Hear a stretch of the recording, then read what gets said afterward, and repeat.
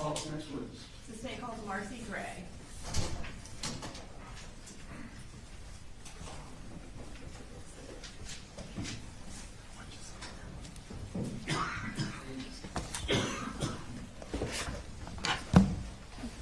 Please raise your right hand. Do you swear to tell the truth, the whole truth, and nothing but the truth to help you God? I do. Okay. Can you introduce yourself to the jury? My name is Marcee Gray. I'm mother to Colt, Jenny and Colby Gray, and I'm married to Colin Gray. And that's okay. Is that good? Yeah. Can you spell your first name for the court reporter? Sure. Marcee. Okay. So you mentioned. Judge, yes, we approach matter. Yes.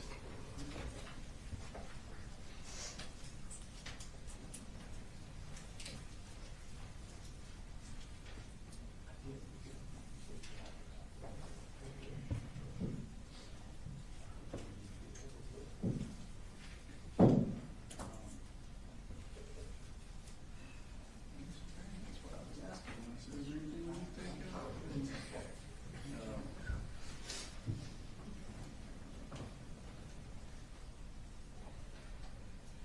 So, I looked at the agreement for this Cheater versus State, 300 Georgia Appeal 396. It says, this court has previously held that a trial court has no obligation to inform a defendant's spouse of the existence of the marital privilege.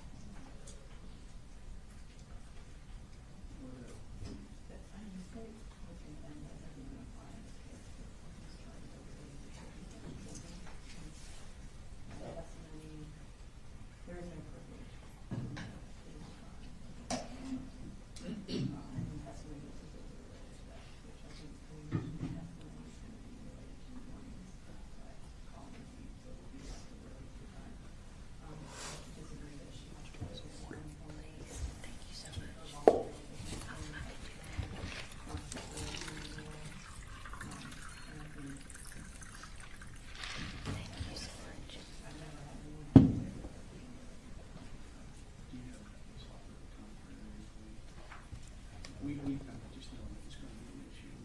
We kind of let that go.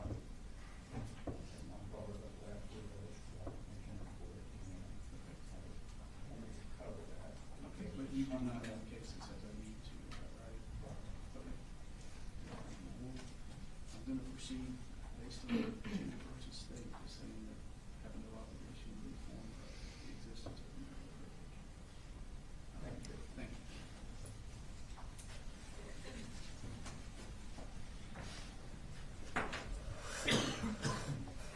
All right, Ms. Gray. You indicated that you were married to Colin Gray. Can you point him out and identify him by a piece of clothing he's wearing? He's wearing the light blue sweater and blue tie. Okay. Please let the record reflect that Ms. Gray has identified the defendant. What are you doing right now? Right now, I live in South Georgia, and I work in an industrial food processing plant. I work for the quality department there, and that's about it. And do you currently have custody? You mentioned that you have 3 children. Do you currently have custody of any of them? I do not. Okay. And when did you get married to Colin Gray? In 2007. And does he have a nickname? Coley. 2009. I got married in 2009. Sorry. Okay. Are you a little bit nervous? A lot nervous. Okay. So you got married in 2009, and who is your first child? Colt. And when is his birthday? He was born on January 14th, 2010. Okay. And then who was your next child? Jenny was born a little more than a year later, June 6th, 2011. And then what about your last child? Coley was born in 2016, and he was born on April 3rd. Okay. And kind of just to summarize, so in like September of 2024, would Colt have been 14? Yes, Okay. And then would Jenny have been 13? yes, And then Coley would have been 8? yes. Okay. And then, so does Coley have a nickname since his name is the same as, He, I mean, I have a mama baby nicknames for him, but in general, he goes by Coley. okay. Did he go by Coley Jr. or? Sometimes, maybe within our immediate family, but anyone else called him Coley. And then are you and the defendant currently separated? Yes. Okay. I mean, legally, there's no documentation, but physically, we're separated. Okay. And then where were you living when Colt was born? When Colt was born, we were living in Barrow County. We were actually living in Winder in a house that I had purchased before I met Colin. He was born at St. Mary's in Athens. And we continued living in my house until Jenny was born. And when she was about 6 weeks old, we moved to our next house, which was in Statham. And did y'all stay in Statham for a fairly long time? Yes, we did. How long did y'all stay there? Till 2018.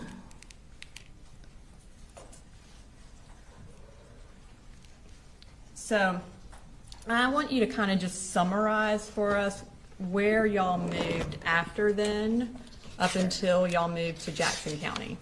Okay. There's a lot. So we sold our farm in Statham in 2018. We moved into a rental home in Gainesville. We were there, and each of these rental homes that we were in less than a year. Many of them less than 6 months. So we moved to a rental home in Gainesville. It was on Lake Lanier. A couple of months later, we moved from that rental home into a second rental home. It was in Cumming, Georgia. We were there for, like I said, less than a year. At that point, in 2020, right at the beginning of 2020 is when we moved to Ben Hill County. That was during COVID. We were there for right at a year, at which point we moved back up to Jackson County. And the first place that we lived at was Traditions. We were there for, again, it was less than a year, maybe it was close to a year. After we left there, we actually moved into a rental Airbnb. That because it was a sudden move, we had to find somewhere to live really quick. That was in Lawrenceville. We were there for maybe 2 months, and then we moved to a second Airbnb. That was up in, I think technically it was Pendergrass was the address. And after that, we were there for maybe a month. At that point, we ended up at the house where Colin and Colt lived after me and the 2 younger children moved back to Fitzgerald. Okay. And I will kind of get back into some of the dates Sure. As we go through. But you mentioned that you moved to Ben Hill around COVID, so that would have been March Yes. of 2020? We moved in January of 2020 because I started a new job like the first or second week of January. Okay. And at that time, were you working, and what was the defendant doing? Colin was just staying home. Okay. And while y'all were, I guess let's kind of talk about where is Ben Hill and why y'all moved there. Okay, so Ben Hill is where I was born and raised. It is about 3.5, 4 hours south of Atlanta, directly south down I-75. It's a fairly rural town. My mom was also born and raised in Fitzgerald, Ben Hill County. So the first time that we ended up going to Ben Hill County during COVID, we moved because, for one, we were having financial issues. Hence, while we were moving, we had to move several times. And then also, Colin was having issues with his back. So we wanted to move to hopefully get some support from my family. And we moved into my late grandmother's home. When my mom's mom passed away, she left her home to all of us grandkids to use as we saw fit. So we were going to move because we wouldn't have a mortgage and we could try to save some money and get back on the right path. And that would also allow Colin to get his back healed, so he wouldn't have to work. So y'all moved to Ben Hill right before COVID. I want to fast forward to Colt's 6th grade year, which would have been the fall of 2021. Okay. At that time, were they still doing digital learning for a period of time? Yes. Was Colt attending classes from home in September of 2021? Yes. Okay. Yes, all three of them were. Around September 10th of 2021, did the school contact you about something Colt had done while doing digital learning? Yes, they did. And how did they contact you? The school counselor, she called me on the phone and said that basically she wanted to give me a heads up that they were sending some resource officers to the house. She told me basically what it was in regards to, and that they wanted to talk to me or Colt's dad, and they wanted to speak with Colt as well.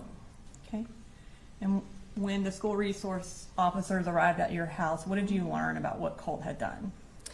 Well, they basically reiterated what the guidance counselor had already told me on the phone, which was that Colt had basically found a way around the school's firewall and security software so that he could get on the internet and basically look up whatever he wanted to look up. And then they told me that he had researched, he had typed into the search bar how to kill my dad. Okay. And at that time, did you tell the defendant about that search? No. Did you later tell him? I did. Okay. And do you remember around when you told him? Not really, but it was several months later.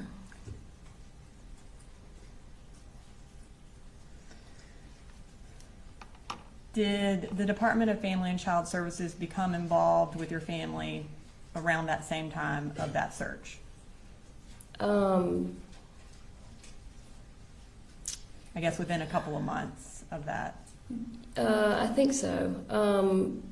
We moved not long after that is when we relocated back up to Traditions. Okay. Before y'all relocated to Traditions, do you remember someone making an anonymous report to defects? Yes. And was it related to you slapping Colt? Yes. At that point, did DFAC start doing some home visits with y'all? They did. They did the home visits, and then at that time they wanted to do counseling, some type of counseling, and they ended up having a guy come to the house to do the counseling. And he kind of put us on a rotating schedule. Each week he would come, and 1 week he would talk to me, next week he would talk to Colin, next week he would talk to Colt.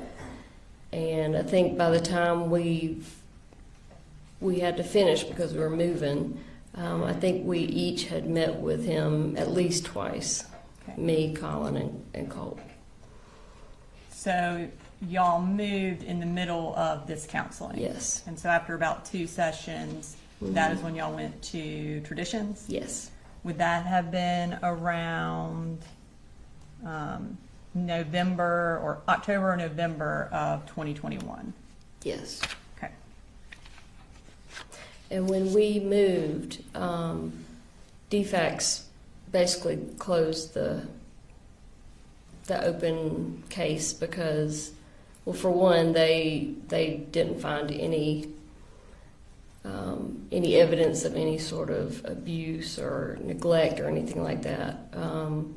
And then we were also moving, so they just went ahead and closed the case out. So you would have been outside their jurisdiction once y'all Yes. moved? Yes. And you mentioned Traditions. What county is that in? That's Jackson. Do you remember what school the kids were in when y'all moved to Traditions? They were in, I think they were in Jackson Middle School, I think. Jackson. West Jackson? Does that West sound familiar? Jackson, yes. Okay. It was about a mile from our house, so. And so Colt would have still been in 6th grade when y'all moved. Is that right? Yes.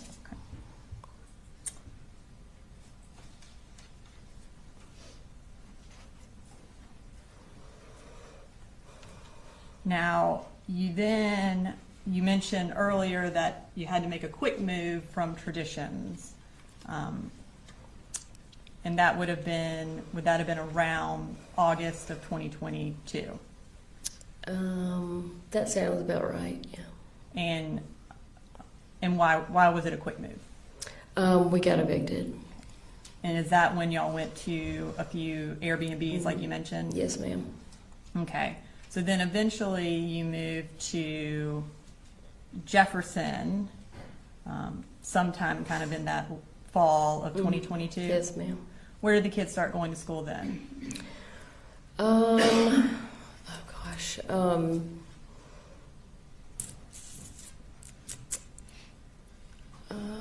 It was, I want to say it was, I don't want to say the wrong thing. And does Jefferson City Schools sound familiar? Yes, absolutely. That was it. Okay.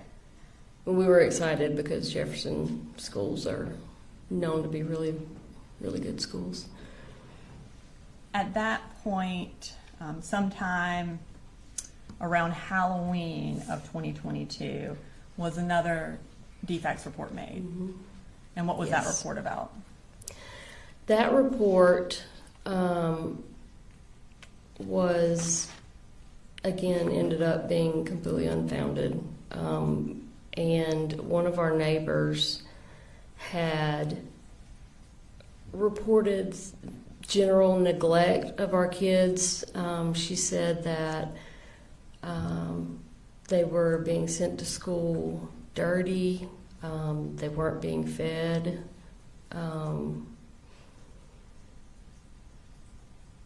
I think she made claims that I was sitting in my car drinking alcohol, something alcohol related. And I think there were a couple of other things that she claimed as well. When that DFACS report was made, did you move? Did I move? Yeah, eventually, or within a couple weeks of that, did you move? Well, me and Jenny and Coley left and moved in November of 2022. And where did the defendant and Colt stay? They stayed there at the same house. Why did Colt stay with the defendant? I think in general he had his room and everything, his computer and all that set up how he wanted it in his bedroom, and that was kind of his safe place. And I think a big part of it was he didn't want the change. He wanted to keep everything in his room the way it was.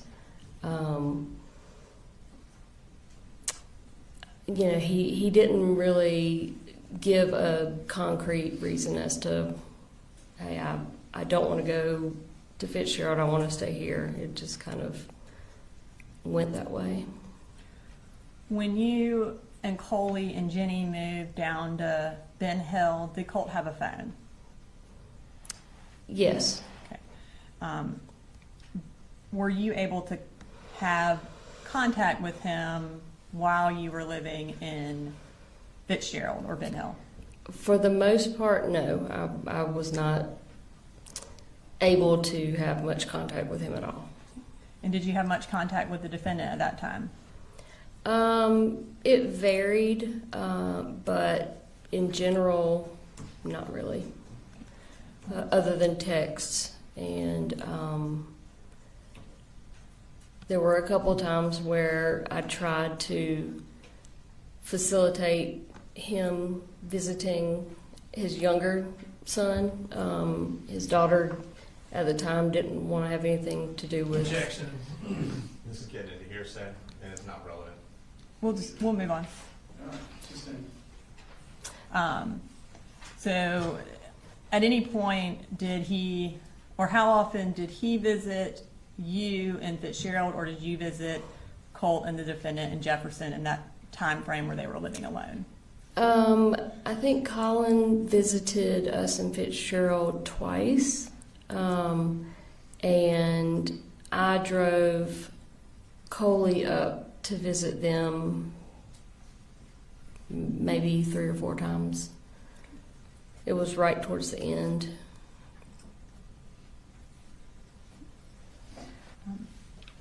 While Colt was going to Jefferson Middle School for the 7th grade year, were you aware of any of the issues he was having at the middle school?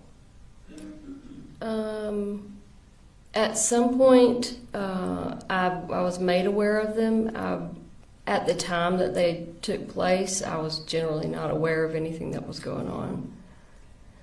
And then were you aware that Jackson County Sheriff's Office came out to the defendant's residence and wanted to talk to Colt about threatening to shoot up a school?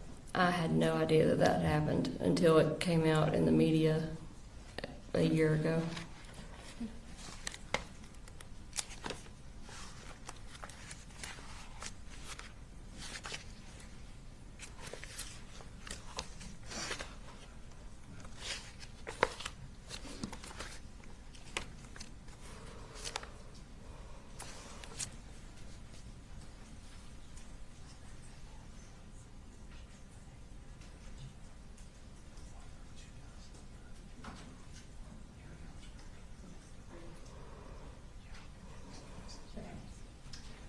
So at this time, you said you weren't aware until after everything happened. At this time, I'm going to display a text message from State Exhibit 150.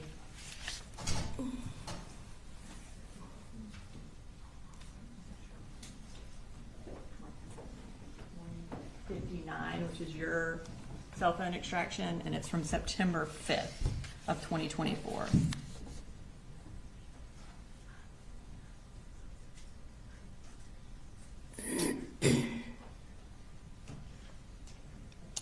Can we do the first one?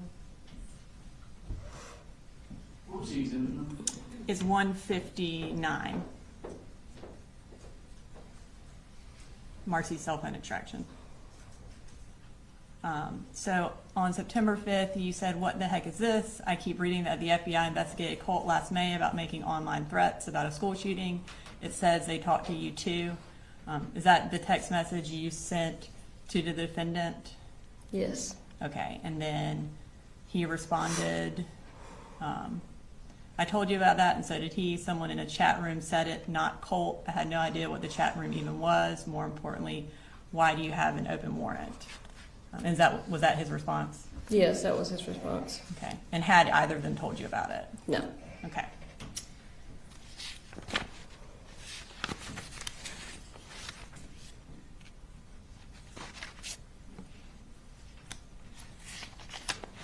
Okay.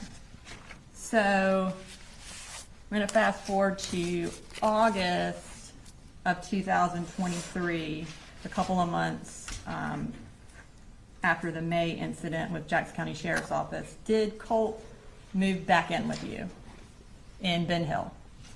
Yeah. When was the month you said? I have August of 2023. Yes, ma'am. Okay. And was it just Colt or the defendant come too?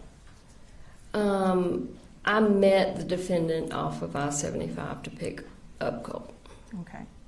And why did he come and live with you?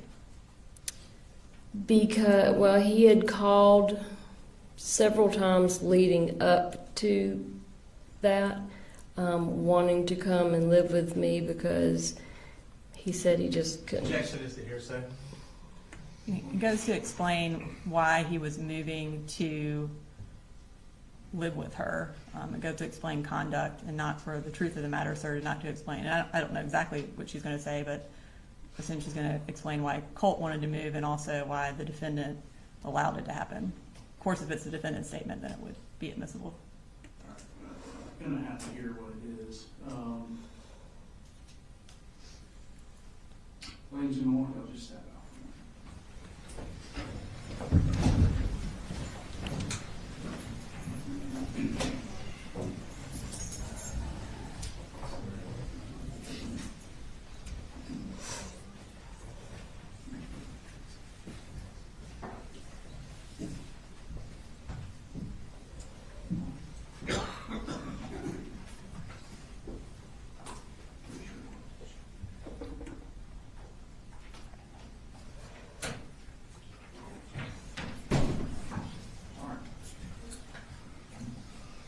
Ask the question again.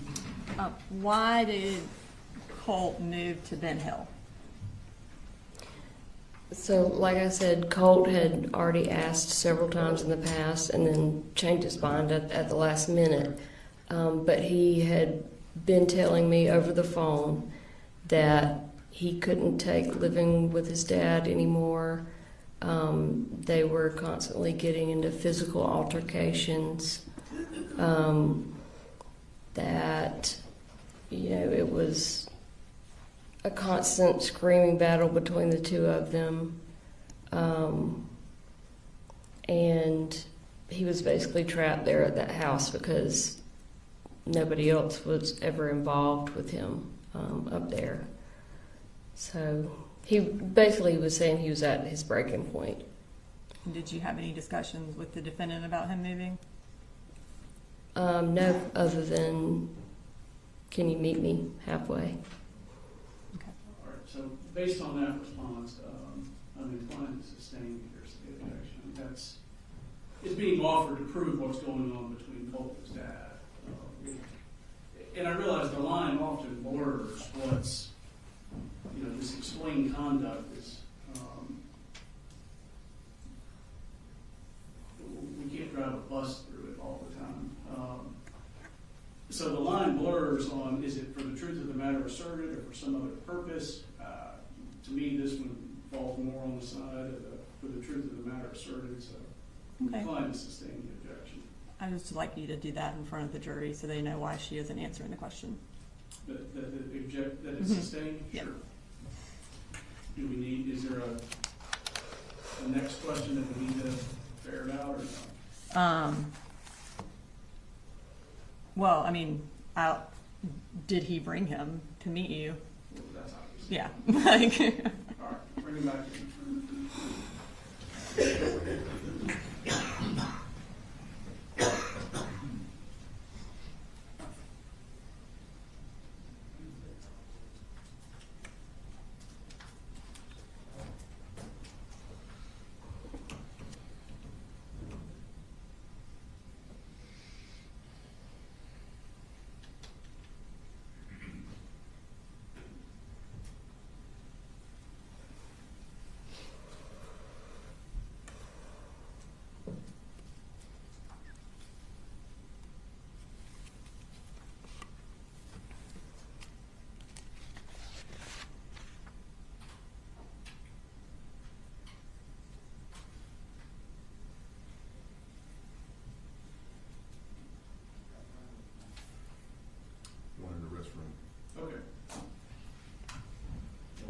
Consider stand as you like.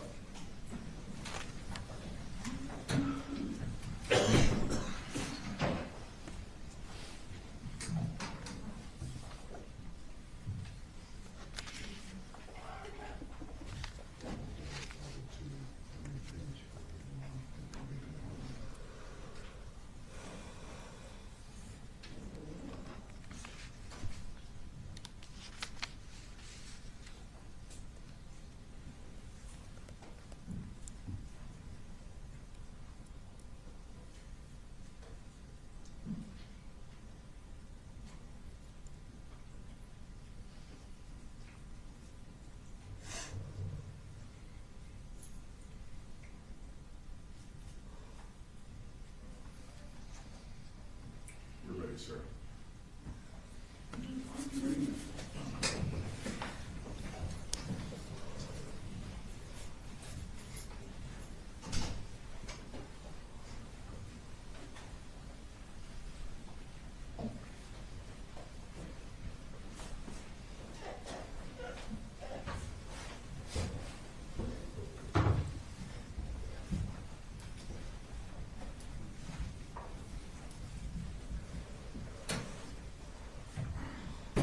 Y'all may see.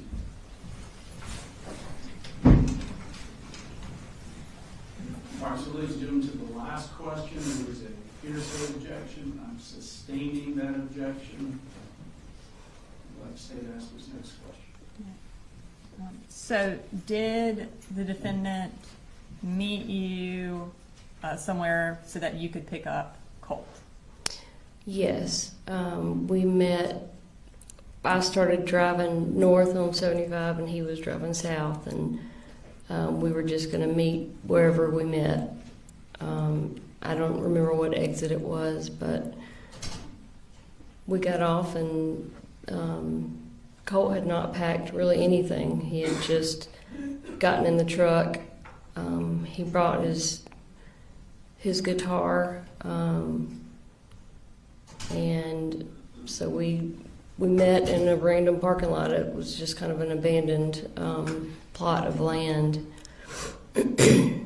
And I said, you didn't bring any clothes? And he said, no. I said, Objection, that's hearsay.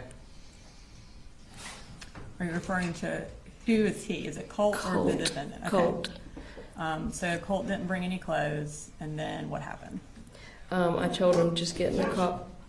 The fact that you didn't bring clothes, or? It's a statement, objection, because he is making a statement regarding what he did or didn't do. It sounds like the statement is going to prove the truth of parental fitness one way or another. I mean, Marcee can testify to what she observed that day. She observed that he didn't bring any clothes. She observed what the defendant did next. I think she can testify to that because it goes specifically to parental fitness and what their interactions are and what the defendant and Colt are doing. I mean, I think that's relevant to this whole case. What she observed. There's no issue with her testifying what she observed. And that's not what I'm objecting No to. suitcases, no clothes, whatever. I'm objecting to when she asked Colt, why do you not have, and then giving into his answer, which would be hearsay because he's not here to testify. Which was not my question. I said Colt didn't bring any clothes. Then what happened? Then what did you, like, I didn't ask her what Colt said. So, Ma'am, if the answer to the question is going to be revealing what Colt said, do not do that. If you had an observation of what he did or didn't have with him, you're free to testify about Okay. so just, you observed he didn't have anything with him. Yes. Except for his guitar. Yes. Then what happened? So I told him to get in the car. I would buy some new clothes for him, underwear, whatever. And I just instructed him to get in the car. I needed to get his guitar, and Colin threw it across the parking lot. He was very aggressive towards Colt. And again, I told Colt, just get in the car, please. Please, just get in the car, let's go. So I went and got his guitar, put it in the car, and we left. When y'all got to Ben Hill, was Colt supposed to be in the 8th grade? Yes. And did you enroll him in school that August? So he was only with me for about a month. When I picked him up, I told he wanted to try online school. And so I started the process of enrolling him in online school. His sister then she wanted to do online school too. She was already enrolled and attending school in Ben Hill County with her little brother. But I started enrolling her as well. Again, Colt was only with me for about a month, so he never got the opportunity to start the online school. What was Colt's behavior like in Ben Hill? Cole's behavior was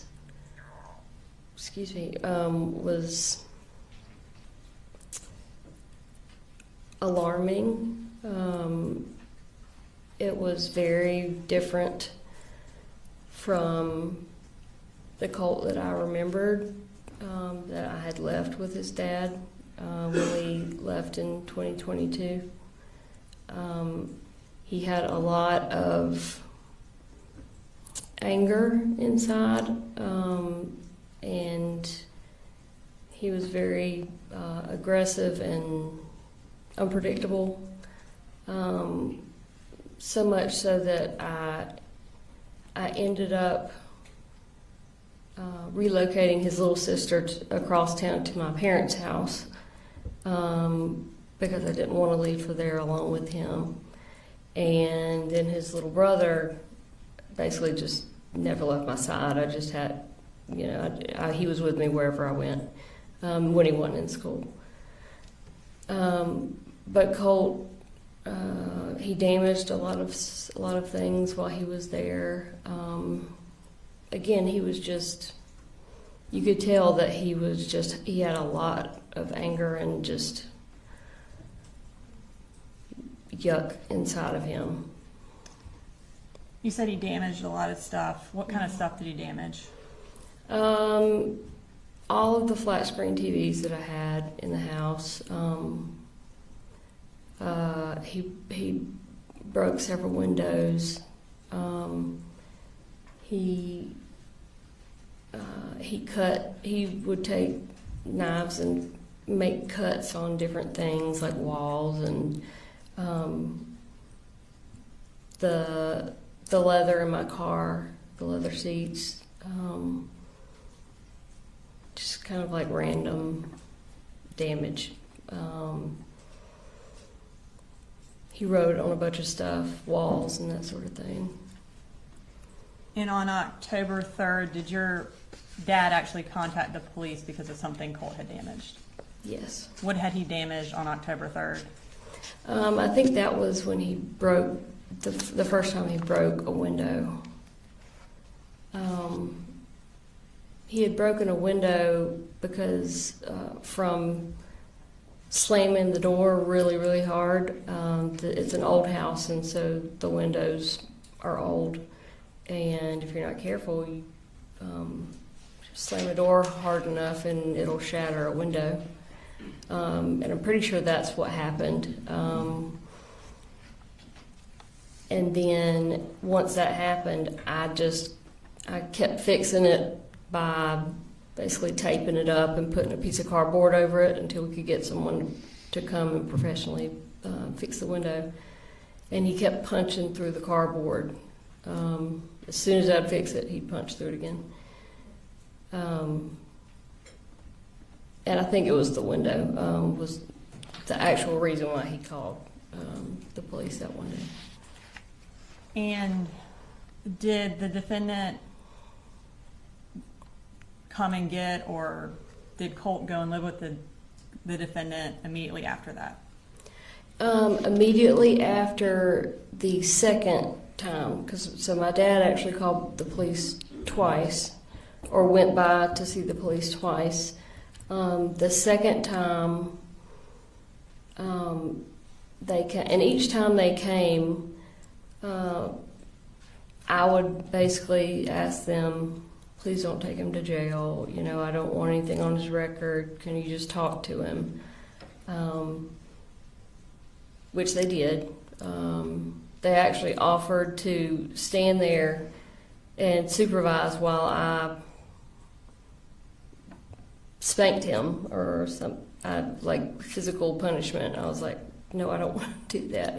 He was bigger than I was at the time. I just want y'all to talk to him and, you know, just hopefully talk some sense into him. Well, after the second time it happened, he immediately got on the cell phone with his dad. And just relate it to what Yes. the defendant said, not what Colt said. Yep.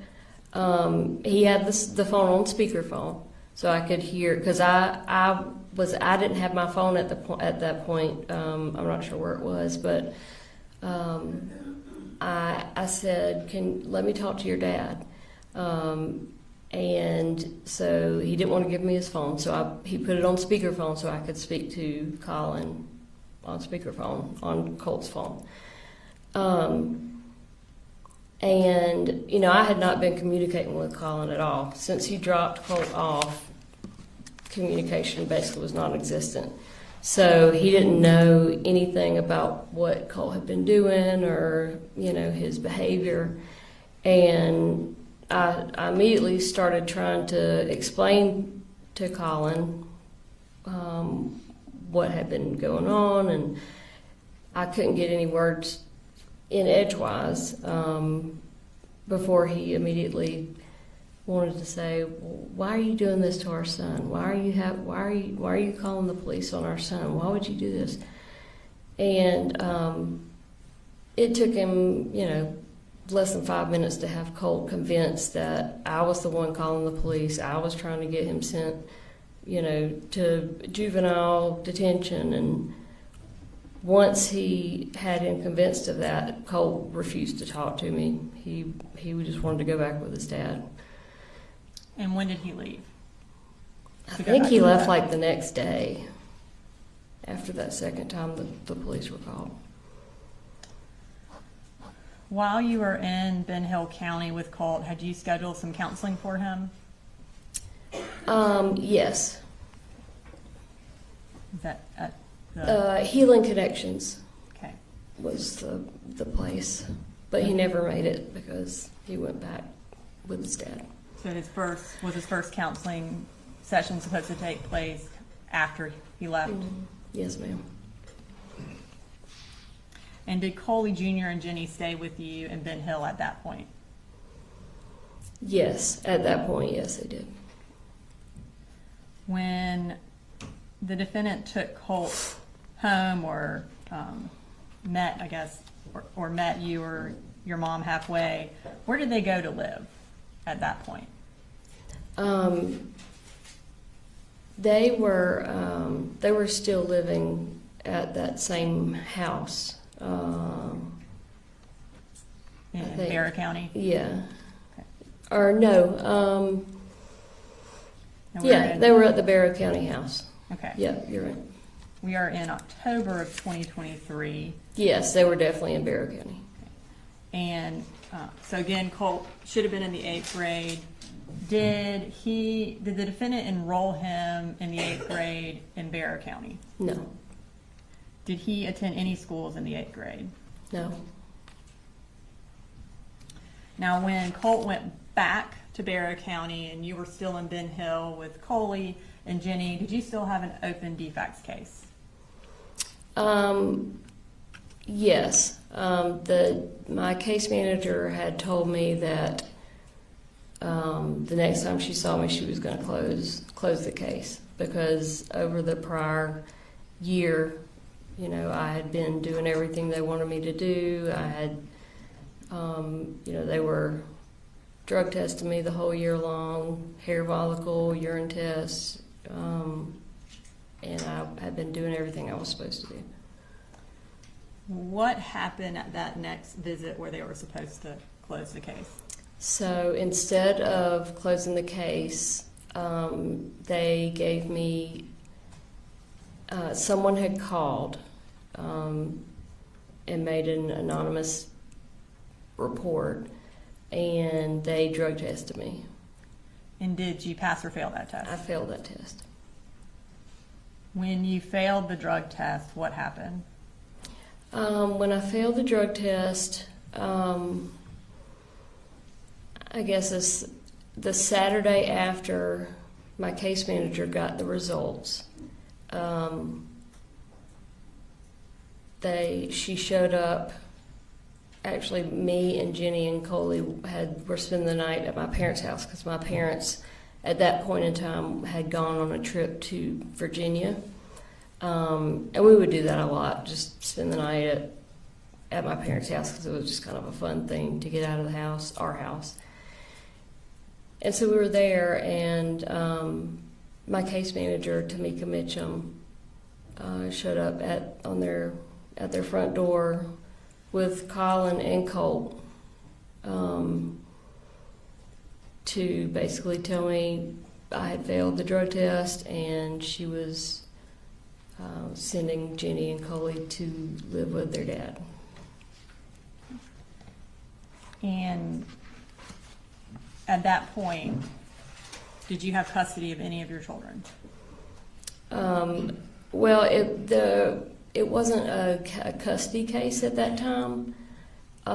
They were just physically going to stay with their dad. It had not gone to the phase of addressing custody, with a judge or anything like that.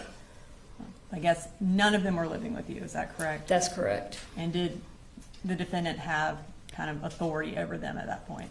Yes. And were they all living in Bear County at the Harrisonville address? Yes. After you failed that drug test, did things go downhill for you? Big time. Tell us what happened. Well, after the initial devastation of having them taken and sent with their dad, I, for one, was faced with the reality that Jenny and Colin were now living in the house with their dad, where things were horrific, and there was nothing I could do about it. So I started trying to reach out to Colin to set up visitations, because the case manager said that I was entitled to have as many supervised visitations. Object to the hearsay as to what the case manager told her.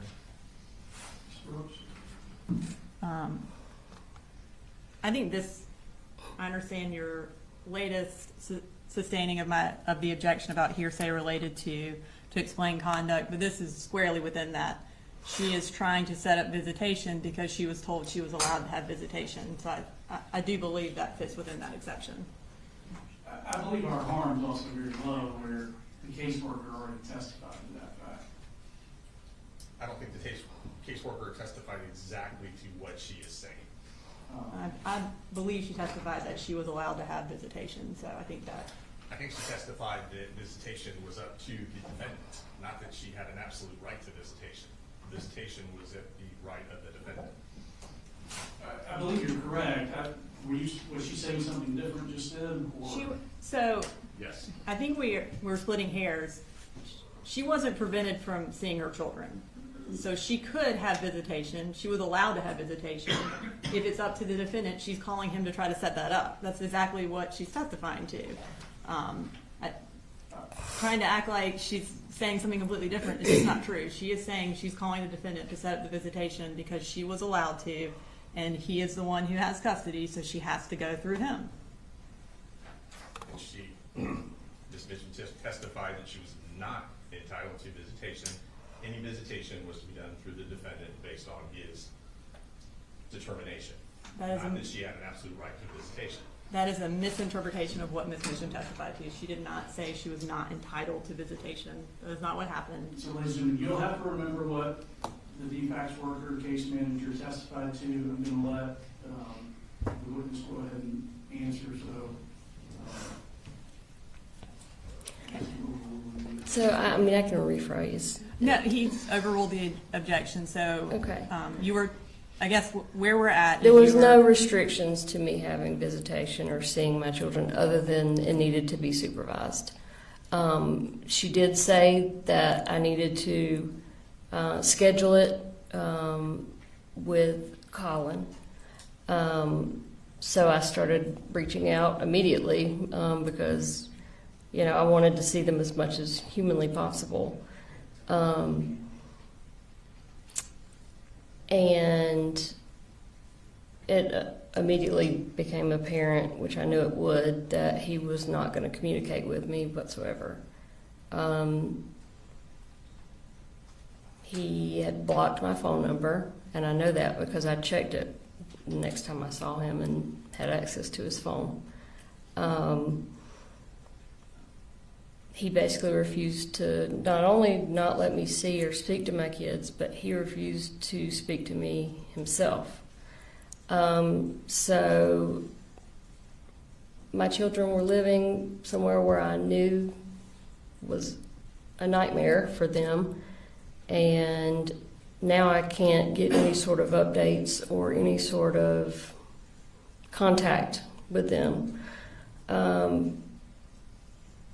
I tried to get my mother to reach out. She was met with the same obstacles. I reached out to Tamika, the case manager, asked her for her help, and the only thing she offered was transportation to see the kids. I told her, I don't need transportation. I need someone to facilitate some sort of communication between me and their father. And it just never happened. I couldn't get any help from anyone.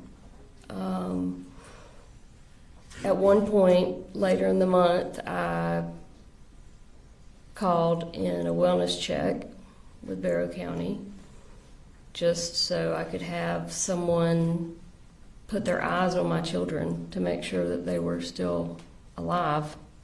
And I also knew that none of them had been enrolled in school, so I couldn't verify through school that they were still breathing. And so then, you know, I never did end up getting any kind of communication or updates or anything like that. And what did that do to your mental health? I basically had a complete nervous mental breakdown. I think as any good mother would. You know, my kids were and still are my entire world. And to go from being in constant contact with my two younger children, for sure, to nothing. You know, I felt like they had been kidnapped almost. I was just devastated. I wasn't eating. I wasn't sleeping. I mean, I was desperate. Desperation is a good word for what I was feeling. What did you do after that? So that led to, it was right after Halloween. I basically decided that I was going to drive to Barrow County and just physically go and knock on the door and say, "What are you doing to me, to our kids? I want to kind of just see them." And so I was not in my right mind at the time. But I went to my mother's house and I told her, what I was going to do, and I wanted her to go with me. You know, just to be another person, you know, to be there to observe what takes place, and to be there, you know, to support or take the kids, you know, to McDonald's or something if I needed to talk things out with Colin, just to be there in general. And she knew that I was not in my right mind, and so she said, "No, I'm not driving you to Wander. I'm not going with you," which I had not expected. I never thought in a million years that she would say, "No, I'm not going with you." And so I then was in a situation where I still am going. I'm still going to go. But now my mom knows I'm going, and I wasn't going to, you know, drag her and force her into the car or anything. But I knew she would call Colin the second I left the house. And, you know, then I'd never see the kids. It would be a wasted trip. So, in my messed up mind, somehow I decided that I'll just tape you to a chair, and then I'll have a friend of mine come over later to let you loose as soon as I have had time to make it to Wander and, you know, see the kids. This is obviously completely irrational and inexcusable behavior.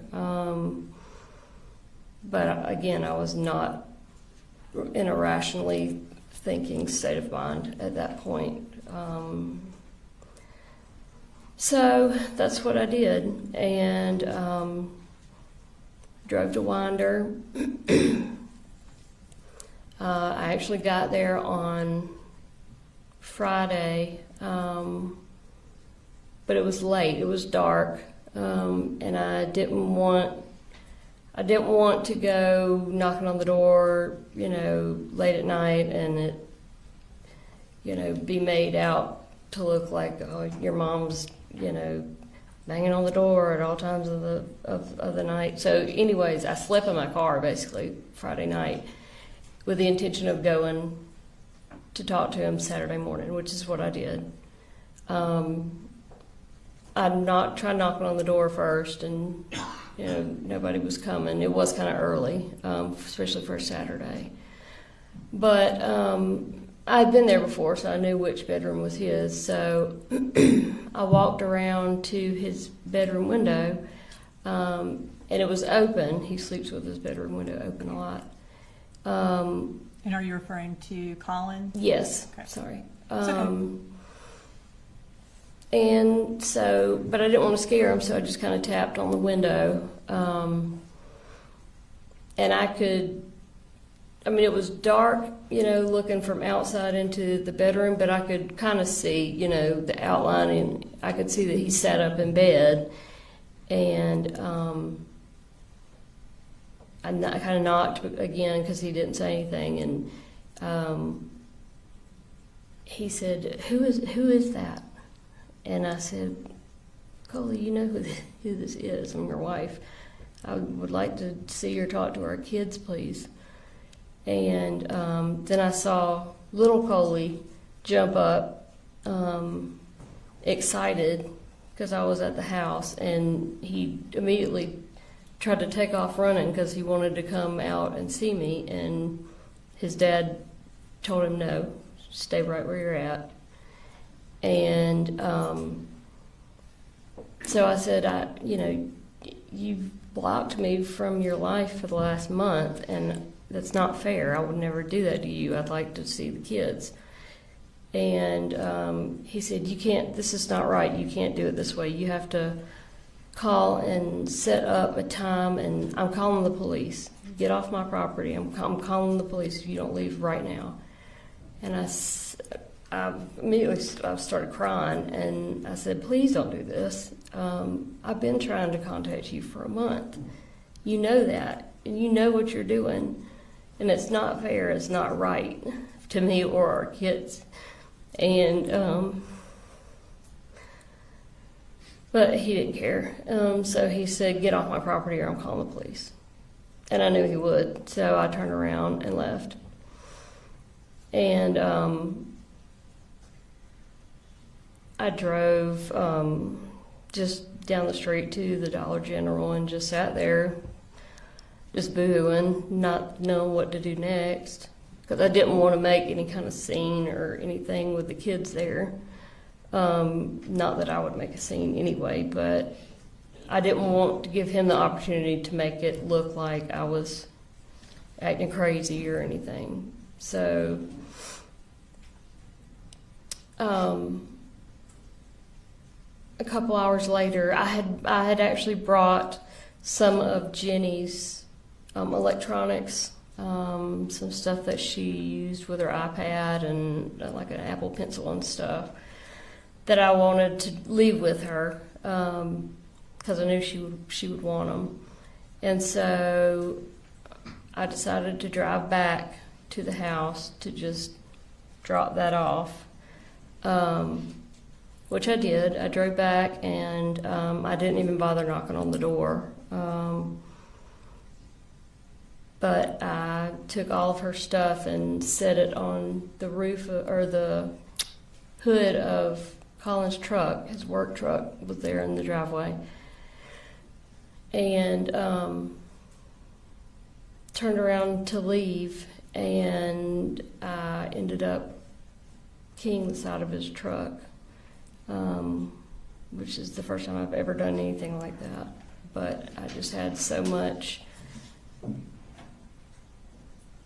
just resentment and anger, and I wasn't going to do anything in front of our kids, and that was just, I was physically walking past the truck, and I had my keys in my car, and in my hand, and it just like happened. I was just like, and so I scratched a couple words in the side of his truck, and then got in my car, and I didn't try to go back after that. And were you eventually arrested in Barrow County? I was the next day. A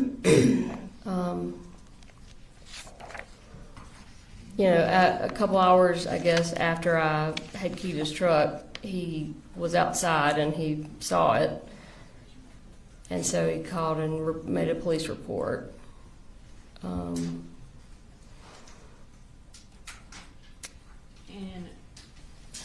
Your Honor, at this time I'm going to introduce in the evidence State Exhibit 169 and 170, which are incarceration records for Miss Gray from Barrow County and then also Jen Hill. They just established the period of time that she was incarcerated. When we're displaying it, we've redacted her personal information so that it is not viewable from the screen. You said there's 169 is records from Barrow and 170 is from Jen Hill? Yes, Your Honor. Mr. Hobbs, any objection? Yes, sir. 169 and 170. Thank you, Your Honor. And these are self-authenticating, so I'm just going to go ahead and display them for the jury. So we're going to start with Barrow County. The records show, Ms. Gray, that you were incarcerated from November 6th to December 22nd in Barrow County. Does that sound ma'am. accurate? Mm-hmm. Okay. Before you left Barrow County, did you plead guilty? Did I what? Did you enter a guilty plea before you left the Barrow County Detention Yes, Center? I took a plea. And Your Honor, at this time I'm going to introduce in the evidence State Exhibit 208, which is Ms. Gray's plea of guilty to use of a license plate to conceal identity. No objection. All right, 208 submitted. And so ultimately, you pled guilty to the misdemeanor use of a license plate to conceal identity, and you received a 12-month sentence. Is that correct? Or I guess for No, I used my first offenders for, there were several other charges besides the license plate. I guess what the sentence actually has is just the use of a license plate to conceal identity. And then it has it as a 12-month sentence, and then during that 12 months, it shows that you were barred from Bexar County. Is that accurate? That was one of the stipulations, but it actually, they made a modification to that. And that was after September 4th? Yes. Okay. So once you pled guilty in Bexar County, did you then get transferred to Ben Hill County's detention center? I did. And was that related to the charges against your mother? Yes. And are those actually still open? They are still open. And, all right, at this time, I'm going to go ahead and display your incarceration records from Ben Hill. Okay. It shows as you being there from December 22nd to April 12th of 2024. Does that sound accurate? Yes, ma'am. Okay. So you were released on April 12th. Is that why were you bonded out? Is that why you got released? Yes, ma'am. Okay. So what were you supposed to do upon release from Ben Hill on April 12th of 2024? With regards to like what my parents wanted me to do. Yes. Where were you going to go? Okay, so I had found a rehab facility, and I was going to go there. And what rehab facility was that? I forgot the name of it. It's Promise of Hope. Promise of Hope, yes. And did you ultimately go to Promise of Hope? I did. Yeah, I stayed home over the weekend just to visit with my parents, and then I went, I think, on that Monday. Okay. And so, Your Honor, at this time I'm going to introduce an evidence, State's Exhibit 171, which is Ms. Gray's attendance records at Promise of Hope. No objection. All right, 171 is admitted.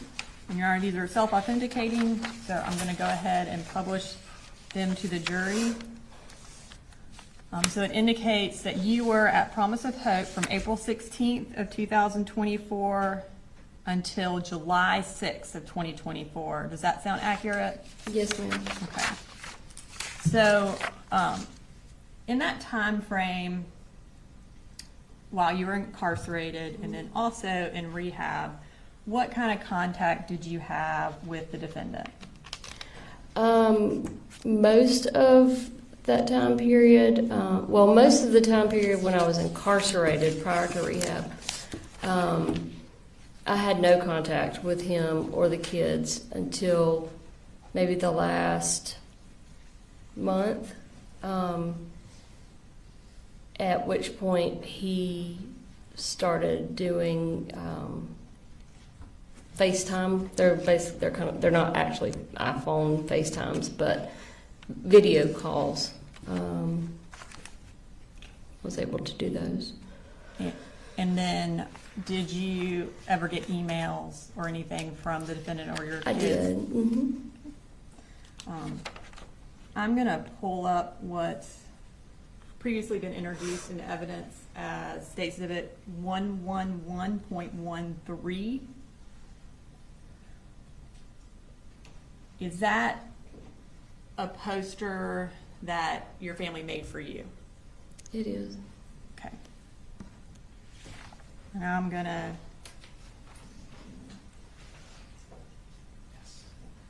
show you what's been marked as State's Exhibit 209. Do you recognize that?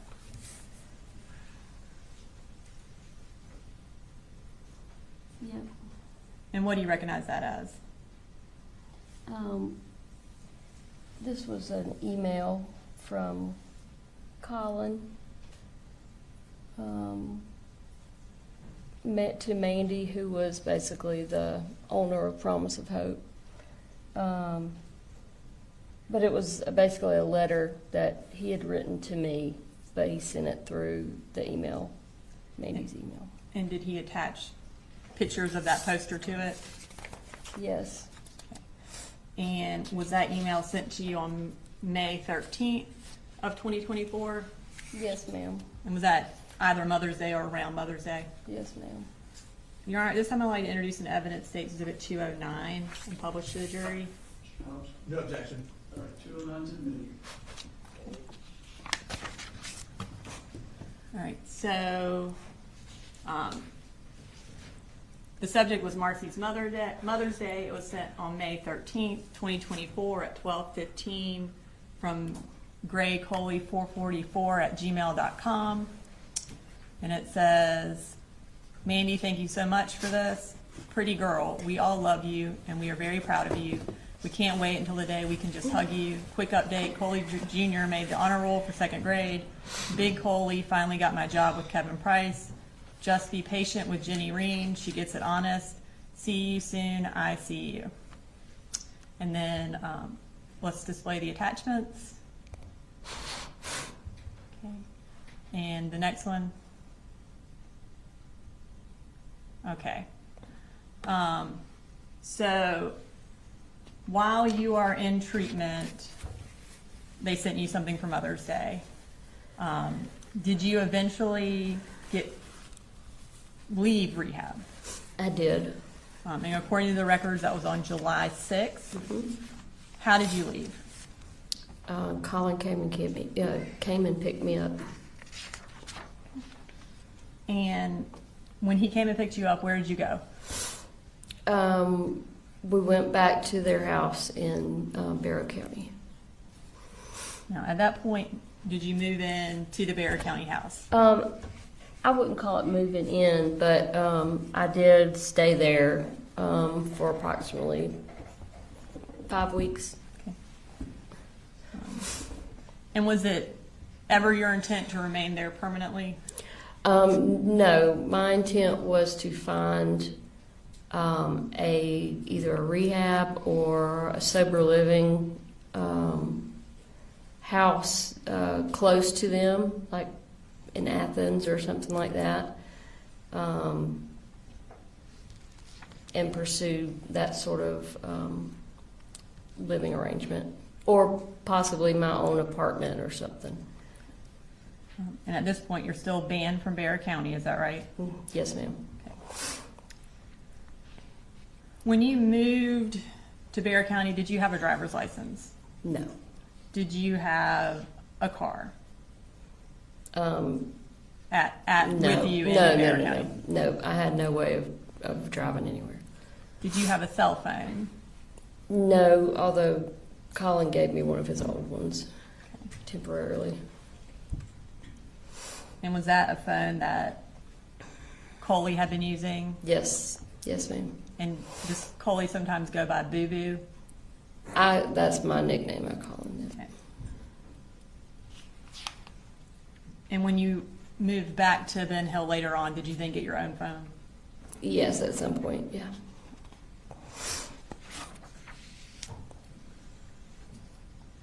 So while you were living there, what were you doing during the day? Obviously, you didn't have a car and couldn't drive, so. So I basically just went back into the role that I'd always had, which was, first I just went room by room and started cleaning, organizing, because the house was a disaster. So I did, that was several weeks worth of work. I also enrolled the kids in school because it was about to be school time, and their enrollment had not been started. I also did a couple other things. I put together a budget for Colin to try and start using, and set up his insurance. He was about to become eligible to sign up for insurance through his work, so I did all that. And just hung out with the kids basically until they started school. And does August 1st sound right for when insurance started for your family? Yeah, that it would have been the beginning of the month. Yeah. And you mentioned you enrolled the kids in school. Did you enroll them under Colin's name? Yes, was he, since they were living with him? Yeah, I wouldn't have used my name because I was doing it. I think I was using his email and that sort of thing. Okay. And so now at this point, I want to move to talking about Colt while he was in Barrow County. Did Colt have any friends that you were aware of in Barrow County? Like at what time? In this time frame of July to August of 2024? No. When was the last time he had any friends that you were aware of? The last time he had friends that I was aware of was when we lived in Statham before we sold our farm and started moving around. So that would have been early elementary school. Yes. Yeah. He had a really good friend back then. And he, when we were in Fitzgerald, in the little bit of time that he spent physically at school, he had a couple of, I guess you'd call them friends. Not friends to the point where they did anything like after school or anything, but he did really good in school, up through elementary school. Never had any kind of issues, no behavioral issues once he got into elementary school and middle school. I mean, he was fairly normal. Until middle school? Until, yeah.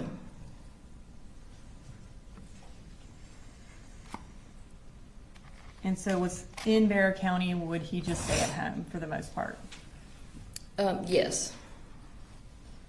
How was his mental health in that July, August time frame while you're living with him? So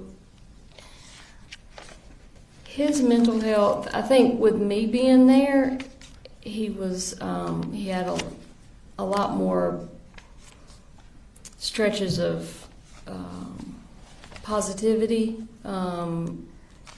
He always has liked just talking with me for long periods of time. His dad too, but if his dad's not at the house, then he can't do that with him. So he was really happy that he had me there to basically talk my ear off for hours at a time. And but then he would go from happy and positive to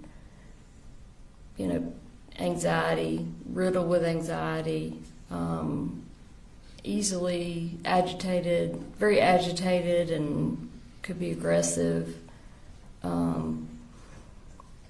It was very obvious that he needed some professional help, especially with the anxiety, which I knew. I mean, he had been struggling with anxiety for a while. Had the anxiety gotten worse? From what I saw during that 5 weeks, definitely. And did he have panic attacks? I had never seen him have a full-on panic attack until I was staying with them during that time frame.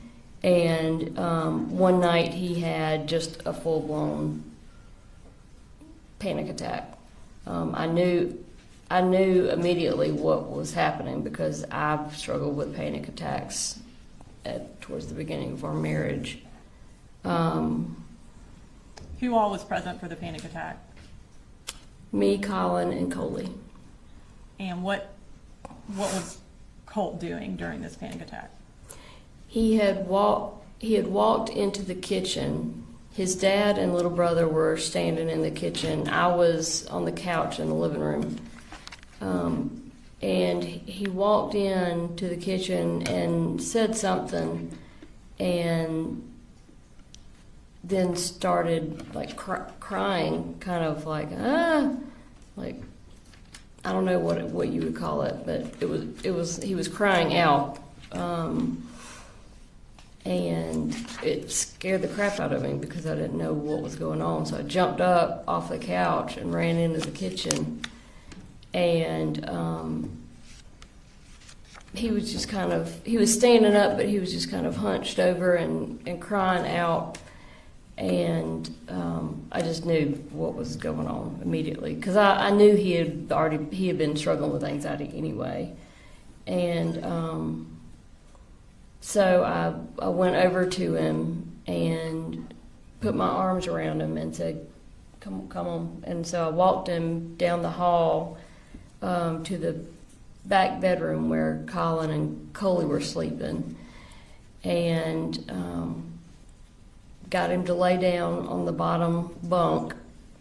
They slept in bunk beds. Got him to lay down, and I said, I want you to just breathe with me. And so I laid down kind of beside him, but I was kind of holding him in the bed and just started counting and breathing with him. And he would breathe with me for a couple seconds, and then he'd start crying again, and then he'd breathe with me for a couple seconds, and then he'd cry again. And we laid there doing that for probably 10 minutes before he finally was able to relax and get it under control. At which point he almost immediately fell asleep.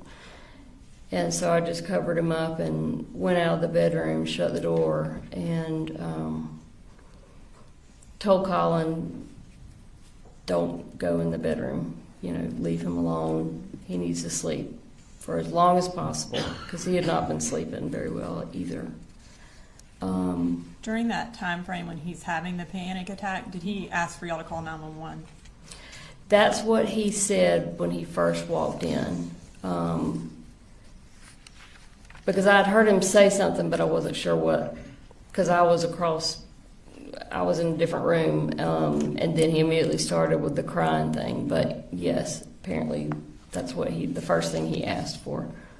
And then do you remember the date that it happened? No, I don't. Okay, I'm going to show you some text messages to see if it refreshes your recollection about the date.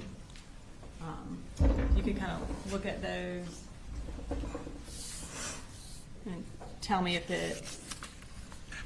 based on those, if you remember the date that it happened.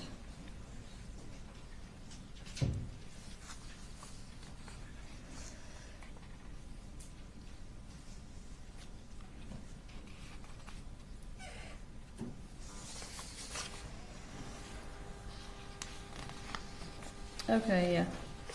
Yeah, so these are from me. Yes. Looks like maybe to my sister. I'm not sure who that's to. Does Jenny sound familiar? From you to Jenny? Yeah, I know I did. I texted her about it. And based on those text messages, what date did the anxiety attack happen? Looks like the 19th. Of July? Yes. Okay. So, Is this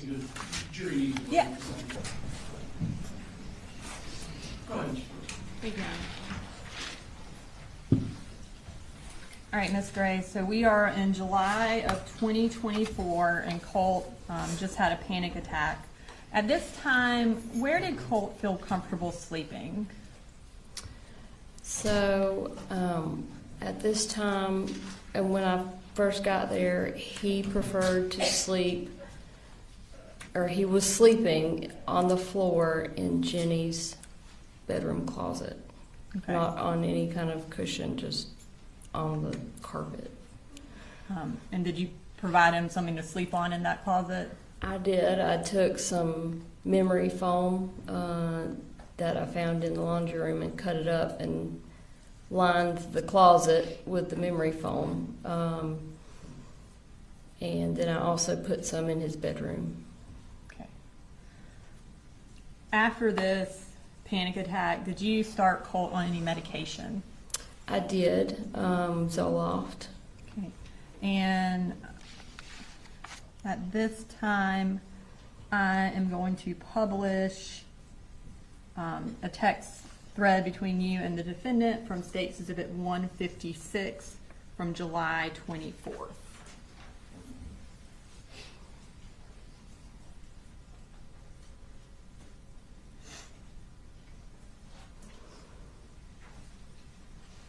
No issues. No judgment. All right. Thank you. All right, so you, at 5:34 p.m. on July 24th, that second one, you said, I started Colt on Zoloft today, don't say anything about it unless he brings it up, and and the defendant's response was K. So does July 24th sound accurate around the time you started him on that? Yes, ma'am. Did he have a prescription for Zoloft? No, ma'am, he didn't. How did that come about? The decision to start him on it? Yes. I had been taking Zoloft for over a decade, and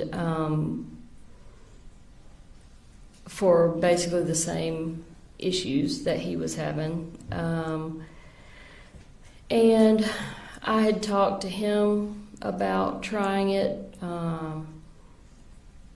I had talked with Colin and with my mom about the decision to try him on it, and we decided to go ahead and try him on it because we had not gotten insurance yet, and that was kind of one of the big holdups. So I was on a relatively high dose. And so I knew from just talking with my psychiatrist and, just researching it myself, what the initial starting dose for, well, really anybody, but specifically a child, would be. And so I just started him on that super low dose. And how would he get it? Would you give it to him, or did he have access While to it? I was there, I would give it to him. And do you know where the Zoloft was kept While I was there? while you were there? Yes. In my purse. So you mentioned during your testimony earlier that it was clear that Colt needed professional help. At this point, in the time frame where he's had the panic attack, you're giving him Zoloft. What kind of help did you think he needed? I felt like, especially after the panic attack happened, I felt like he needed some sort of inpatient crisis type help, where he could go in, be observed for a certain amount of time by a team of doctors who could then put together some sort of treatment plan for him. And that's the type of help that I researched, and that's the type of help that I told everyone that I felt like he needed. And Colt, I've talked to him in detail about it many times, and he was excited. He was on board with it. He wanted to go somewhere where he could stay there for a certain amount of time and get help.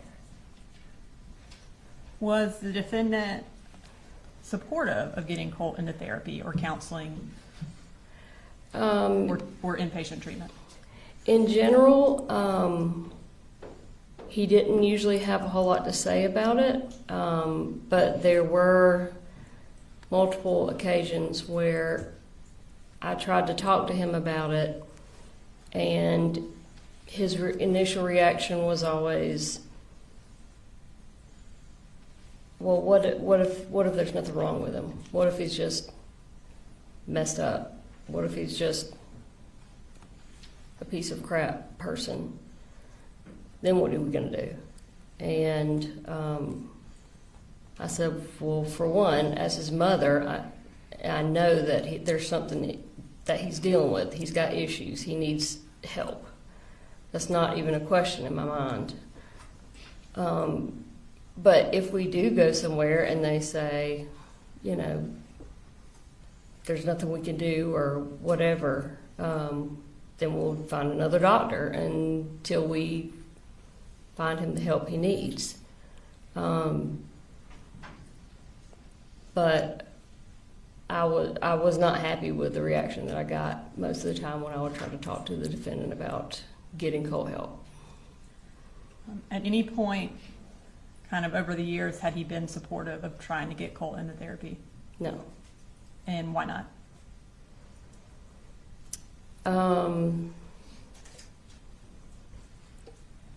Different reasons. I mean, nothing that really I felt was a valid reason.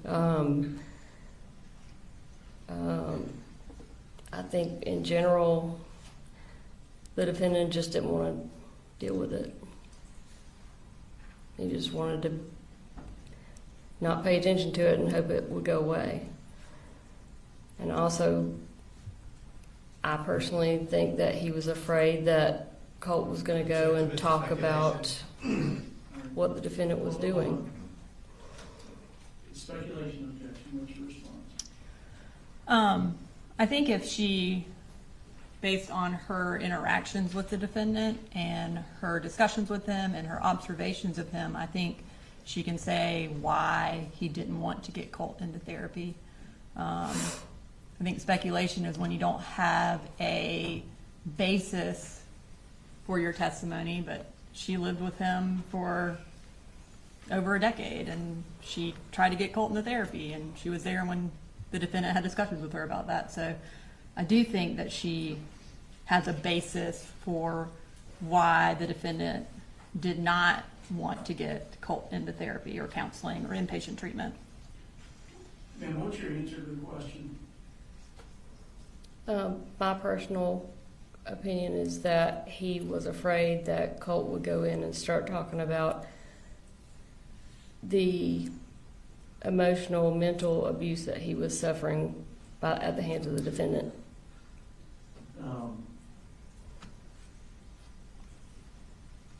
I've got more objections now. Go ahead. So, that would be character, which the state and I discussed before we did this, and I don't think the state knew that answer was coming. I think I'd like to make a motion outside the presence of the jury. All right. Ladies and gentlemen, for the time being, I'm going to ask you this. One, step out, but two, disregard the last answer, strike it from your notes and good.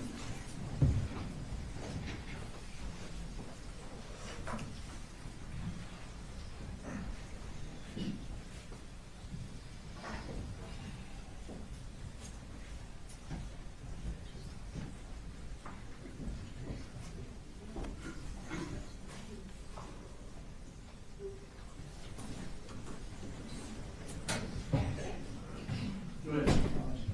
Yes, sir. Judge, at this point, we would move for a mistrial. The witness witness has put the defendant's character into issue.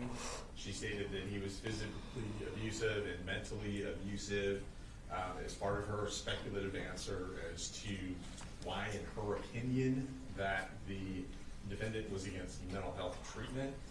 She said that in the presence of the jury.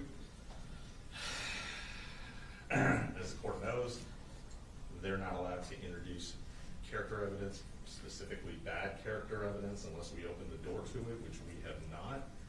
And under 24-404A, evidence of a person's character or a trait of a character shall not be admissible for the purpose of proving action in conformity therewith.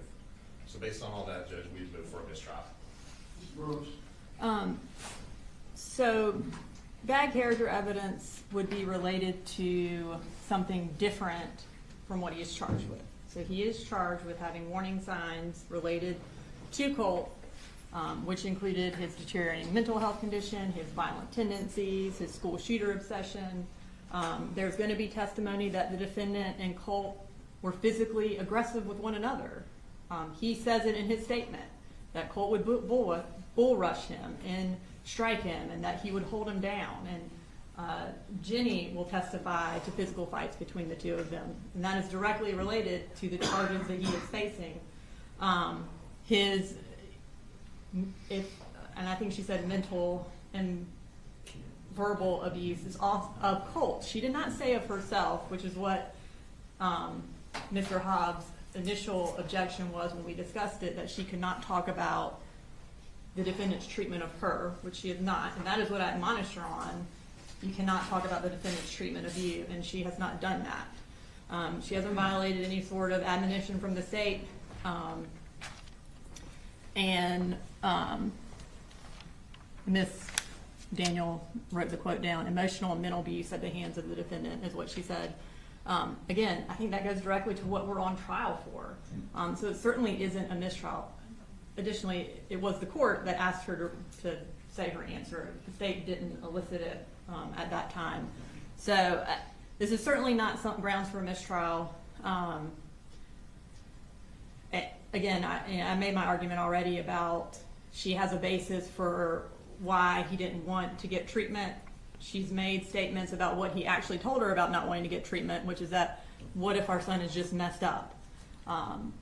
Which is essentially kind of along the lines of, he doesn't want him to go in and tell people what's going on in their house. And that's what she's saying. He doesn't want him to get treatment for his son because he doesn't want Colt to tell people what's going on inside the house.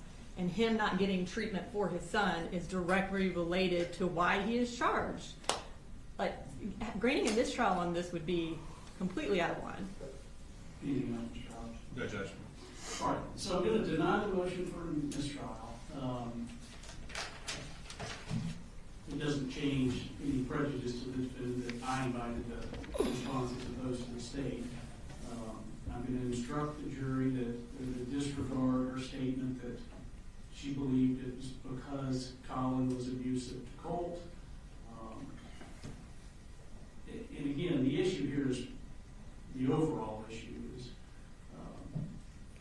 what was Colt going through? What was Colt's mental health? What did Colin know in this relevant period of time? If it were true that Colin were physically abusive or mentally abusive to Colt, to me that doesn't necessarily shed light on the critical issues. And again, it may flesh out differently with other evidence. But I'm going to tell the jury to disregard the statement that she believed it was because Colin was abusive to Colt. Tell them that that is speculative and inadmissible at this time, and disregard it, and we'll see what happens with later evidence. All right, bring it back to you.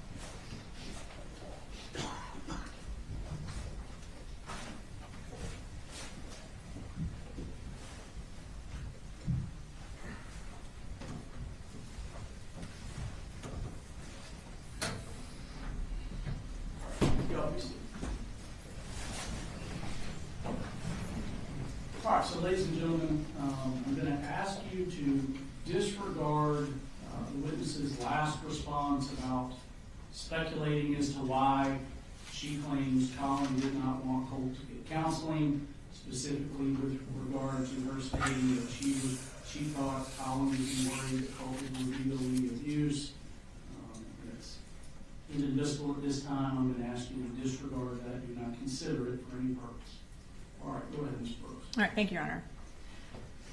All right, so you mentioned when you started Colt on Zoloft that one of the kind of big obstacles for getting a prescription for Zoloft was you needed insurance.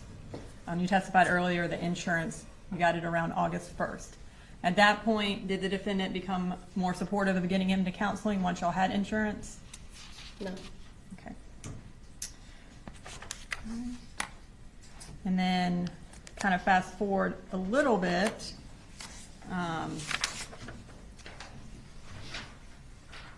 You testified earlier that you ended up getting, I guess, all the kids registered for school that year. Just Jenny and Coley. And then Colt eventually, I guess he started later. He did, yeah. Okay. We ran into issues.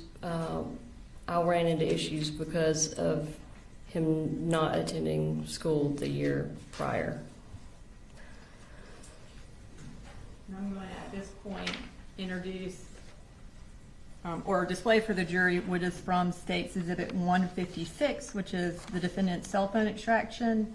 It's a text message thread between Ms. Gray and the defendant from August 12th. Any, No objection. No, sir. Okay. And you texted the defendant, we officially have a registered ninth grader. Would that be the date that you registered Colt for ninth grade? Yes, ma'am. Okay. All right. So now I want to talk a little bit more about Colt.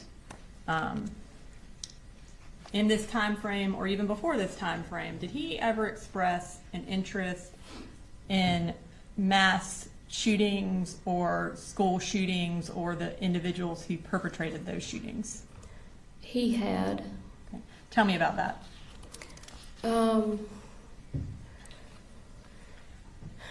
He generally, I wouldn't call it an obsession. And at the time, I likened it to my own interest, I guess, in like true crime, serial killer type shows that are really popular. He never showed an interest in a way that led me to believe that he was idolizing anyone or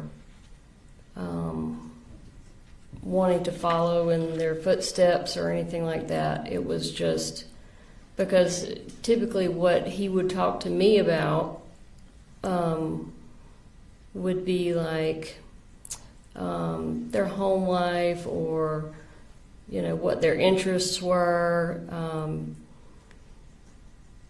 And this was all pretty much conversations that were had right there towards the end, like right before the shooting happened. We watched a lot of documentaries, him and I specifically. But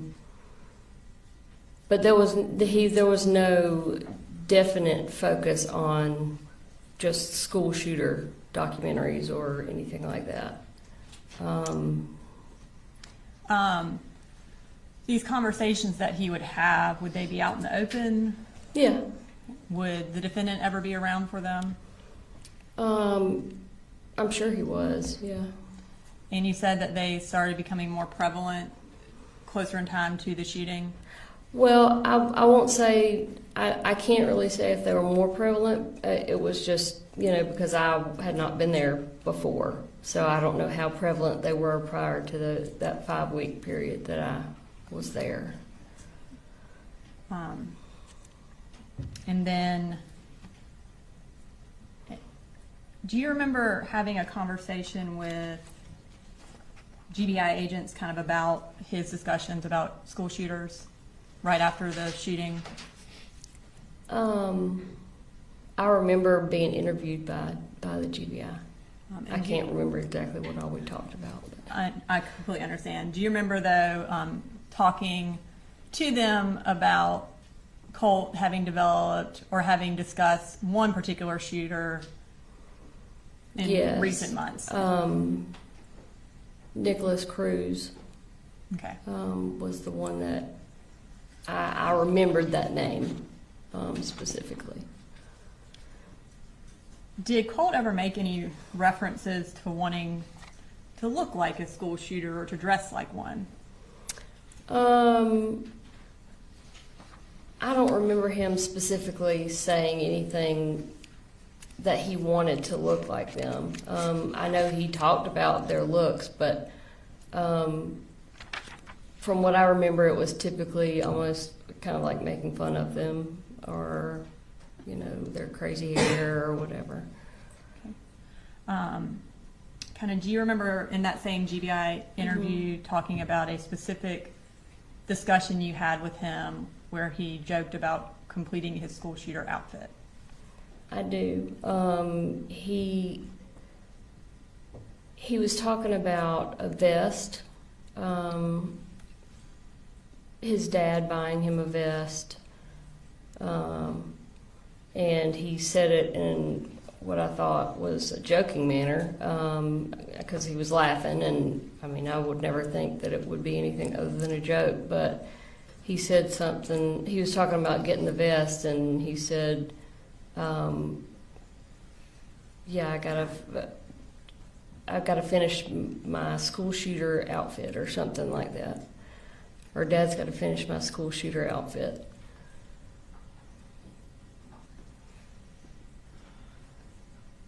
And I think I said, like, that's not very funny. And of course he was like, oh, it's fine. I'm just kidding. I'm just messing around.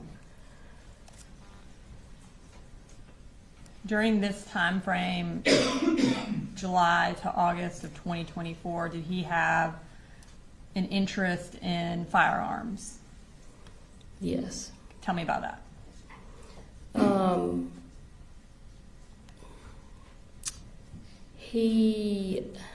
Well, I know it was a shared interest that him and his dad, you know, they would go to shooting ranges to practice, and they had gone deer hunting. And so, like I said, it was a shared thing that between them, I guess, kind of like a bonding thing.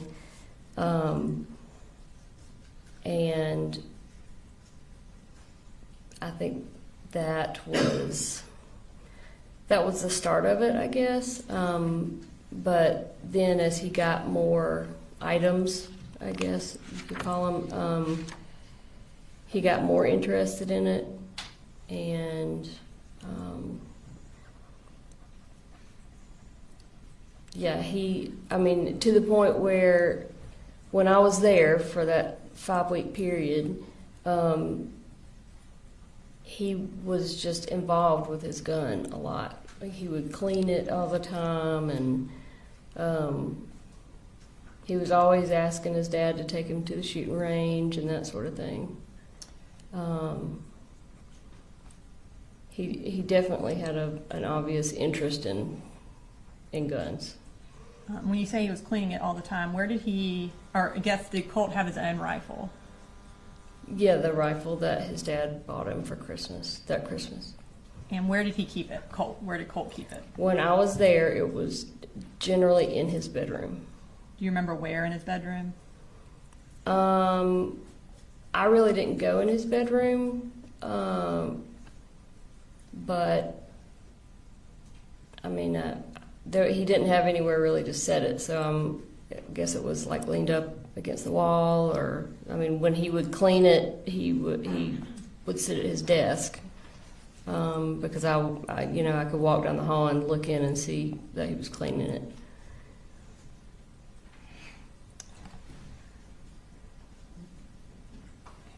So I want to turn your attention to August 15th of 2024, did you and Colt have a physical altercation over the gun that day? Yes. Or I guess regarding the gun. Can you tell me about that? So I was initially just trying to talk to him about the gun. I wanted him to just put it away because he had been carrying it around, and he didn't want to hear it, and so he was walking away from me, and he walked into his bedroom, and I was walking behind him, and I stopped at his doorway because I wasn't going to follow him into his bedroom, and I said, "Just give me the gun. I'm going to put it up." And I was standing right behind him, and he said, "Get out of my room." And I said, "I'm not in your room, Colt. Just let me have the gun. I'm going to put it up for a little while." And he turned around and just kind of in one big sweeping motion kind of hit me with his arm/gun. But he hit me very hard enough that it knocked me backwards across the hall. And there's a bathroom directly across from his bedroom in the hall. And he knocked me into that door frame. I ended up hitting my head on the door frame, and basically fell to the floor because I hit it really hard. And I laid there for a couple minutes, and then ended up getting up and just going back to the bedroom, to Colin's bedroom, and laying down. I'm going to show you a picture, and go ahead. It's from State's Exhibit 158, which is Colt's cell phone extraction, and we're going to display that for the jury. Can you tell us what that is a picture of? That's me after I fell to the ground, and I was just laying there with my hands over my head and over my eyes before I got up to go lay down. When you went to lay down, or after that, did you call the defendant and tell him what happened? I don't think so. I didn't talk to him about it really at all. Okay. Did you, at some point, did you leave Barry County kind of close in time to that fight? Yes, I did. Tell us what prompted you leaving. There was a number of reasons. Over the 5 weeks that I was there, my anxiety had started going up, like I knew it would. And that's why I'm not planning on staying there long term. And so it was getting to a point where, I had the kids enrolled in school, insurance was set up, and I really needed to find myself somewhere else to live that was not with Colin. And I felt like I could get it done better and faster if I was not in that house with him. So I called my parents and asked them to come get me, which they did. I just felt like it was to a point where I felt like things were okay, so they were settled. At least I had the kids seeing outside adults at that point. And I had planned on coming back in a relatively short amount of time to make sure Colt went to see someone, and B, just to see my kids again. So, kind of summarize, August 16th, the next day after the fight, you go home. before you go home, what do you do with the Zoloft? So before I left, I had taken a certain quantity of my Zoloft, and it required me to break the tablets in half and then in half again for the dose to be small enough. So I took a bunch and went ahead and broke them down so that Colin wouldn't have to worry with that. And then on our way out of town, we stopped by his workplace, his work job site. And by his, again, do you mean the defendant? Colin's. And I had it in a Ziploc bag, and I gave it to him. Okay. Close in time to this fight, did you have any discussions with the defendant about storing or securing the rifle that was in Colt's room? Yes. Okay, tell me about that. This actually came up multiple times, and ultimately I asked him if he would just take the guns and put them in his truck, because the large gun safe that we had always had when we were married, or for most of our marriage, was not there anymore. And he kept saying, "Well, they're in the top of my closet." And I said, "That's not good enough. You know, you might as well say, well, they're under my bed. They need to be locked somewhere." And so I thought the best answer, without him having to go out and spend money on a new gun safe, was to lock them in his truck. And initially he said he would. Okay.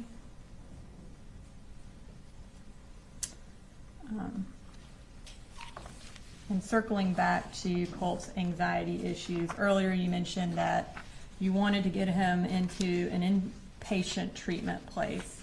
At this time, I'm going to display some text messages between you and the defendant from State's Exhibit 156 from August 21st of 2024.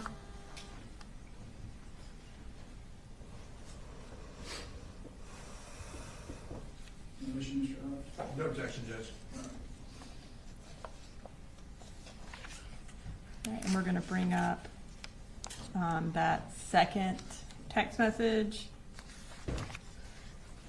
Okay, so it says it's from My Pretty. Was that what Colin called you? He called me pretty girl. Okay. And then on August 21st at 4:38 p.m., you texted him, "This is what Colt needs right now. They take our insurance and we will go there until he is stabilized and they figure out a treatment plan." And then the next message.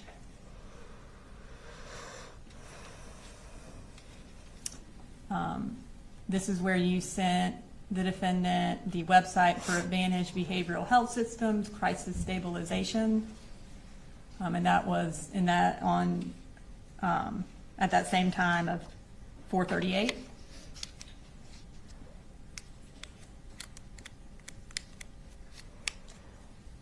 And then you said, "I tried to send it to Colt, but I guess he's blocked my number now." And that was at 4:44. So was there a time period you weren't able to talk to Colt while? It was very short, like maybe a couple days. Okay. But I did end up sending that link to him, and we talked about it a good bit. And he was, like I said, he was excited about it. And we'll get to, I think, those text messages in a minute, but on August 21st, when you sent that to the defendant, was that the inpatient treatment place you wanted to get Colt into? Yes, And where was it located? in Athens. Okay.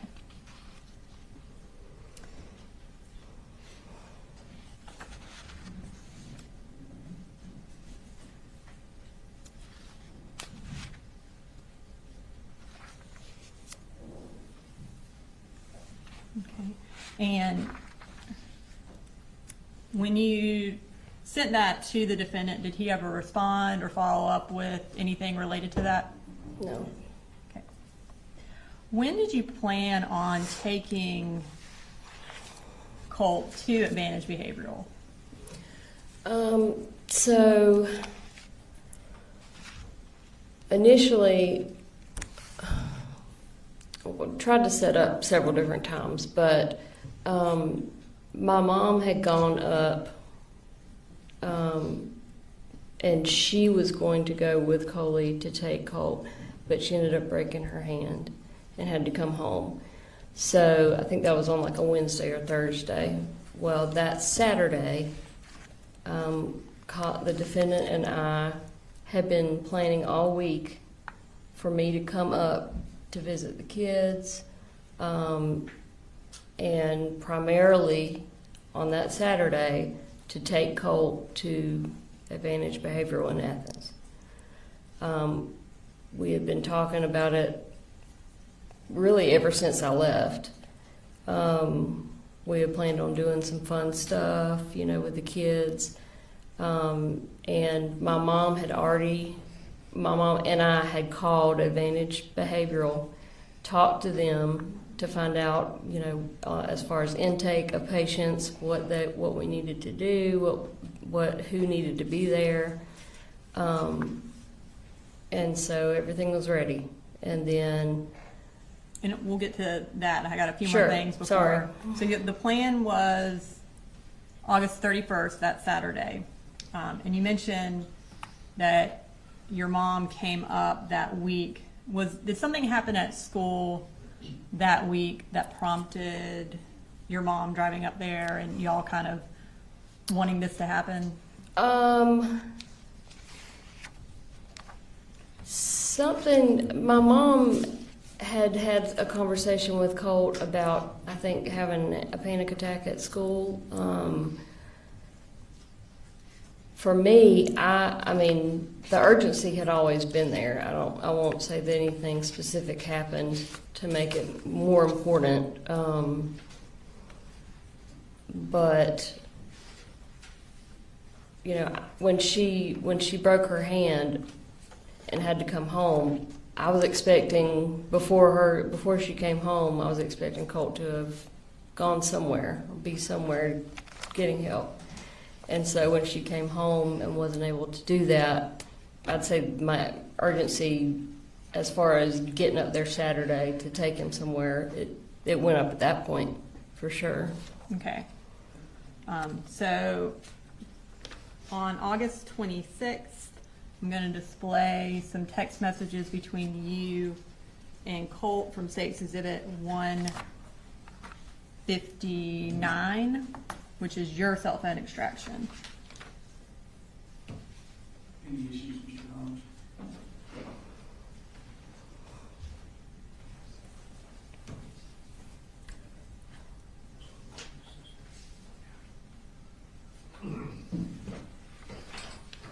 Judge, we will just object to the messages that are from Colt as hearsay. And I believe, I don't know which ones he's talking about, but a lot of the text messages are related to his mental health and would come in under the then existing mental and impression. I see. I don't remember the exact wording of it, but that hearsay exception. Testing. Yes.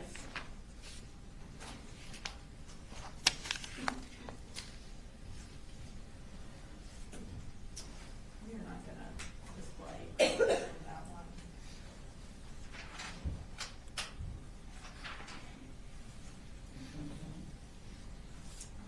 He's on it. That one's not. He's He's So you're not displaying this one. just this.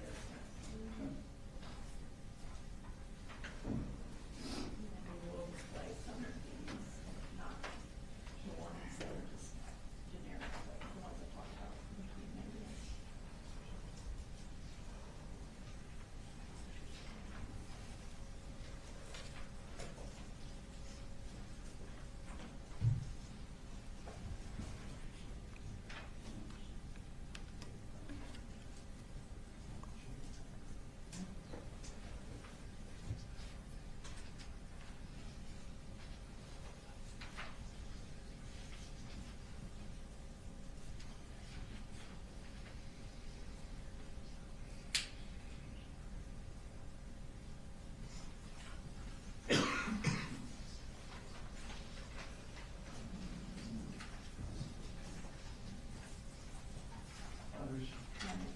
this particular text.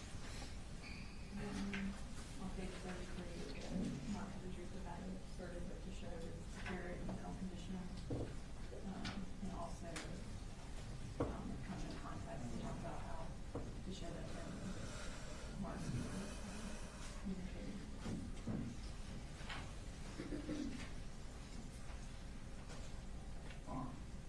Let me just have y'all step out for a minute.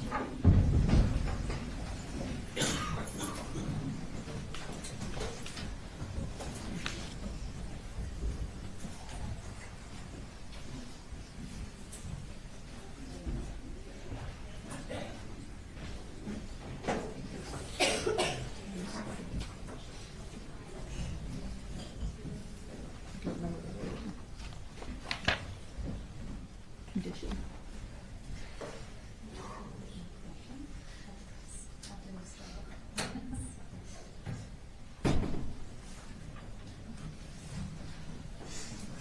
All right, in turn, let me ask, so various extractions, there's 158, 159 and such. Mm-hmm. The individual pages that are being displayed, is there a sort of a subset numbering for them or not? No, so in preparing for this trial, we determined it would be very confusing to try to do that. So instead, the notebooks that we've created are organized by time and type of message, and type of information. So State Exhibit 158 has a tab for, say, 828 and has a tab for text messages that we're introducing. So they're all it's very easy to locate them in the notebook, but we just thought it was going to be too confusing to try to actually number them. Yeah, I mean, I understand that just for purposes of the record, so, and I guess my view of it is you've got the phone extraction, you've laid the foundation for the phone extraction. But then individual parts of these extractions may be admissible and other parts may not. Something may be irrelevant or something may call for hearsay. So if we're admitting or excluding, just for the record, how will the appellate court?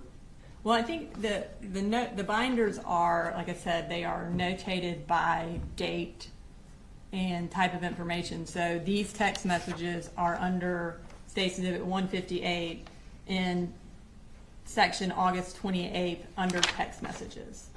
So if there is a particular, and I think you can notate it by the page number at the bottom, and also by the time of the text message for the appellate record. Are there, and I noticed, page numbers. In the notebook, are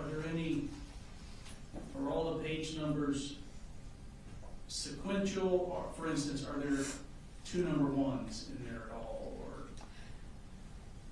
So within each section, there may be 2 number 1s. But if you want, I have all of the text messages that I've introduced also separated. So if you want to me to make a packet out of these and say for court's record, 1, we can do that, and we can put like a X over what wasn't displayed to the jury if you want to make it. I'm not attempting to create extra work for you. I understand. And we tried to simplify it, like I said, because we didn't want to have 700 exhibits. So we did our best to make it easily accessible and simplified. So for the first group, I was handed August 26th. There's 2 pages, just 1 response from Colt. And my understanding is from that one, you're not displaying that. We're not going to display that message. It will be just the ones where she's sending him the messages about advantage behavioral. Okay.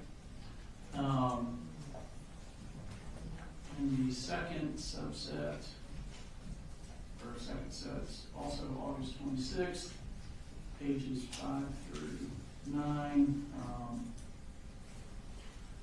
So Colt's responses, that's really good, so proud of you. I don't know that those are. No objection to that approved. particular text. The third one, acute mania sucks.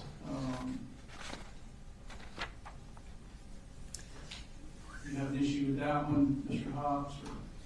Just in that we believe it's being admitted into evidence to prove that he was suffering from acute mania. And the purpose of admitting that, one, would be to explain Marcee's text message where she later says that she heard about acute mania from the defendant. So it goes directly to what the defendant knew. So we have to have that message as context for that text message. And again, I do believe, in addition to that, it would be admissible under the hearsay exception for then existing mental condition, because it is showing his existing state of mind, his mental condition, that he believes he has acute mania. We're not introducing to prove he does have acute mania. He wasn't ever evaluated to show whether or not he had that. But his texting of it shows that he definitely has a deteriorating mental state. And then again, it puts in context when Marcee says, hey, your dad told me about it. And the whole defense is that the dad didn't know anything. So I think it would be 100% relevant. All right, you're saying that Mr. Gray told her somewhere in here that She responds to Colt's text, because Colt is like, how do you know about acute mania? And she's like, your dad told me about it. Like, your dad talked to me about it. So it's a prior consistent statement of hers regarding that. It's something that she is discussing at that time. And so we believe that text message puts it in context, and we do believe the other text message would be admissible for that purpose.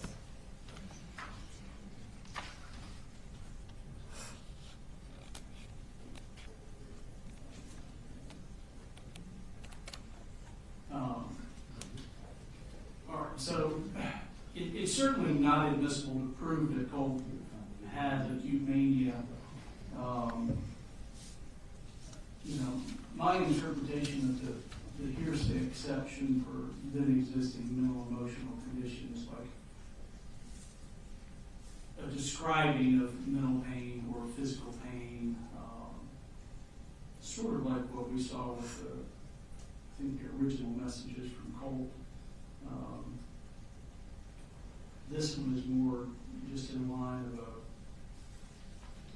he's just having a regular conversation and discusses it. I'm going to overrule the objection so long as you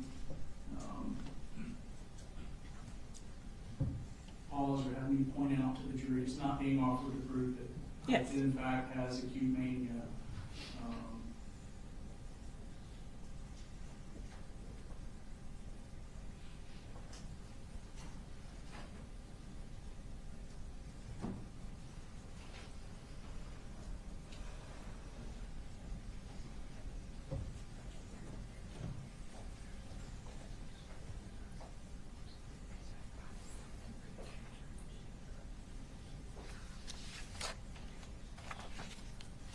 I just,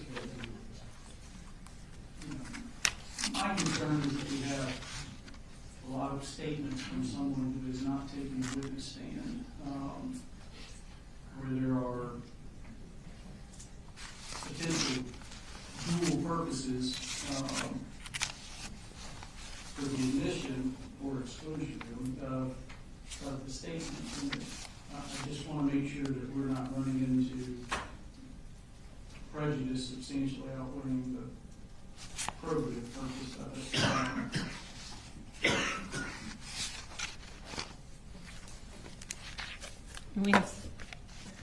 I don't know that, and again, I'm just sort of be consistent here, but on page 9, I have a concern with Colt's response there. And I don't have a copy of that. Do you have my copy? So can you?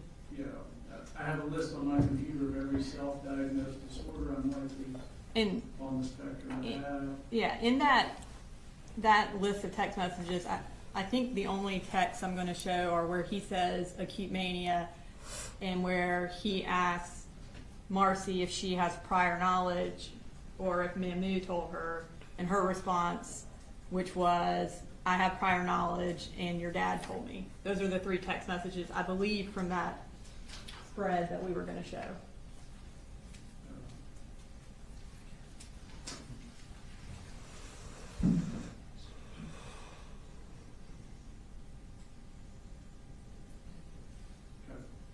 Is that, are those Yeah. in, so I don't think I was going to show any other ones, because that was the main point of that, is showing that she's communicating with the defendant. Okay, so the last, there's one that says, but your dad mentioned that you were talking about acute mania last week, so I've been reading more about it. Yes, that one. So I would, the message below that I would exclude, which is the one I have a list on my computer. Yes. Every self-diagnosed disorder. Do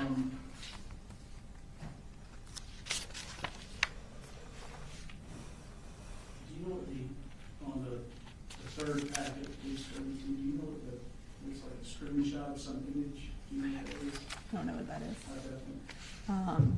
And in that grouping of text messages, I believe the text message we wanted to get into was where he talks about his teachers, because we have a text thread with Marcee and the defendant where Marcee tells the defendant, he told me about his teachers. So it shows that they're communicating. So the text, Mr. Yes, yes. I don't know if you have it in front of you. There are people after me and I don't like it. My teachers, I feel as if they're plotting against me. Somehow I feel like they'll hurt me. And again, we are not offering that for the truth of the matter. The teachers Yeah, were in fact no. plotting against him or trying to hurt him. Nonetheless, as the court pointed out, there are dual purposes that can be taken from the messages. We would still object to that particular text message coming into evidence, as it does seem to cast light on his existing mental state, without obviously giving us a chance to cross-examine him.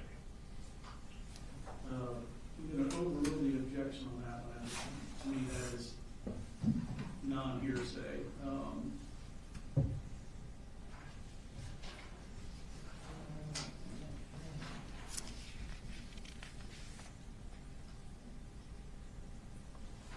right, I'm going to return this back to you. And then after we go through these, we probably ought to take lunch break. Okay.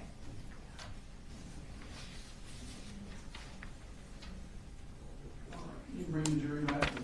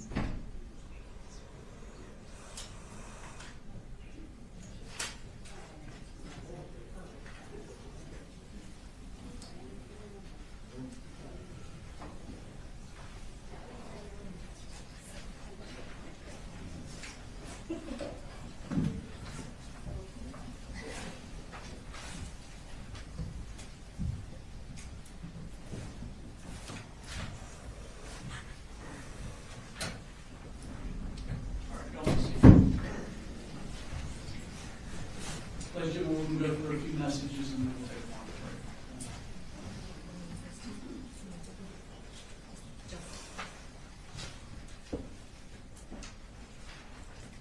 break. All right, so I believe we were at the point where we're going to display some text messages. I'm going to start with text messages from states Exhibit 159. They are located in the August 26th section under text messages, and they are between Marcee Gray and Colt Gray. So you texted Colt on August 26th at 3:35. Hey Colty, it's Mama. I just realized I had the wrong number for you. Daddy called and told me what's going on. Me and Mambo are going to do whatever we have to help. And then you go on, Mamu is going to drive up tomorrow. And then at 3:38, you say, I sent this to you last week, not realizing I had the wrong number. It's an inpatient treatment in Athens, like we talked about several times. And you kind of said you wanted to try. And then you have the URL for Advantage Behavioral listed. I know earlier you testified that you had sent that information to Colt. Is that when you sent him the information? Yes, ma'am.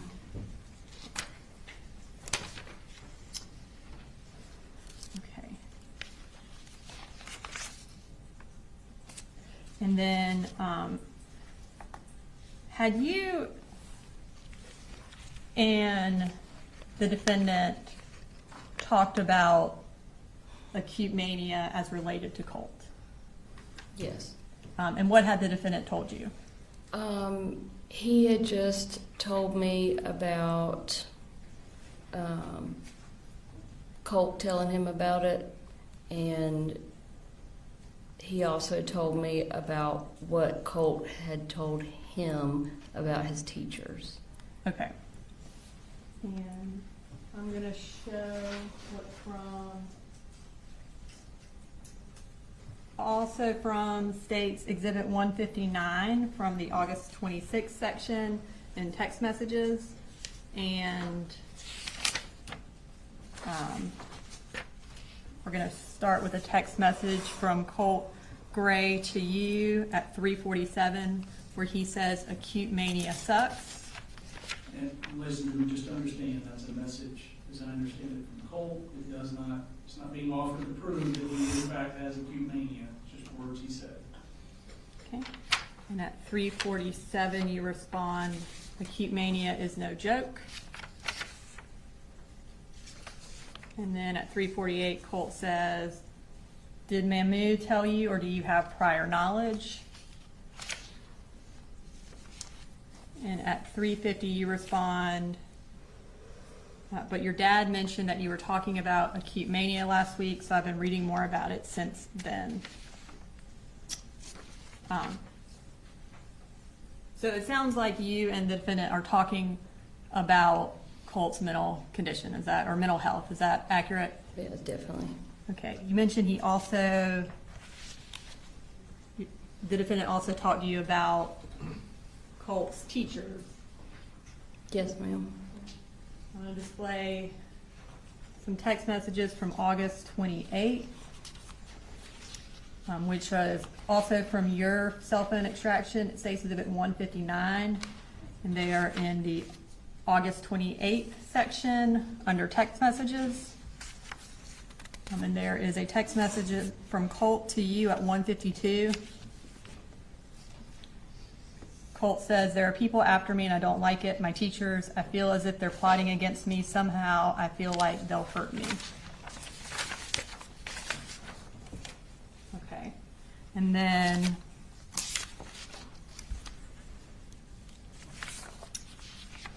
from the defendant's cell phone extraction states Exhibit 156 from August 28th. Under the text message section, there's some text messages between you and the defendant. We're going to go ahead and display those.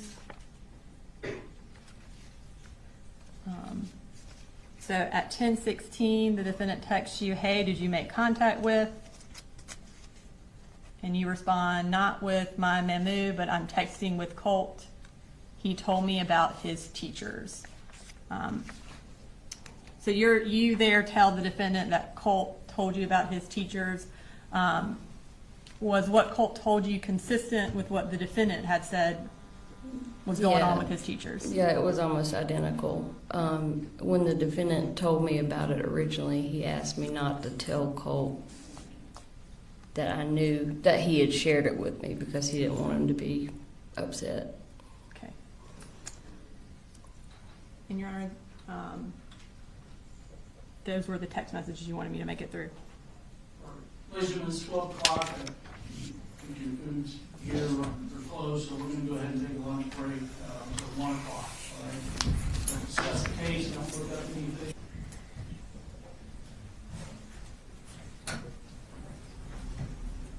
All right, y'all be seated.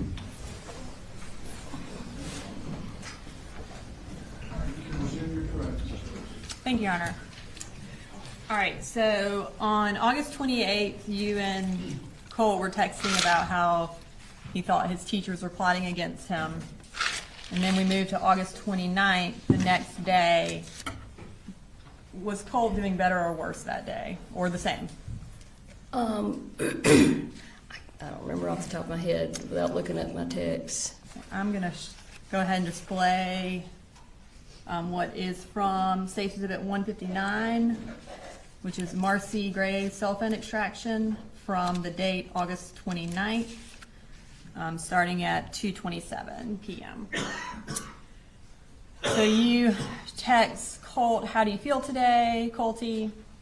At 2:27, he doesn't respond, and you text about 4 hours later at 6:37, and this is actually UTC time, so this would be 10:27 and 2:37. So you text, you out there, Colty? And then he responds, yeah, I'm here, sorry, it's just getting worse, had to take another, I'll make it to school, trust. And then you send him a text at 6:42.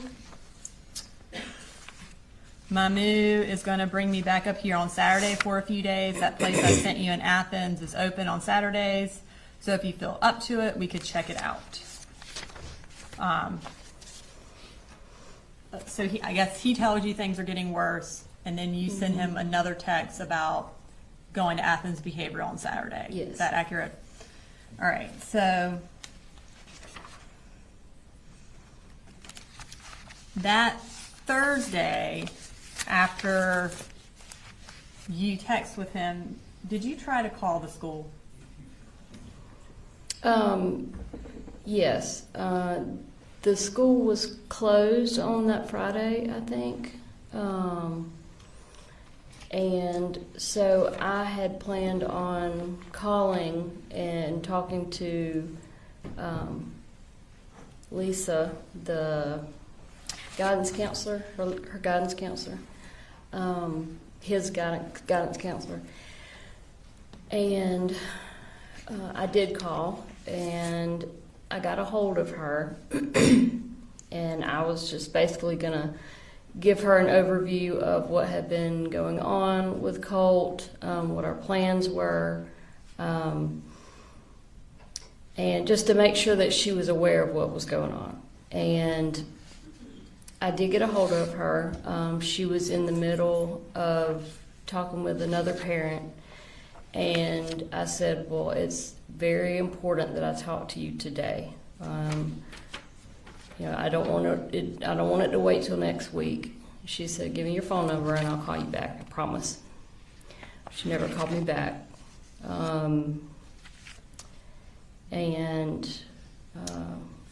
I'll go ahead and display those phone calls from the timeline from August 29th from your cell phone extraction. Looks like there was you called twice and you spoke to her one time. Yes, ma'am. Okay. All right. So that was Thursday the 29th. On Saturday the 31st, you were planning on taking Colt to Advantage Behavioral. At this point, were you still living in Fitzgerald? Yes, I was staying in Fitzgerald. Had you been in Fitzgerald ever since August 16th? Yes. Okay. And Colin, did he have all of the children up here in Bexar County in his custody? Yes. Okay. So, tell me what the plan was for you getting to Bexar County to go to Athens Advantage Behavioral? So originally, my mom was going to drive up to Winder with me. She broke her hand, so that plan was off the table. And so I had asked her if she would maybe meet Colin halfway so he wouldn't have to drive all the way down to Fitzgerald. At first, she was going to do that, but again, her hand was really bad. And so I ended up asking Colin if he would drive the whole way to come and get me.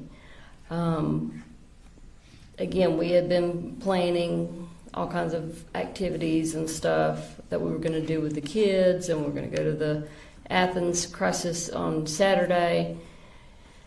And then out of nowhere, really Friday night, Colin's mood completely changed. He was not really even wanting to talk about the weekend.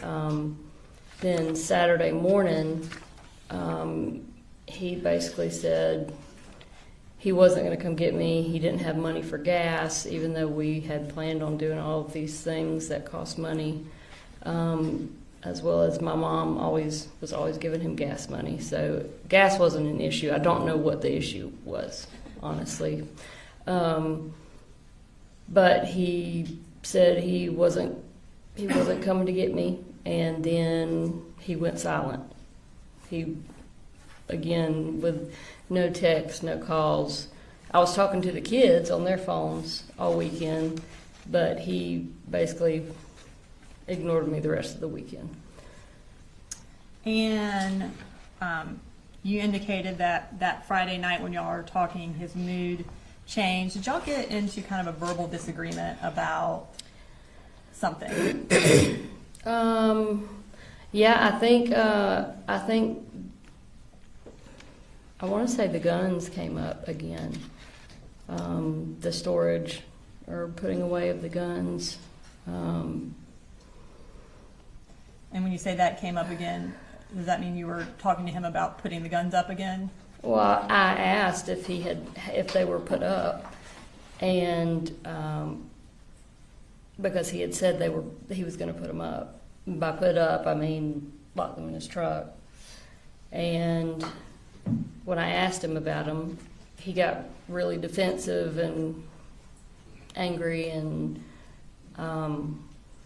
basically said no, they weren't locked up. And I said, if you don't lock them up, I'm going to call in another wellness check with Barrow County. I'm going to have Boo Boo go in your bedroom and look and see if the guns are still in the top of the closet or whatever, out on the dresser. And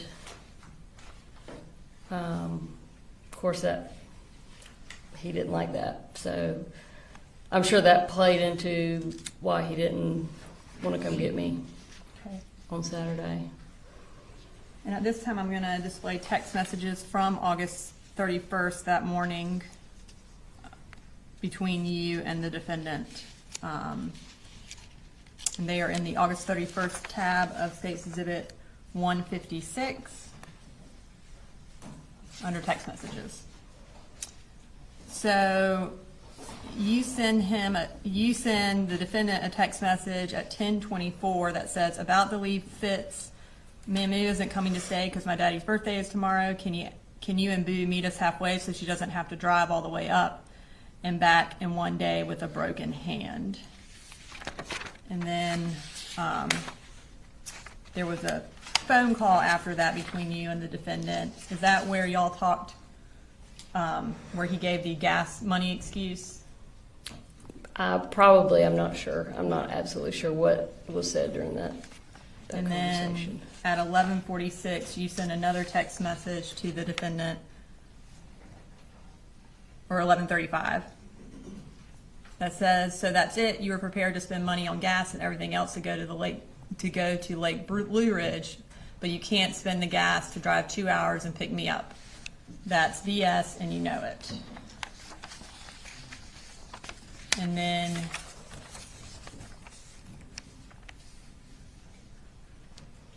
at 2:01 p.m. that same day, you say, I can't believe how selfish you're being. Me and Boo have literally been counting down the days for 2 effing weeks till I could come visit. I would never have done this to you. And then on September 1st at 1:01 p.m., you say, why are you doing this? And then on September 2nd at 9:46, you say, are you just going to keep ignoring me? At least let me know y'all are okay. And then he responds on September 3rd at 7:31. Hey, sorry, just trying to keep everyone and everything together and calm. It's not the easiest thing, but I want you to talk to Boo regardless, okay? So between when you were supposed to go down that Saturday and that text message on September 3rd, did he contact you at all? No. Okay.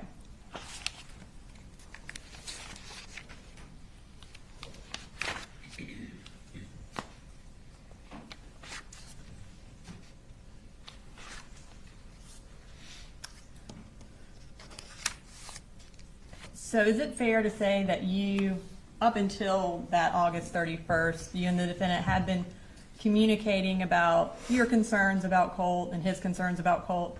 Yes. Okay.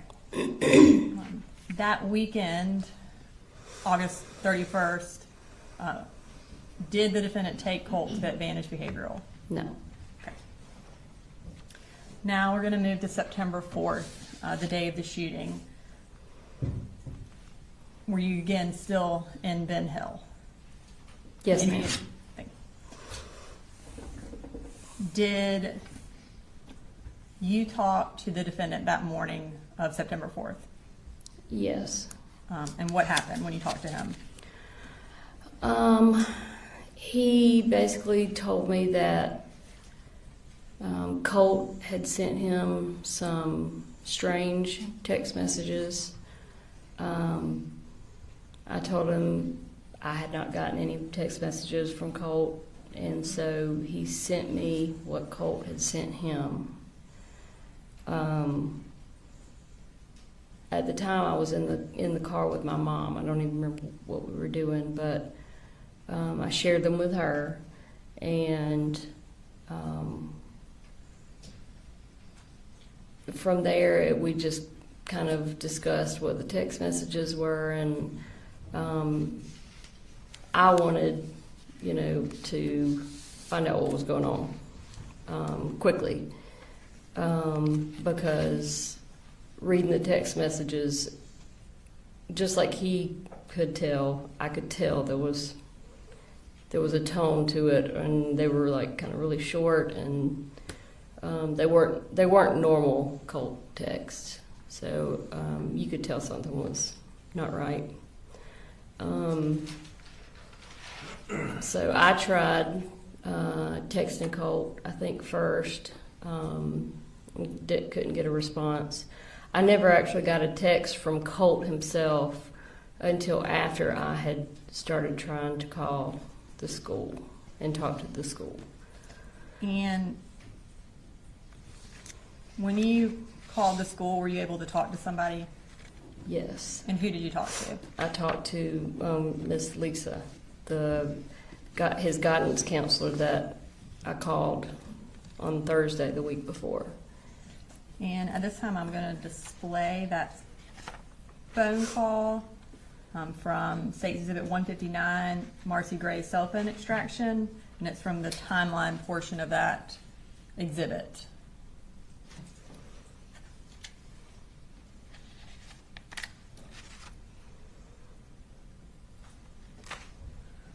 So you call the school at 9:50 a.m. and speak to Miss Butler for 8 minutes and 57 seconds. Yes, ma'am. Tell me what y'all talked about. Well, she started out by apologizing. She said that in the 30 minutes that she was with the other parents, that prior Thursday she had misplaced my phone number. So then I went ahead and just kind of covered some of what had been going on with Colt, told her about the anxiety, told her about some of the issues between him and his dad. I told her a number of different things. I actually had a list written in a notebook that I had at the time. And then she went on to tell me that basically it was ironic that I had called her because his first period teacher had sent her an email saying that Colt had been asking questions about active shooter drills. This, like I said, was in the period prior to where he was at that time. When she told me that, I said, okay, well, we need to cut this phone call off right now, and y'all need to go locate my son and find out what's going on. Did you tell her that he had had access to guns? Yes, I don't remember how I worded it, but I did tell her about the guns in the house, and that him and his dad, enjoyed shooting guns at the gun range, and it was like a hobby. And so she said, okay, well, I'll see if I can't find somebody to track him down. And I didn't feel like I couldn't hear urgency in her voice. And I said, I need you to take this seriously. I need you to put down what you're doing, and you need to go find him right now, please. And so we got off the phone. And after you got off the phone, you said that Colt did text you. Yes, he did text me. He basically texted me almost exactly what he had originally texted his dad earlier. And I'm going to go ahead and display that text from 10:02 on September 4th, where he says, "I'm sorry." Is that correct? Yes. Yeah. All right. So at this point, are you concerned? Very, very concerned. And I'm going to pull up some more text that you sent to your mother and to the defendant from 10:17 on September 4th. Up there on the right, you say, you should probably go ahead and make arrangements to leave work. And then at 10:18, you text the defendant, they're going to need you at the school.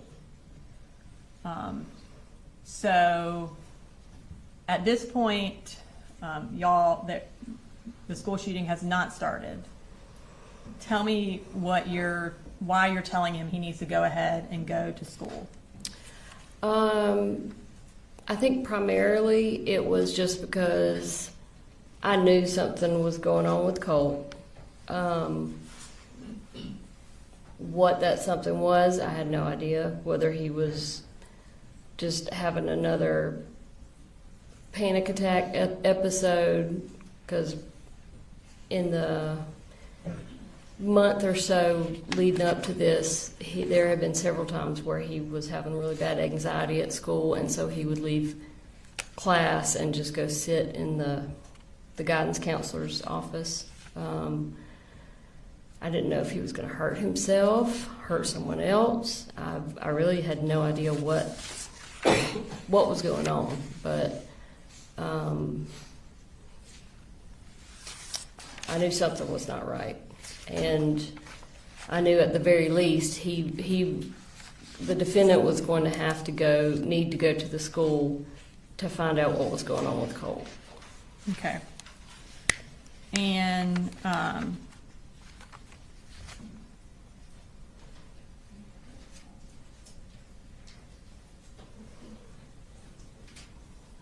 So, and you had some concern that he may have brought the gun to school, right? Honestly, that crossed my mind after I knew that they were having like active shooter stuff going on. I won't say that crossed my mind initially when I was reading the text and stuff. Okay. My mind didn't immediately go to the gun. But eventually it did. Sure. And then at 11:32 that morning, you Google Apalachee High School active shooter. And that's when it pops up that a Georgia school is on lockdown Yes. amid reports of an active shooter. Is that right? Yes, I had already tried to call the school multiple times and no one was answering. So then I tried calling my daughter's school, which was right there by the high school, and nobody was answering there. So that's when I Googled the. And when you Googled it and found that there was an active shooter, you sent the defendant a text message at 11:34, and it says it's already on the news. At that point, did y'all know what had happened? Yeah, I don't think you have to have a whole lot of sense to know what had happened at that point. And at 11:34, you talked to the defendant. And then you talked to him again at 12:22. What did y'all talk about?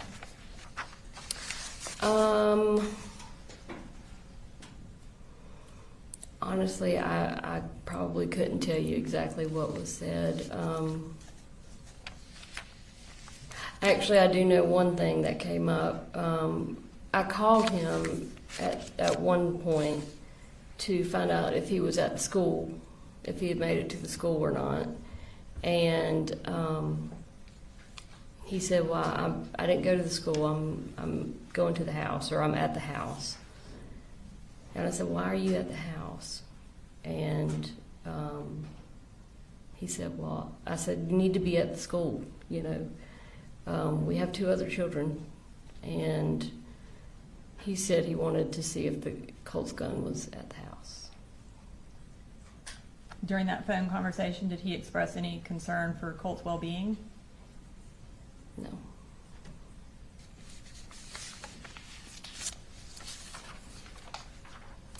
Did you drive up to Bear County that day? Yes, my mom drove, but I rode with her. We left pretty shortly after it started being reported on. And is it fair to say before Colt's name was released, you knew that Colt was the shooter? Is that fair to say? Pretty much, yeah. Okay.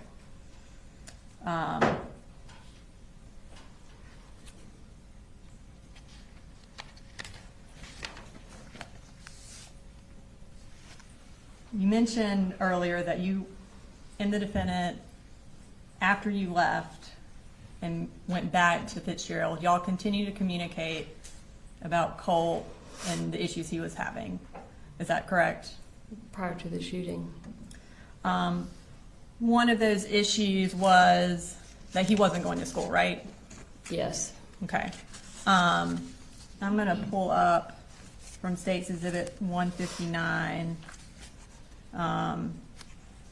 a search that you did on August 29th, which was a couple of days before that Saturday. Mm-hmm. We'll go back to the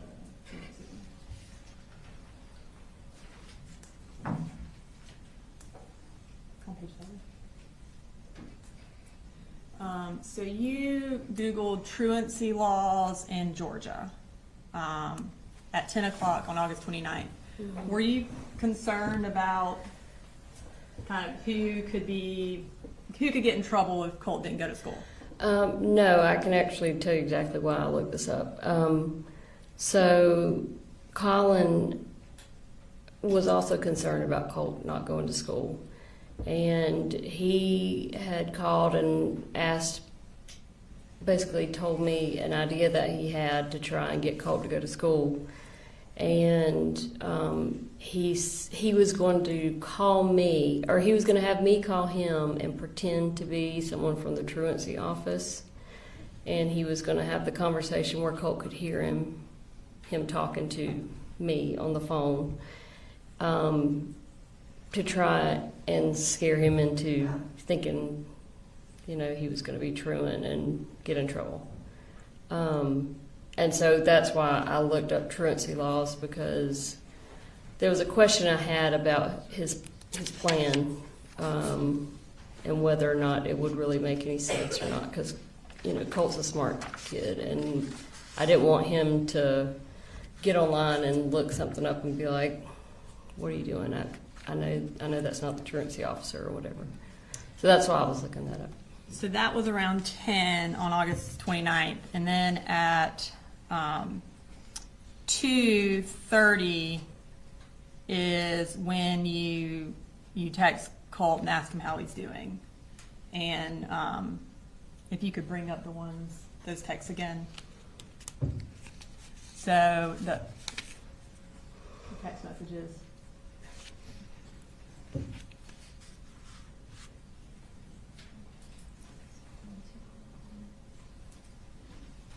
Page 25.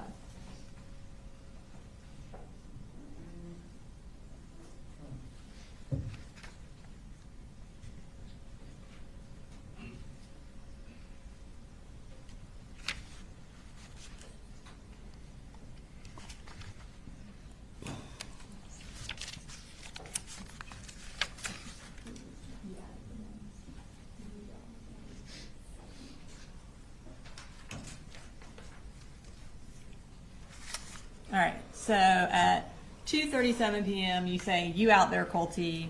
And then he responds at 2:38, "Yeah, I'm here. Sorry, it's just getting worse. Had to take another. I'll make it to school. Trust."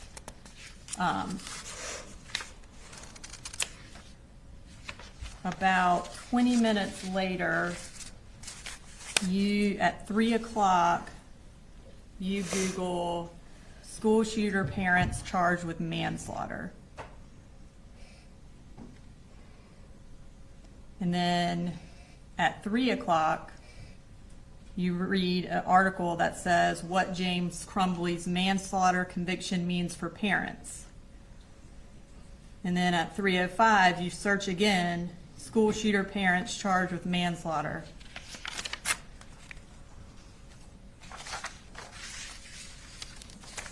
Tell me why you were searching that. They had just come out with a documentary about those parents, and Colt and I had actually watched it before I went home and had some discussions about it. And I think the reason I looked it up is because we didn't know what the outcome of it was. So you had seen a documentary with Colt before you went back to Fitzgerald Yes. about the parents. I think And- go ahead. Oh, sorry, and it talked about why the parents were charged. Ethan Crumbley's parents were charged? Yes. Okay. So if that's what the documentary was about, then why at 3:05 did you Google why were Ethan Crumbley's parents charged? If you learned that from the documentary. I have no idea. I mean, I obviously had more questions about it even after the documentary, And then you went to an article that said what led to James and Jennifer Crumbley's guilty verdict and read that. Does that sound accurate?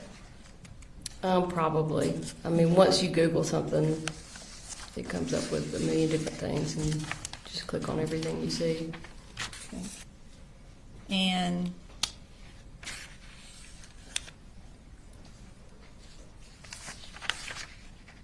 let's see, at 3:09, you actually Google safe storage gun laws in Georgia.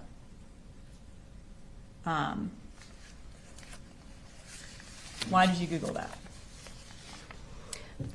It could have been something that came from what I was reading about the Crumbly parents. It could have been me looking for a way to get Colin to store the guns legally. I don't know. I can't tell you exactly. Okay. Because the Crumbly parents were charged because they didn't secure their weapons, right? Yes. Mm-hmm. And Objection, Judge, the DA's testifying. I asked her if that was correct, and she said yes. I'm trying to give context to her searches. Objection, lead. Well, I think in this particular instance, I think it's okay to lead. Well, I'll sustain the legal objection, asking the question. Okay. Next, you visited a website for safe storage gun laws in Georgia. Mm-hmm. So you were specifically looking up gun laws for Georgia. Can you tell us why you wanted to know about that? Probably because the guns in Colin's house were not being stored in any way. Okay. And then you went to a website that says secure storage or child access prevention required. So you went to a website specifically about preventing children from getting access to firearms. Yes. Is that the same reason you went to that website? Yeah, obviously. I mean, because my kids are in the house with the guns. So after you Googled why the Crumbleys were charged with manslaughter and then also looked at safe storage laws in Georgia, you had a conversation with the defendant. And that would have been at 3:55 Mm-hmm. for 14 minutes. Surely you brought up what you had found out in that conversation. Is that accurate or not accurate? Probably. I honestly, I can't remember what we talked about. It depends on really the reason I was looking it up. You know, if I wanted to try and find something to convince him to lock the guns up, then yeah, I probably would have shared something with him. If it didn't prove my reasoning for wanting the guns put up, then I probably didn't bother sharing it with him. Would the fact that you found a case where parents were charged where a child shot someone, would that be something that you would want to tell him in order to put the guns up? Oh, sure. But I mean, I think he was already aware, I mean, of that case. He didn't watch the documentary, I don't think, but Okay. And so y'all talked for 14 minutes from 3:55 to about 4:10. And then at 4:11, you once again looked up what led to James and Jennifer Crumbly's guilty verdict. Why did you look it up again right after you got off the phone with the defendant? I have no idea. I'm sure it had something to do with what we talked about. Okay. And then you had 6 more conversations with the defendant that day. August 29th into the evening. So you have at 4:19, at 4:21, at 5:03, at 5:12, at 5:31, and at 5:41, you're talking to the defendant. You testified earlier that when you talked to the defendant on Friday, August 29th, in the evening, his attitude changed because y'all got into a disagreement about him putting the guns up. Did your searches prompt that discussion? Probably. Okay. And so you, on this date, testify that you told him to put the guns up.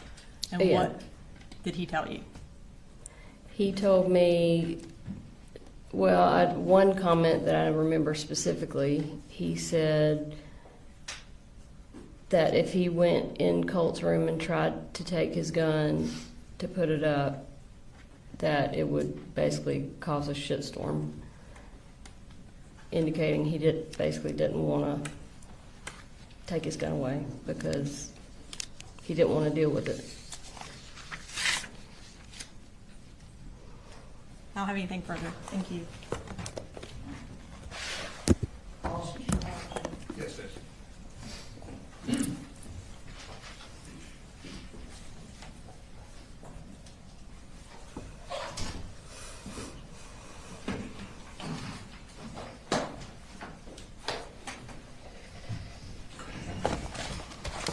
Good afternoon, Ms. Gray. Mine's Brian Hobbs, and I represent Mr. Gray. I'm going to ask you some questions. If I ask a question that doesn't make sense, let me know. I'll try and rephrase it. Okay. I understand going to be asking you questions about things that happened a good year and a half ago. Okay? Yes. I know you made some previous statements, so if it would help to refresh your recollection, let me know, and I can kind of show you some of these statements to help see if that'll help. Okay. All right. Now, you've been testifying for a while, and you've told us a lot of stuff, so I definitely have some questions for you. Okay. Maybe we'll work backwards a little bit. So, we just heard about some internet searches you did, Yes. correct? Back on August 29th, right? Yes. And it sounds like you have a bit of a memory about those conversations, but maybe don't remember everything that was said between you and Mr. Gray that day? Yeah. All right.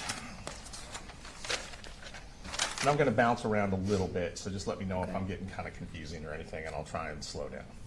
All right. So, you first called Lisa Butler, and I'm orienting you to kind of that last week of August in 2024. You called Lisa Butler on Thursday afternoon, is that right? Yes. Okay. And your mom had met with Miss Butler, what, about 5 days prior to that? A week prior? Yeah, I think it was on a Tuesday, maybe, or Wednesday. Tuesday or Wednesday of that same week? If you know. I I'm not don't asking know. you to guess. I would be Okay. guessing. It was either that week or the week prior. I think it was Okay. that same week, though. So you called Miss Butler on Thursday afternoon and you spoke to her, it sounds like very briefly. Yes, very brief. Said you had some more information you wanted to share with her, but it sounds like you needed more time to do that. She needed more time. Right. Yeah. So yes. you just simply asked her to call you back and left your number with her, Yes. right? Okay. And then it sounds like the next day, Friday, would have been a school holiday. Yes. Is that what your memory is? Yeah. And then the following Monday was a school holiday as well, correct? If you remember, I'm not positive. that's okay. And obviously, we heard about these conversations you would have had on the 29th, which, would that have been the same day you talked to Ms. Butler, or was that the next day? I talked to Miss Butler on Thursday, so the conversations were on Friday. Conversations with Mr. Gray Yes. were on Friday. So those internet searches were on Friday as well. Yes, according to, yes, what the prosecutor just said. Gotcha. And those searches that we just saw, those would have been on Friday too. Yes. The internet searches about truancy laws, about the Crumblies, all that stuff. Okay. Do you remember any Google searches you would have done on your phone around that same day about Nicholas Cruz? No. Adam I mean, I Lanza? wouldn't be surprised, but Well, I'm just asking if you remember. I'm not asking you no. to guess. I Google all kinds of stuff every single day, so there's no way I Okay. remember. You remember Googling Adam Lanza, No. Parkland, No. Sandy Hook? Okay. All right. Do you remember receiving information that day, and I'm not asking you what anybody else said, but do you remember receiving any information that your son Colt had been trying to get in touch with Nicholas Cruz? Receiving information that he had been trying to get in touch with him. trying to communicate with Nicholas Cruz? Did you receive any information around the same time regarding Nicholas Cruz and Colt reaching out to him without telling me what anybody told you? I don't know if it was at that specific time.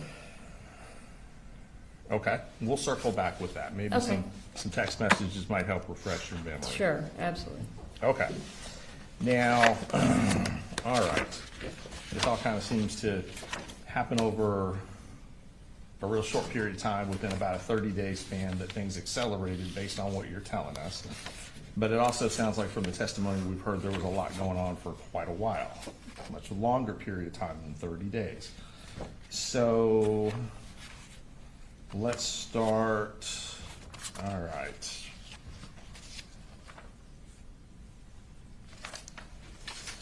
So, and just to kind of clarify, just so we're all on the same page, when you're having these conversations on the 29th with Mr. Gray, you said that you thought they might have been about putting guns up, right? Yes, Okay. And that might have been what one of the main disagreements was. yes, Okay. And when you say disagreement, obviously I think what you're trying to say is that you guys had different opinions on whether or not the gun should be put up at all yes, and how they should be put up. and how they should be stored. Is that correct? Okay. Yes, And it sounds like you were not satisfied with the answers you were receiving with Mr. Gray before this conversation ended. yes. Okay. So after that happened on the 29th, did you call 911? No. Did you ask to do a welfare check?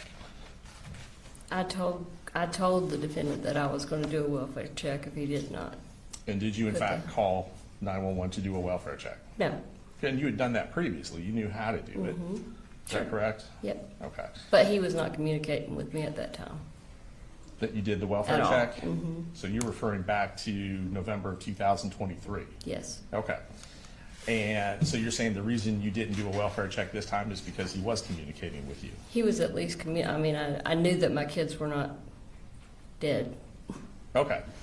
And on the 30th, which would have been the Saturday, it sounds Sure. like, right? You didn't call 911 on that day? No. Now, he wasn't communicating with you on that day? No, but the kids were. Kids were, okay. Didn't ask to do a welfare check? No, again, I was talking to the kids. So. Okay. So on, moving ahead to Sunday, didn't call 911 on Sunday? No, I talked to him and the kids again on Sunday. Okay, didn't do a welfare check? Nope. Okay, same question, we roll around to Monday. Didn't call 911, No. didn't ask to do a welfare check? No, at the time, I felt like that would definitely be overkill. Okay, weren't concerned, Mm. is that right? And you have to say yes or no for the court Sorry. reporter, that's okay, everyone does it. So Tuesday rolls around, right? So Yes. Tuesday, school's back in session. On Tuesday, you don't call 911, No. don't ask to do a welfare check, No. don't call the school, No. okay. All right, so now let's kind of go back a little bit. You talked a lot about things that happened in different years, 2022, 2023, and we heard that, for example, you were aware that Colt was interested in school shooters. Yes. You knew he researched them online. Yes. You knew he followed them. What do you mean by followed them? Just was interested in them, Sure. gathering research on them. Yes. That's a good way to put it, research. Okay. You had information that he was at least trying to communicate with one school shooter. Yes. And you were aware that he created an account online to email this school shooter. I don't remember, but I'm not saying that. Okay. I did not know that, yeah. I knew he was trying to reach out to one of them. Okay. Do you remember ever gathering information that he had sent money to this school shooter? I think he said something about trying to put money on, like a jail account or something. Like a commissary account? Yes. Okay. And without telling me what he said, did you ask him where he got the money from? No, because I just assumed that he was not being truthful about it. So you didn't even ask him about it? No, Okay. I don't think. Okay. Honestly, that's. Let me a very ask you long this. time Would ago. this information that we are now discussing that you received have been over a year ago?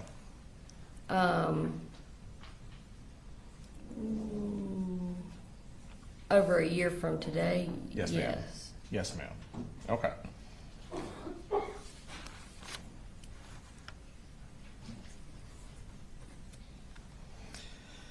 Now, when you learned that Colt was trying to communicate with this school shooter, do you remember which school shooter he was trying to communicate with? I don't. Okay. Do you do you recall telling him that this was a bad idea? I don't remember what I told him about any of it. Okay. It was not something that we talked about in depth. It was, You don't think so? I don't think so, no. Okay. It doesn't stand out in your mind that he was trying to communicate with his mass murderer?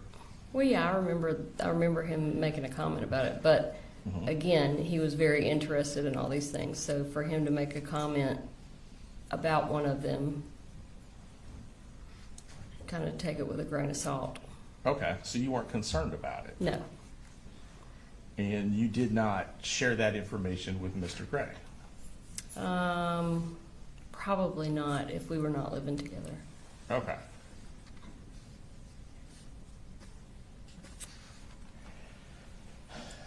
This didn't raise a concern to you such that you would have reached out to law enforcement, for example? No, You wouldn't have tried to immediately intervene with mental health treatment at that point, based on that? no, because he Just based wasn't. on that? Yeah, he wasn't talking about it, from what I could tell, in any kind of serious manner. Okay. So you thought that the tone in which that you guys were talking about this was more joking than concerning? Or just like a random interest. Okay. Not an obsession? No, And based on that, you didn't tell him it was dangerous to do this?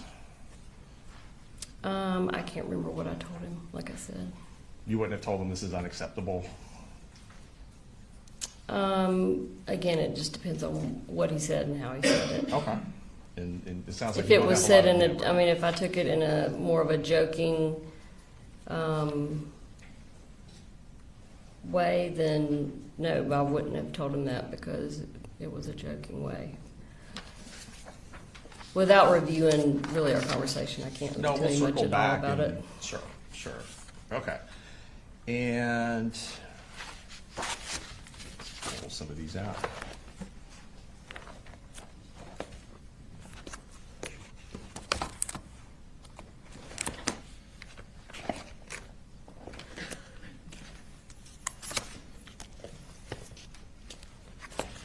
While we're doing this, while I'm looking through this, you stated that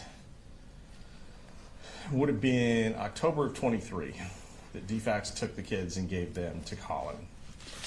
Yes. Is that accurate, roughly, that Yes. month? Yes. All right, and Colt had come to live with you, it sounds like, in September of '23? That's when you had the exchange where the guitar got thrown, based on your testimony? I think they said August, but it may have been September. That's okay, I'm not trying to put words. Do you think it was closer to August? No, that's just, I think, what the prosecutor said. I can't remember off the top of my head what month. it Okay, I was. would say, what's your memory? Okay.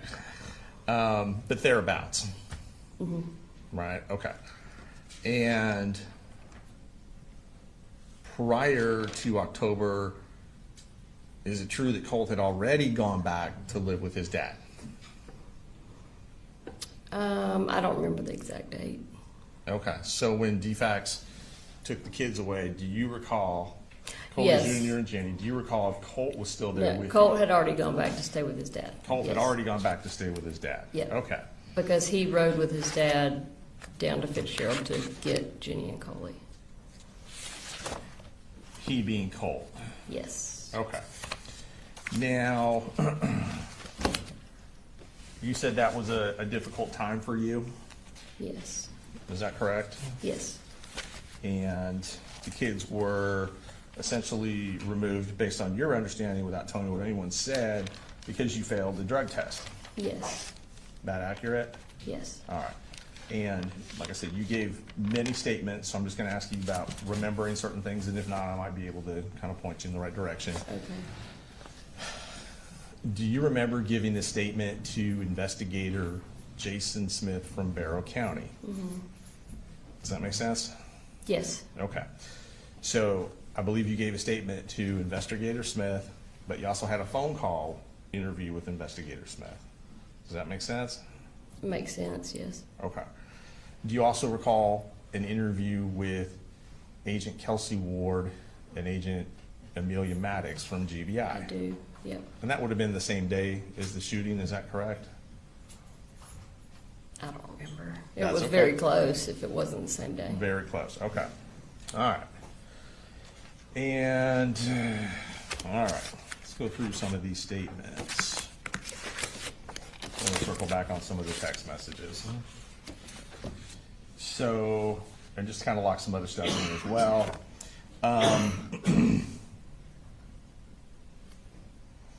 The May 2023 police visit, you said you were not aware of that until September of 2024. Yes, So you're saying that Colin never shared that information with you about the police coming to his home? Is that No. correct? Yes. Okay. And Colt never shared that information with you as well? not that I remember, no. Not that you recall. Do you think that's something you probably would remember and probably stand out? Yes, FBI coming to his house or an FBI tip? yes. Okay.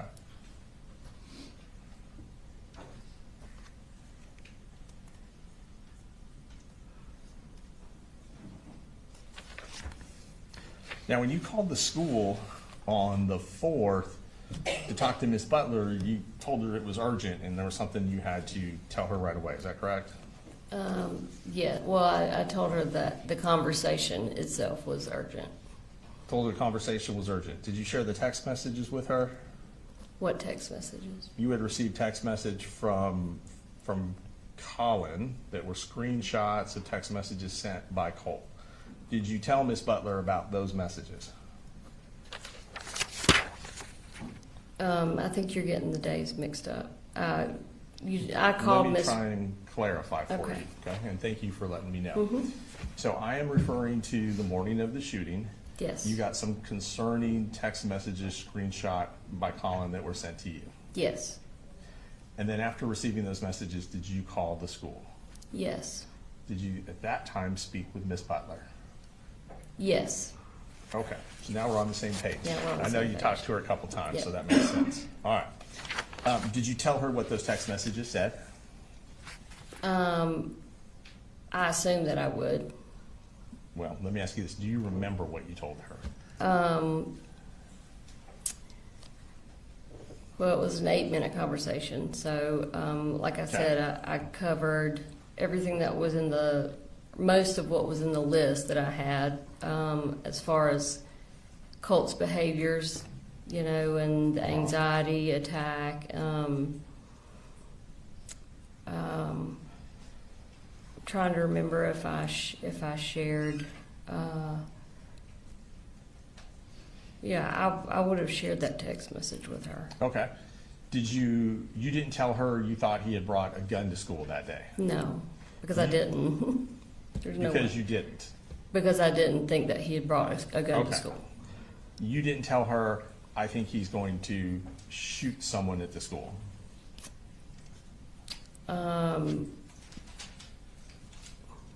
I don't remember what I told her. I'm sorry. That's okay. If you didn't think he brought a gun to the school, did you think he was going to do a school shooting that morning? At the time, I didn't know what he was going to do. So it's very likely that I just started rattling off a bunch of hypothetical things that he might do, and I Okay. could have just been saying, I don't know if he's going to hurt himself. I don't know if he's going to hurt somebody else. I don't know if he's going to shoot himself, shoot somebody else. I may have said it in that way, but it doesn't necessarily mean that I literally thought he had brought a gun to school. And I was as you trying to just- get her to have some urgency about her actions. And as you just testified, you did not believe he had brought a gun to school that day. No, I mean, if I stopped and you asked me, do you think your son brought a gun to school today or that day? I would tell you, no, absolutely not. Not rationally, I wouldn't have thought that, no. Nor would you rationally have thought that your son was going to school that day to perpetrate a school shooting. No.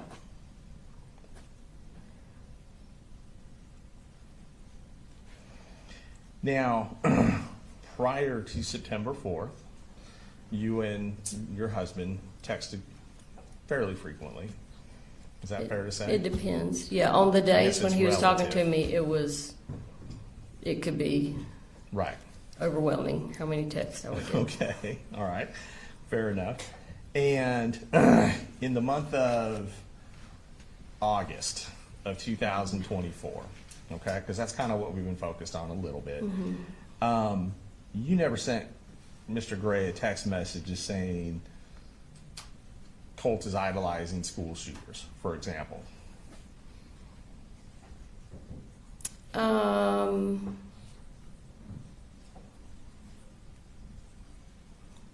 I can't tell you whether I said that or not. Okay. I may have not. Do you remember texting him that Colt was communicating with school shooters? I don't remember. There's no way I can remember all the texts that I sent him, especially Because it was- about Colt and Okay. guns and everything. Okay, well, we can go through your text messages. That's fine. And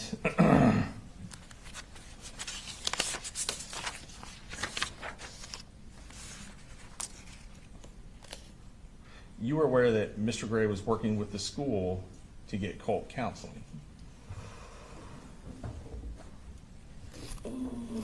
I know that he had signed a form allowing Colt to have counseling. Okay. And you're aware from conversations with your mother that she met with Lisa Butler Yes. in middle to late August, Yes. and they had talked about counseling as well at the school. Yes. You were aware that plans had been put in motion for Colt to see someone at the school. Yes. When my mom went up there, Miss Butler actually told my mom, because my mom told her about the crisis center that I wanted him to go to. And Miss Butler actually told my mom to hold off on taking him to the crisis center until he could meet with the state-appointed counselor that the school used. Okay.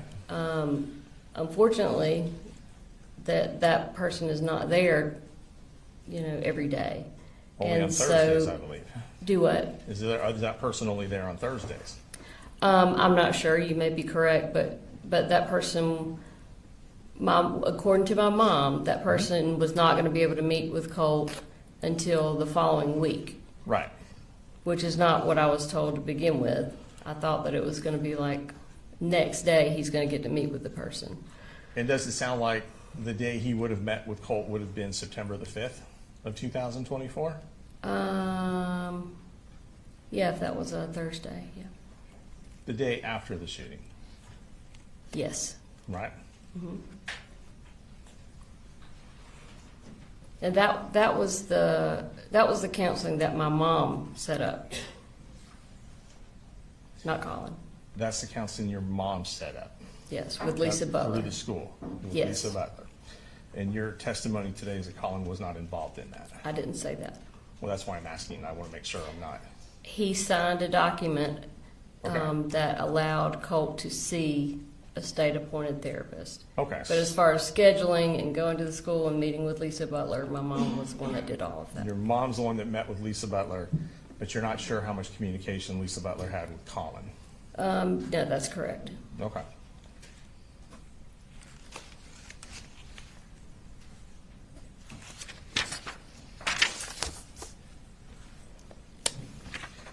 And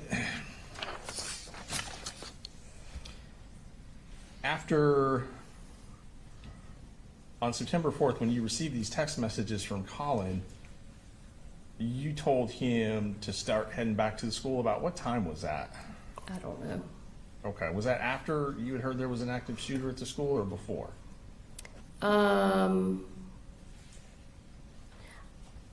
We didn't officially hear there was an active shooter until later.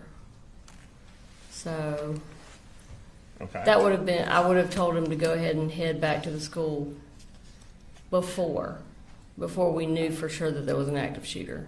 Before? Yes. Okay. Because I knew that there was something going on with Colt, that he needed to be there.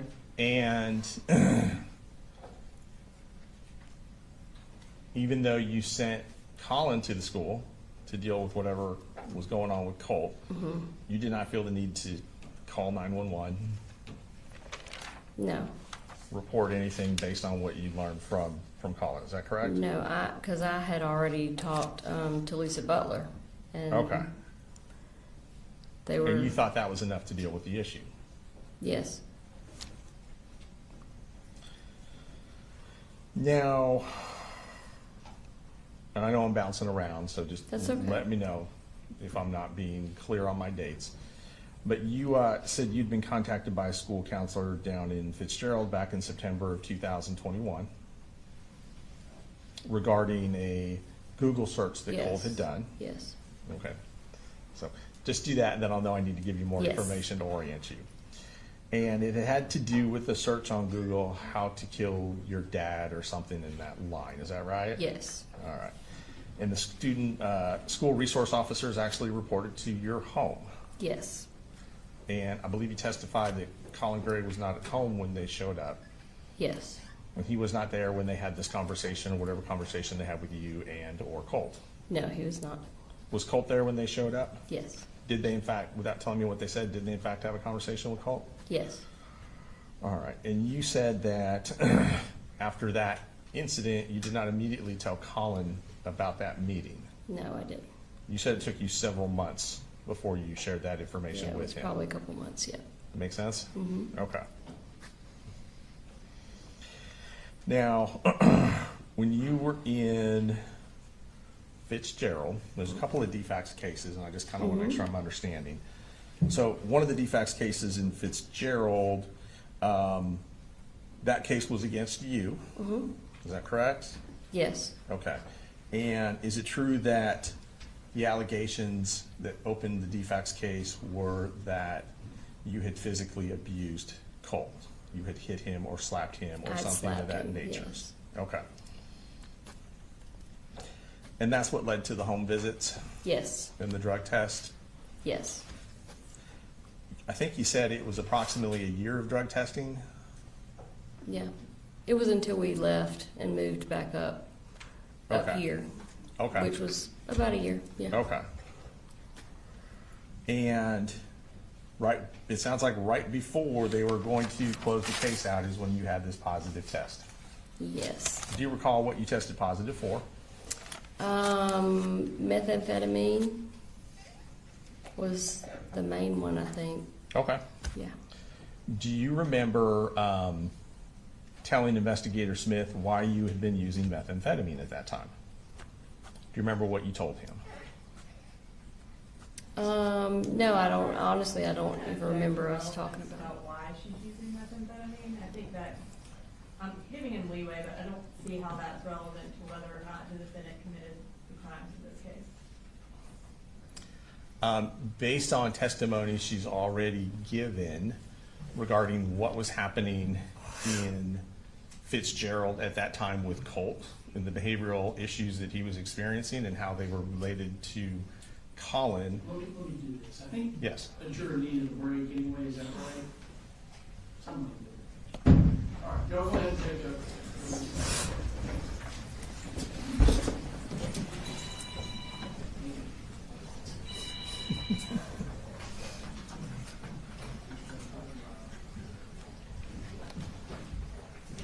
Shame on him. All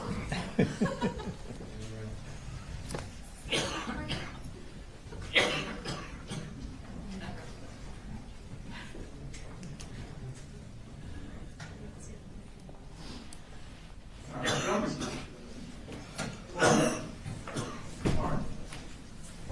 Is there a answer to the question that do you know the answer? Yes. Okay. Yes. What is the answer? So basically what we're getting at is, there's been testimony that the issues with Colt's behavior at that time period and also leading up to 2024 were based on his interactions with Colin Gray. The answer that is in another statement that's a recorded statement that we have a transcript of is that Miss Gray started using methamphetamine when Colt got down to Fitzgerald because she was having difficulty taking care of all 3 kids by herself and working at the same time. What we're getting at, or what we're going to circle back around to and why it's relevant, is because the issues that Colt was having at the time were not attributed to Colin Gray. They would have in fact been attributed to Marcee Gray. And there's a pattern of that will continue to build upon over the next 12 months, leading up to the middle of August prior to the shooting. Well, he previously objected to us getting into any way that Colin treated Colt. When she answered because he was emotionally and mentally abusive, they asked for a mistrial. Now they want to get into what Marcee has done, which I mean, that is completely opposite of what they've previously been trying to do. But again, why Colt was created, why he did this is not relevant. What is relevant is who gave him the gun and what he knew, what that person knew when he gave him the gun. And what this whole case has been about, and what Marcee has testified to, is what the defendant knew, what he knew about his mental state. And what he knew when he continued to let Colt have the gun. Why Marcee started doing meth, the amphetamine, is not relevant. Judge, may I interject here? We probably shouldn't be arguing in front of the witness because we're giving her information that we probably should not be giving. We can send her out.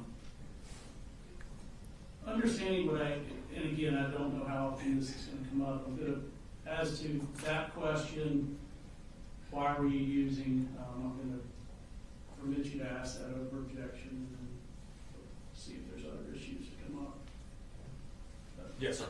All right, we'll be in recess for a few minutes. Go ahead. Thanks, Judge. All right, just let me know when you're ready, Ms. Gray. I'm ready. Okay. Judge, may I approach? Yes, sir. I'm going to show you a transcript of a statement with Investigator Smith from September 2024. Okay.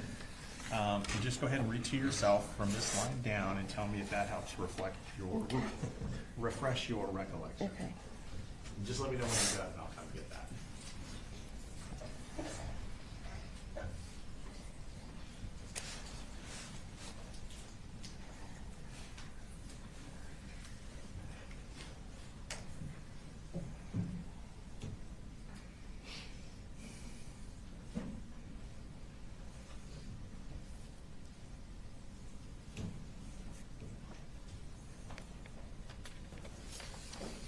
Yes, I remember saying that.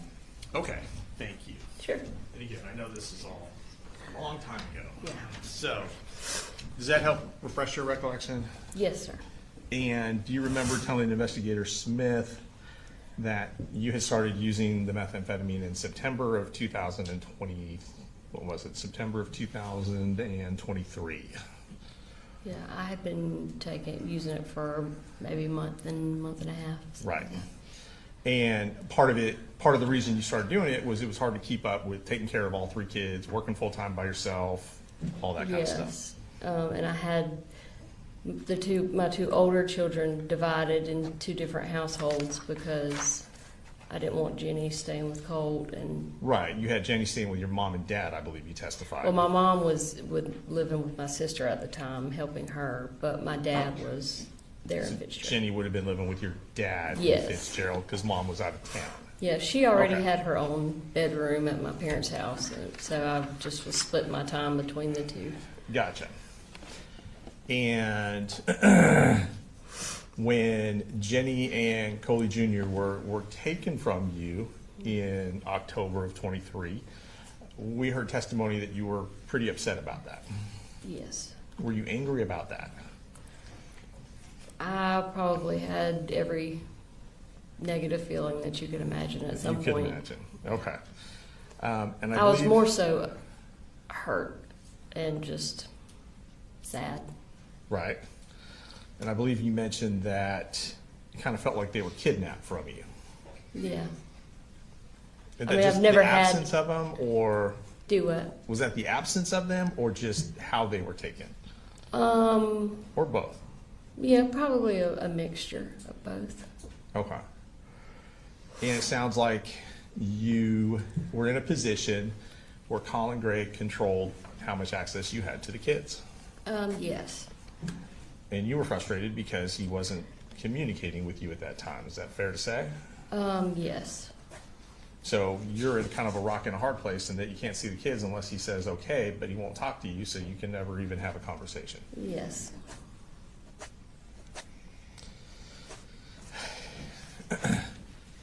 And we'll touch base on what happened in November of 23, but before we get there, just in leading up to it,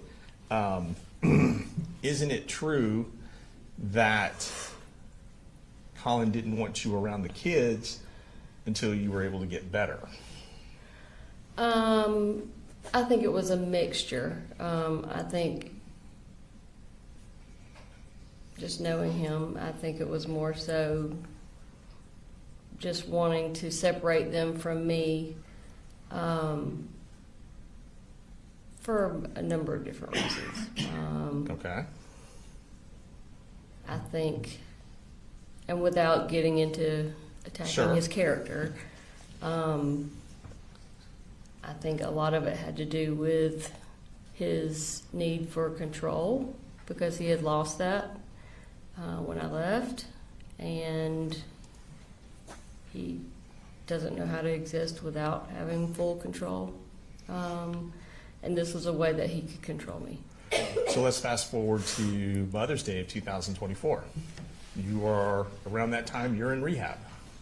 Yes. And you are doing better at that point. Yes. And then he sends you a message from the kids with Sure. a couple of photographs. Mm-hmm. Is that correct? Yes. Okay.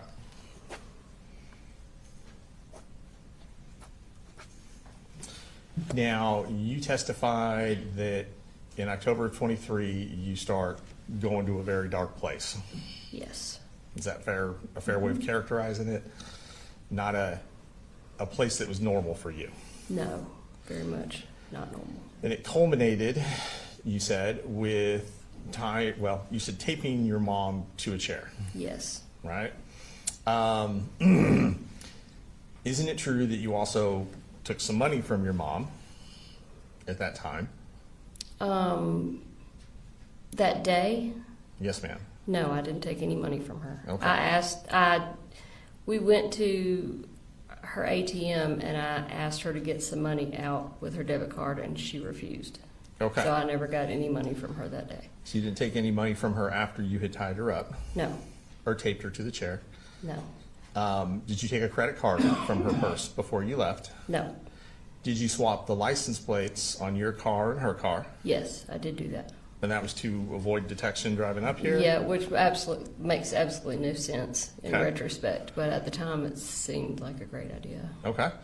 And before you left your mom, did you tell her you were driving up to Fitzgerald? Sorry, driving up from Fitzgerald to Winder. Yes, And that's what, 4.5 hours? yes, And the purpose of the drive was to kill Colin Gray. yes, I did tell her that. And did you tell her that you were also going to kill her grandson, Colt? Yes, I did tell her that. Okay. That was a last-ditch effort to get her to agree to come with me. Right. And you drove all the way up here, Yes. based on your testimony, and then very early in the morning started knocking on his window. Yeah, it was about 8:30 in the morning. Okay. I mean, it was daylight. So. And then when he would not let you see the kids, that's when you said you keyed his car, his work truck. It was later in the day after I came back to drop Jenny's belongings off. Where were her belongings at when you were there the first time? They were in my car. Which But was at the home. Yeah, at the Okay. time, but he had told me to get off his property or he was calling the police, so I left. So you left, but then you came back later. I came back to drop that stuff off, and it was at that time where I made the decision to key his truck. Right, and I think you said when you testified it just happened.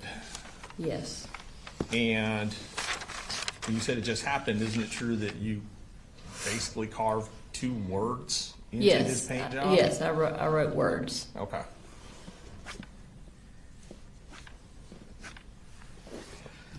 And then after your arrest here, you said you were transferred down to Ben Hill County for the incident with your mom. Yes, But you had remained in custody during that period of time from when you were arrested up here until you went to rehab. Is that accurate? yes, that's accurate. Okay.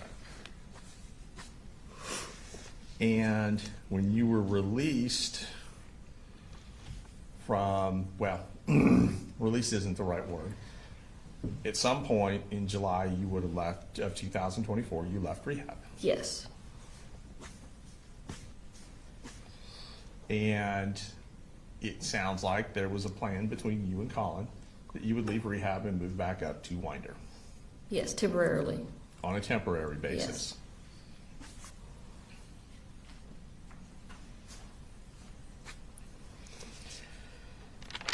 I believe you testified that you stayed up here for several weeks, For about 5 weeks. maybe 5 weeks, I think it was about 5.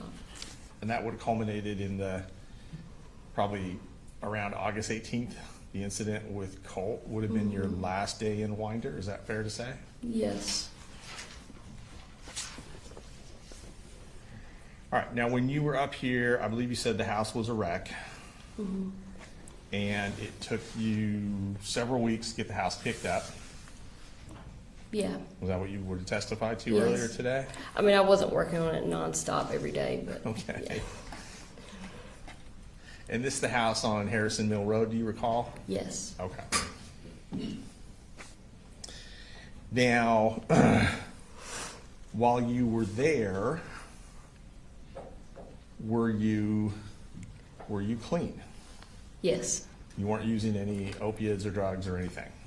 Other than some THC caramel candies that Colin had bought at a store in Athens, Okay. which were legal. They were purchased at a legal shop, but apparently when you're tested for THC, they Show up? show up. Okay. And had you started drinking alcohol again? I during had that not. time period? I had not drank any alcohol. No alcohol, No. okay.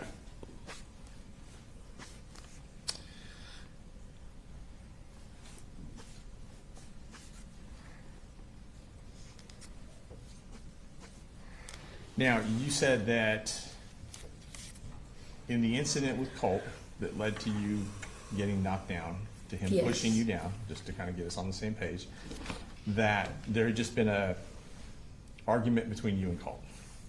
Was that correct? Yeah. I wouldn't say that it had escalated into a full-blown argument. Okay. But it was a discussion that he didn't want to have. Okay. Not a discussion that you didn't want to have. No. So the discussion, isn't it true, the discussion that precipitated that event was Colt wanting to talk to you about coming up here to kill him? Not that I remember. I don't remember that coming up. You don't remember that coming up? Okay. And you testified earlier that you called your mom and dad and asked them to come get you. Yes. Isn't it true that Colt called your mom and dad and asked them to come pick you up?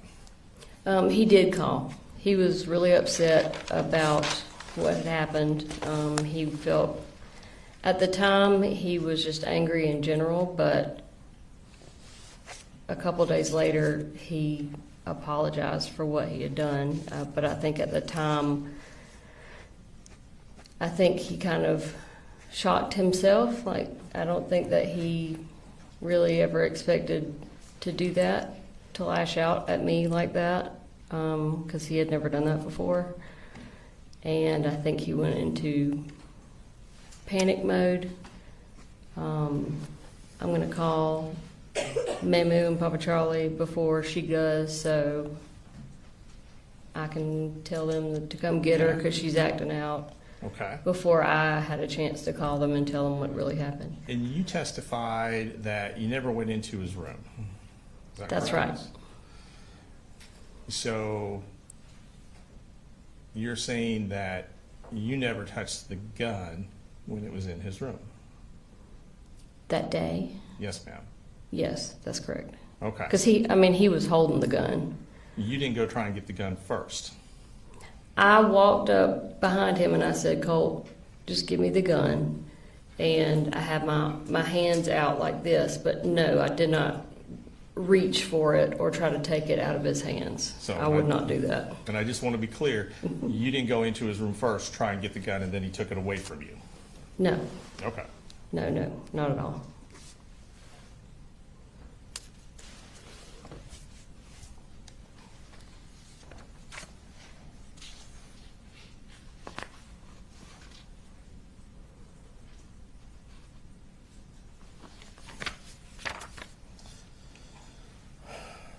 Now, let's talk about some of these text messages. And I've got copies to help refresh your memory. I'm sure it's hard to remember a text message you sent a year ago.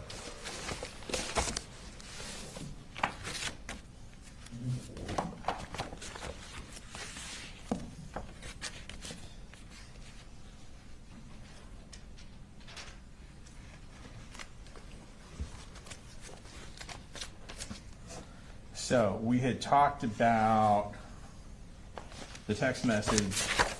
Well, we talked about some information you'd received about Colt being in contact with someone who was a school shooter. Yes, Okay. And you don't remember who that was or the Not- circumstances of that conversation? not off the top of my head, no. Okay. I'm going to ask you to review some text messages. Okay. See if this refreshes your recollection. Sure. Don't read them out loud. You have these ones? Okay. Oh, sorry, Ms. Brooks. These are 8:30.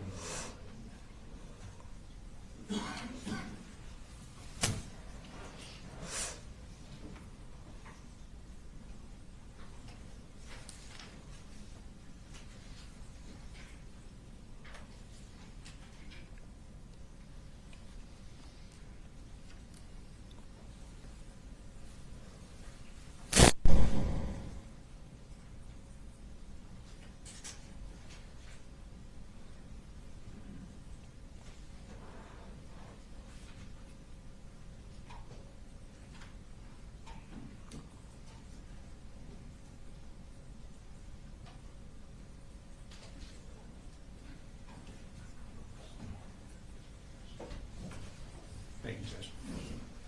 All right. Same thing, just go ahead and read them and let me know when you're done. Just where the arrows are? No, ma'am, just all of them. Oh, Yeah. You just want her to read them to herself. To herself, yes, Judge. See if this refreshes her recollection.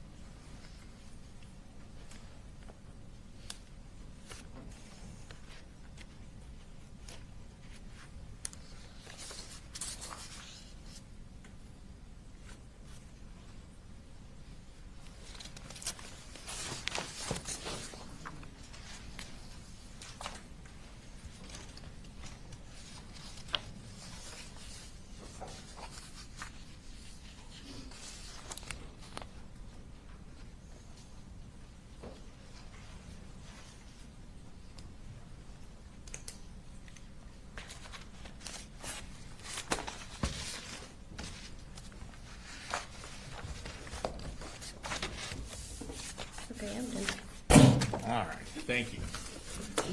Does that help refresh your recollection? Yes. As to that conversation? Um, And don't, let me ask you the questions. I don't want you sorry, to go repeat ahead. hearsay. Get me in trouble. So, you received information that Colt had been attempting to contact a school shooter, is that correct? Yes, And as you had pointed out, tried to put some money on his commissary, right? say that again. Tried to put, or had put some money on his commissary account.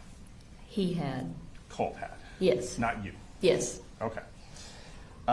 In regards to that conversation and that information that you had obtained about that, you never shared that information with Colin Gray, did you? No, I wouldn't have shared that. Okay.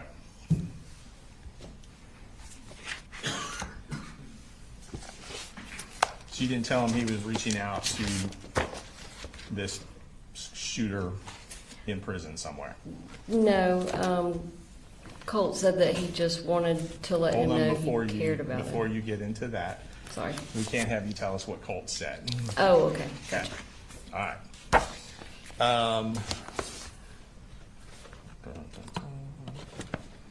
All right.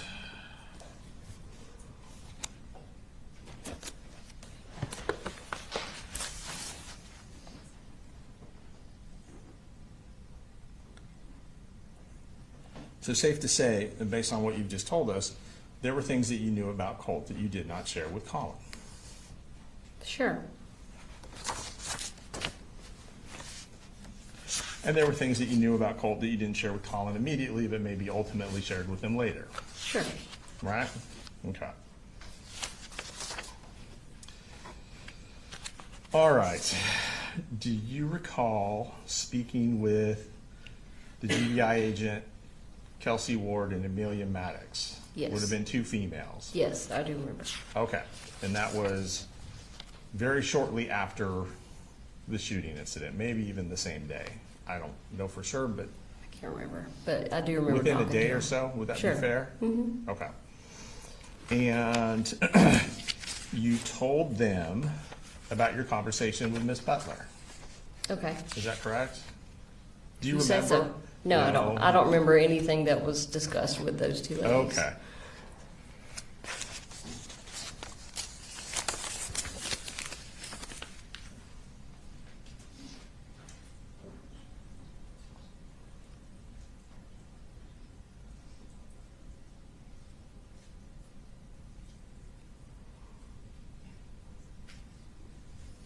Can I cross business? All right, if you could just look at this paragraph right here and keep, Okay. just let me know when you're done.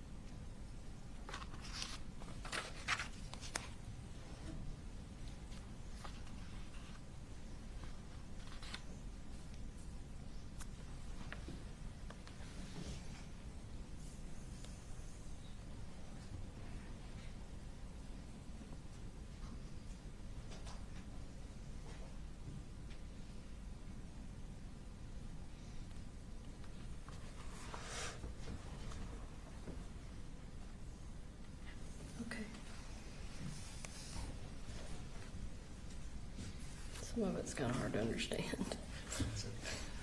Shorthand, I guess. Sure. All right. Now, do you recall sharing information with Agents Maddox and Ward about Colt's mental state? Again, I don't remember what I shared and what I didn't share Okay. with them. Do you know if you told him he had anxiety? Again, I don't remember anything that I shared with them. Okay, so you don't remember if you told him if he had depression? No, I don't remember the conversation. It was apparently the day of the shooting, so I don't remember Okay. anything from that day. You don't Sorry. remember telling him that he had homicidal ideations? Nope. Don't remember telling him he had suicidal ideations? No. As That you doesn't, said. that's not to say that I did not say okay. that to them. If you don't remember, you don't remember. And do you recall, and you said you don't remember telling them you suffer from anxiety? I mean, I probably did tell them that, but no, I don't remember. Okay.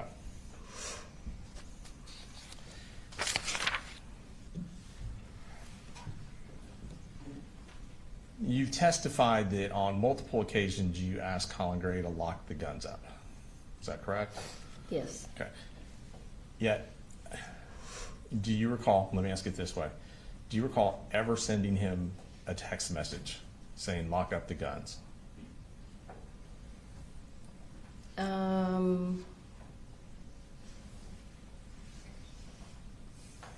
I want to say that every time we had that conversation, it was like a phone call, Okay. not necessarily text. But that, again, that doesn't mean that I didn't. See, do you Some point recall? send one. Okay. Do you recall ever sending him an email saying lock up the guns? I wouldn't have sent an email. So the only memory you have of those conversations is they were just either in person or on the phone. Is that correct? I don't know for sure. Okay. I mean, it happened on multiple occasions. It could have been a text, but I'm guessing if there was a text, you would be reading it to me. So Maybe. All right. And you talked about plans to go up on a Saturday before the shooting to take Colt to Advantage Behavioral Health. yes, Is that correct? yes, sir. And according to your testimony, the plan was for your mom to drive you up to Winder on Saturday, Yes. prior to her, of course, breaking her hand or her fingers, Yeah, I say hand, but yeah, she broke several fingers. several fingers. Mhm. Okay. Her hand was swollen like twice its normal size. And so you were trying to make alternative travel arrangements to come up here Yes, to take care of that, as well as it sounds like some other things with the kids, yes, until your mom broke her hand. yes, And then the alternative was for y'all to meet halfway. I think you threw that out there. yes. Because it's a 4.5 hour drive each way. Yeah, it's a pretty long, Right. long drive. But we've So made it for- a million times. So basically, if someone leaves and picks you up and comes back round trip, that's about 9 hours. Yeah, Okay. yep. And you stated that you got a phone call, and I can't remember what you said, so just let me know. Was it Friday night or Saturday morning that you got a phone call saying, yeah, maybe let's not do this? It would have been Saturday, I think, when finally, and I can't remember exactly if it was a phone call, a text. That's okay. To be honest, he may have never actually said it. He may have just stopped talking to me. Okay. That could have happened too. Okay. And you said there were plans to take Colt to Advantage Behavioral Health. Yes. Were there any plans to go camping that weekend? We had talked about going up to Blue Ridge. Blue Ridge was a place that we used to go all the time. Okay. We'd like rent a cabin for a weekend or something, take the kids, or Uh-huh. so yeah, that's one of the things that we had talked about doing. So was there a plan to go to the cabin with Colin and your youngest son, Coley Jr.? Yeah, we Probably. would have. Yeah, well, He's not a junior because he's technically not a Coley. He's a Colin. Okay. And you refer to this your youngest child as Boo Boo. Is that fair? Yeah, or Coley. Or Coley. Okay. Yeah. All right. So there had been talks of doing that weekend as well. Yes, and I don't think we had shared any of that with Coley, little Coley. It was Little just Coley. conversations that Colin and I were having about what we were going to do. Okay.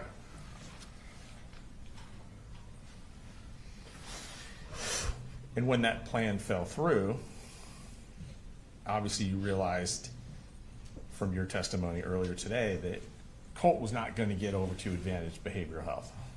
Yeah, You, that's you correct. said that his dad wouldn't do it, right? That's correct. Okay. Knowing that, you didn't insist on your mom driving you up here so that you could make sure he got over there. No, I didn't. Okay. You didn't ask your mom if you could borrow her car and drive up here to take him to Advantage Behavioral Health. I didn't have a license at the time. Okay. And That was a big part of all this. I was reliant on other people to drive me places. Okay. When you realized you couldn't be up here, you did not decide, hey, I need to call the police because I feel like something urgent is about to happen, something imminent is about to happen. No, I did not. And the truth is, you didn't think anything imminent was about to happen.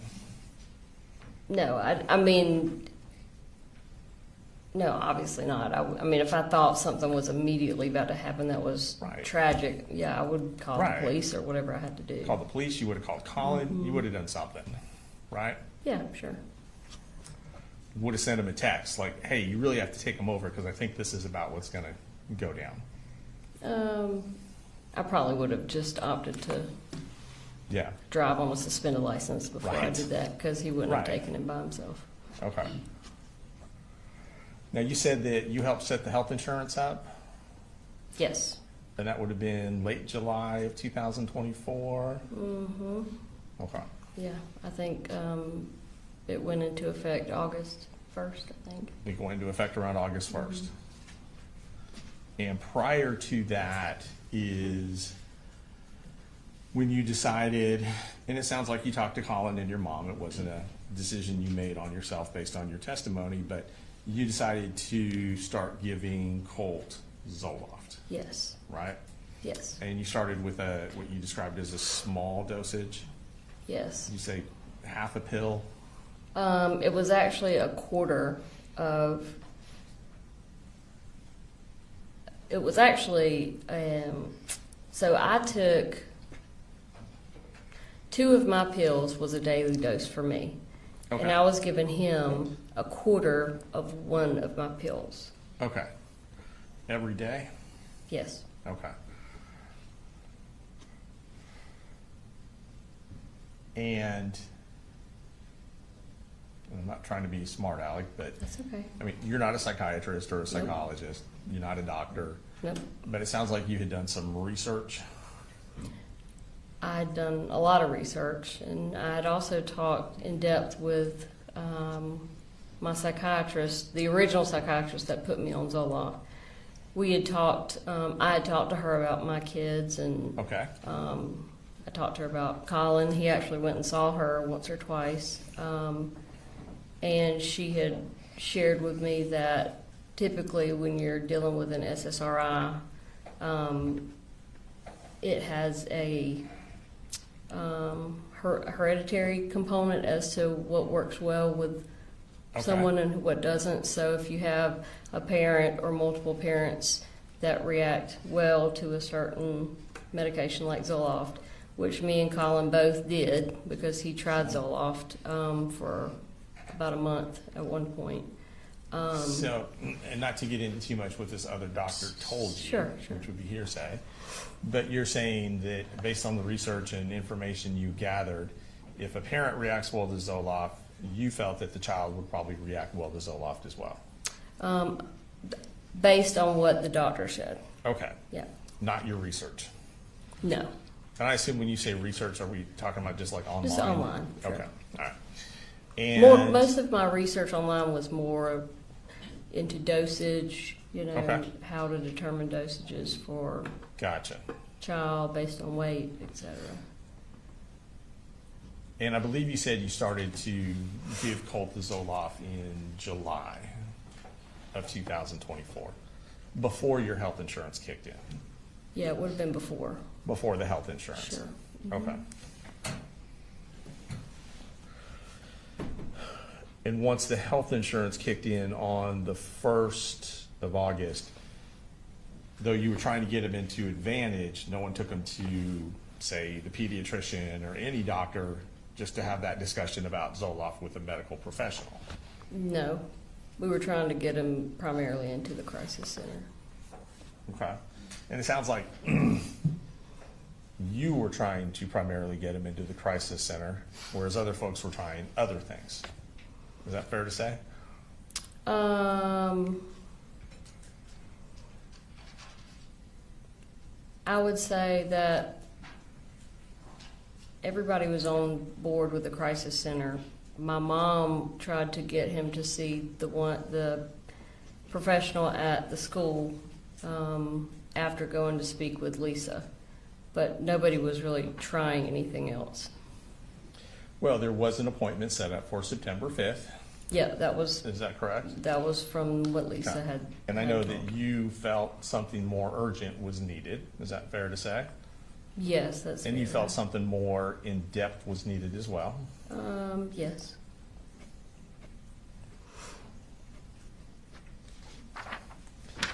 And at this time, with the exception of those 4 weeks or so that you were at the house, you had not been in Winder. No, Is that right? that's correct. Okay. In fact, when you're making all these plans, you had already moved back to Fitzgerald. I had started researching facilities prior to moving to Fitzgerald. Okay. But my mom and I did not actually reach out to the crisis center until I was down in Fitzgerald. Until you were down in Fitzgerald. Yes. All right.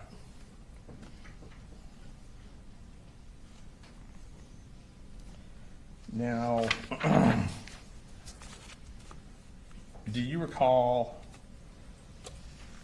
telling either Investigator Smith or GBI Special Agent Ward or Maddox or anyone in law enforcement you spoke with that you thought Colt had homicidal ideations?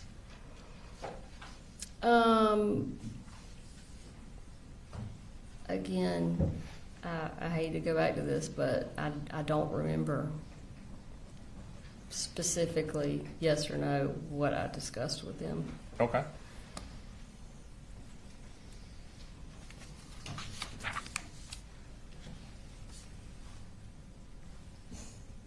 Do you recall telling anyone in law enforcement, so we'll say it like that, so I don't have to say everyone's name every time. Do you recall telling anyone in law enforcement about Colt's fascination, which is your word, with the school shooters?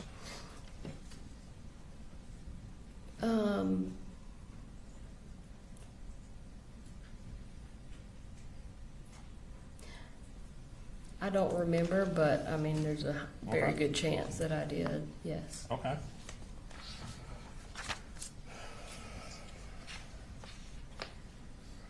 Did you tell anyone in law enforcement that Colt had made these threats to kill Colin? I don't remember. Do you recall, well, you testified that some of these threats made by Colt to kill Colin were done in front of Colin. Is that right? Or am I getting that wrong? That is what happened. I had witnessed him do that before. I don't know who I told or if I told anybody that. Okay. You witnessed Colt threaten to kill Colin in Colin's presence, is what you're saying? Yes. Okay. And despite that, Colin still wouldn't lock up the guns, is your testimony, Yeah. right? Okay.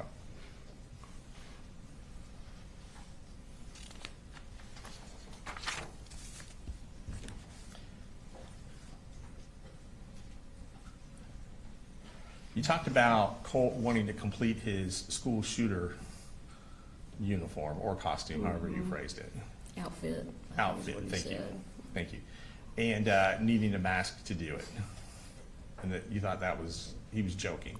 A vest, A vest. yes. Okay. And I believe you testified that the way he said it, the tone made you think that he was joking. Yes, and he actually said, "I'm just joking." He just said, I'm I'm serious. joking. Mhm. Okay. And I believe you said on direct, as part of your testimony, that, it really wasn't acceptable to make those kind of jokes. Yeah. I said something like, "That's not very funny." Yeah. Right. You mean, you let him know you didn't approve of it, Sure. right? Because obviously you wouldn't approve of a school shooter or No. a school shooting. Nobody would.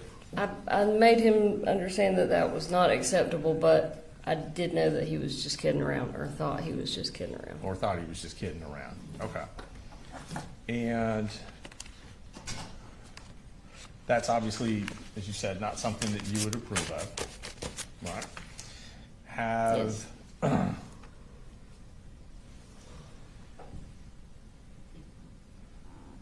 since Colt's been locked up, have you done anything to try and enhance his popularity or celebrity as a school shooter?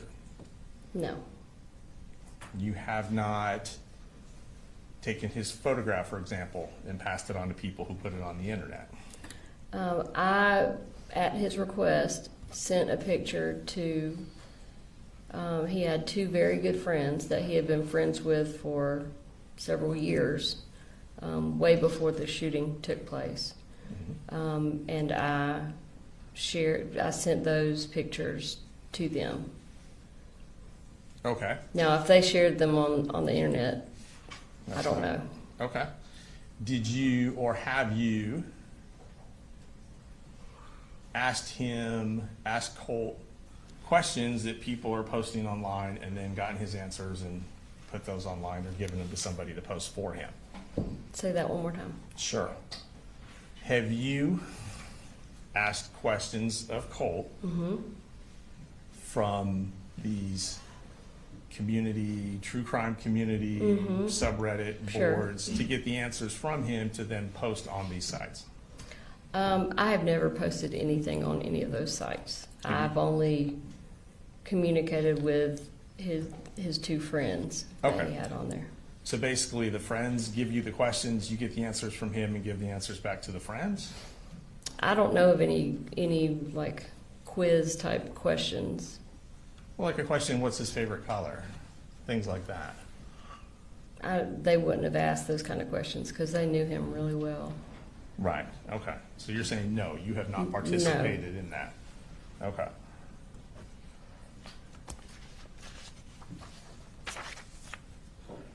And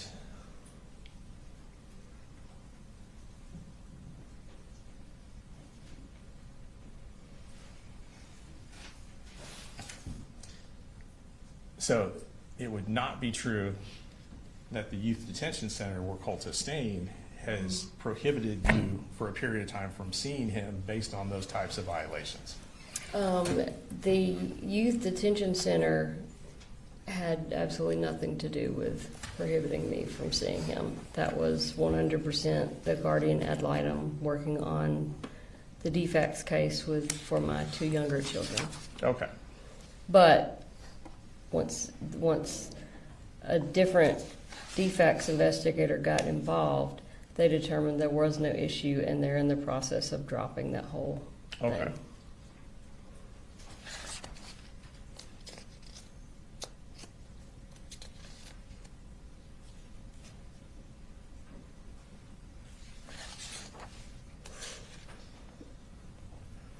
Now, you were aware that Colin Gray and Colt had gone hunting, Yes, is that correct? yes. And it sounds like that would have been in 2023? Yeah, that sounds about right. About right? Did you ever voice disapproval of that pastime to Colin or to Colt? No. I believe you described it as a way that they were bonding. Yeah. Is that accurate? Yeah, I did not disapprove of that. Okay. And that also included going to shooting ranges, gun ranges, things like that? Yes. And you didn't have a problem with that either? No.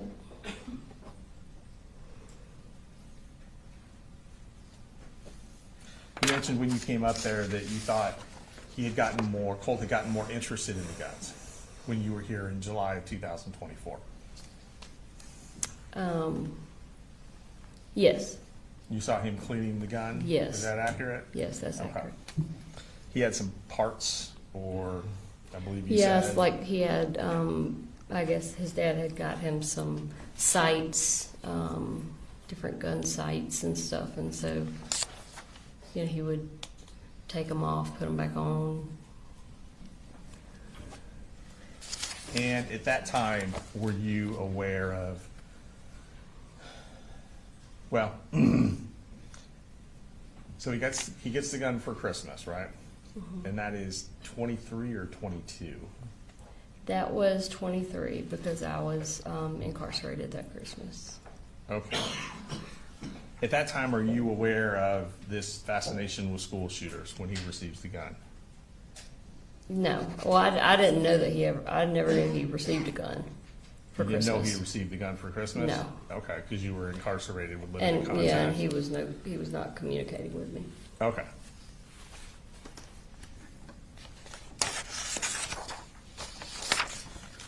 When did you become aware of the fascination with the school shooters? When he, I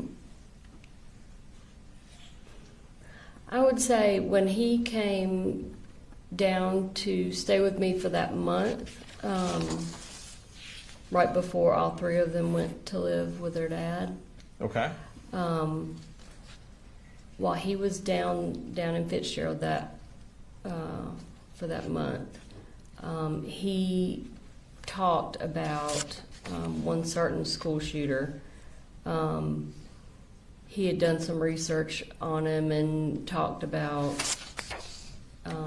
just some quirky things that he did, different video games he liked to play. Just basically showed like a general interest in the individual, not necessarily the act of shooting. So that would have been late summer, early fall of 2023. Yes, And Colt was down with you for approximately how long? about a month. About 30 days? Mm-hmm. Okay.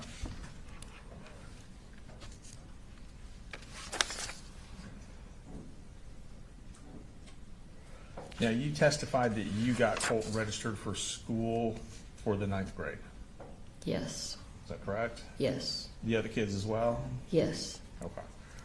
And that was with Colin Gray's knowledge. yes. He knew you were doing that, Sure, right? Mhm. Okay. And he was working at the time? yes, Was he working full-time? yes. Do you remember what his hours were like?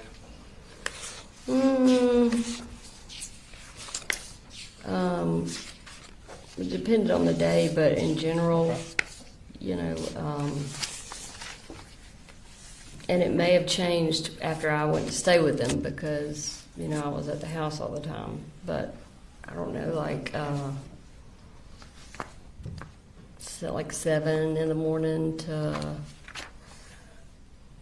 anywhere from 4 in the afternoon to more later in the evening, just depending on what he had going on. Okay. And at that time, it sounds like you did not have a car?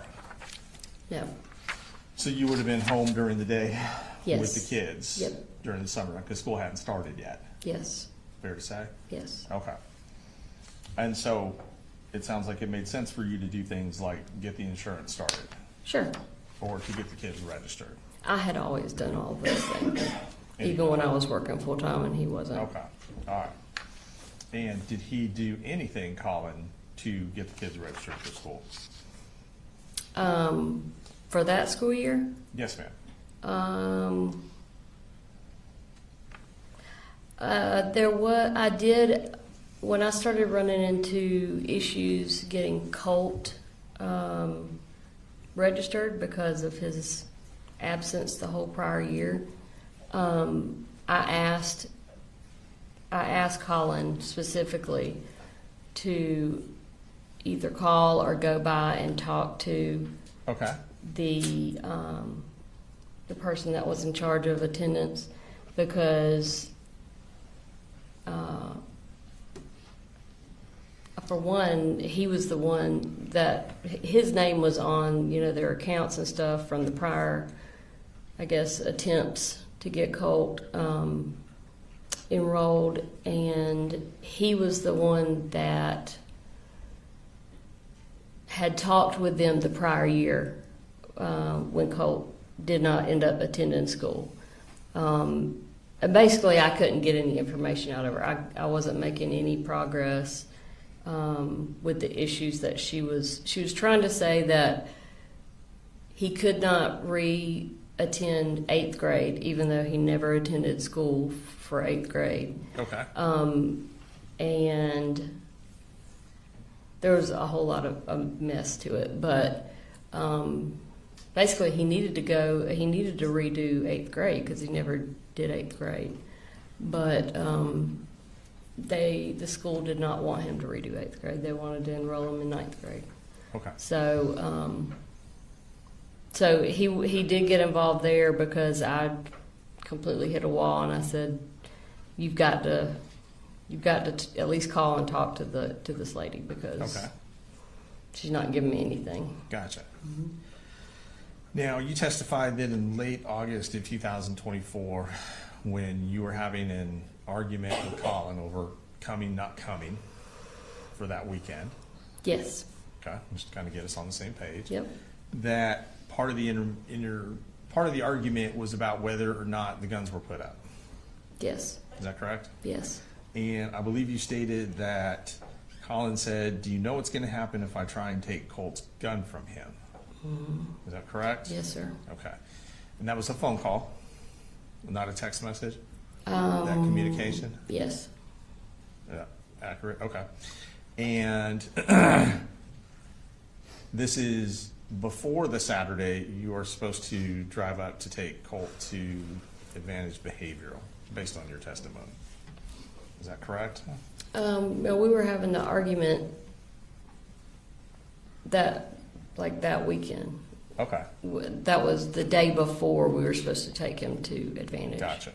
All right. And when you heard that statement from Colin, do you know what's going to happen if I try and take his gun from him? You did not feel it was necessary to call the police. No, I never called the police. Yeah. You didn't think it was necessary to tell your mom, like, we really got to drive up. Not at the time, because I knew it was just Colin not wanting to deal with it. I mean, he could go in and take the gun from Colt. Okay. But he just didn't want to do it. Just didn't want to do it. Okay. And you didn't think that that statement indicated any imminent threat or anything along those lines? No. Okay. I just thought it would be more of the same between him and Colt, just getting into confrontation, what had been taking place for apparently years.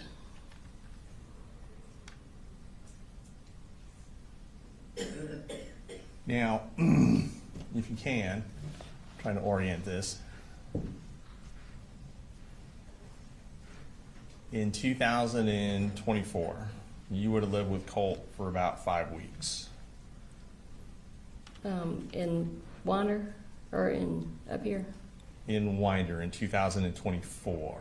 Yes. You're going to work backwards. Yes. In 2023, you would have lived with Colt for about 30 days. Yes. Is that correct? Okay.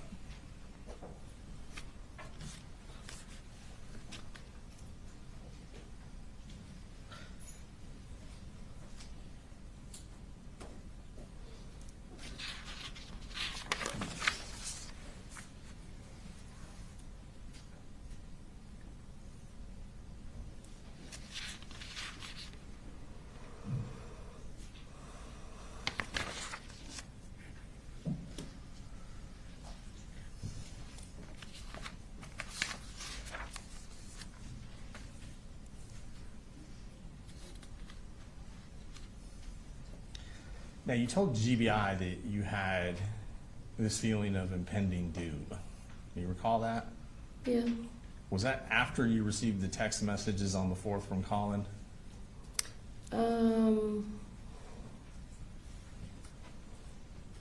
Yeah, I would say. Not before?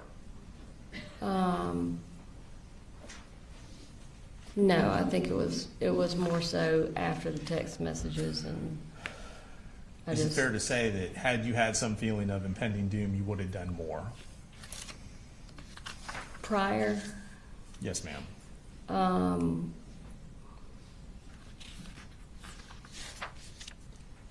Oh, I can't say what I would have done or would not have done. I mean, I felt like I was doing everything that I could, other than call the police. Or the school and tell them that you were afraid something like this was going to happen? Well, I called the school several times. But you never told them you were concerned that Colt was going to do something violent?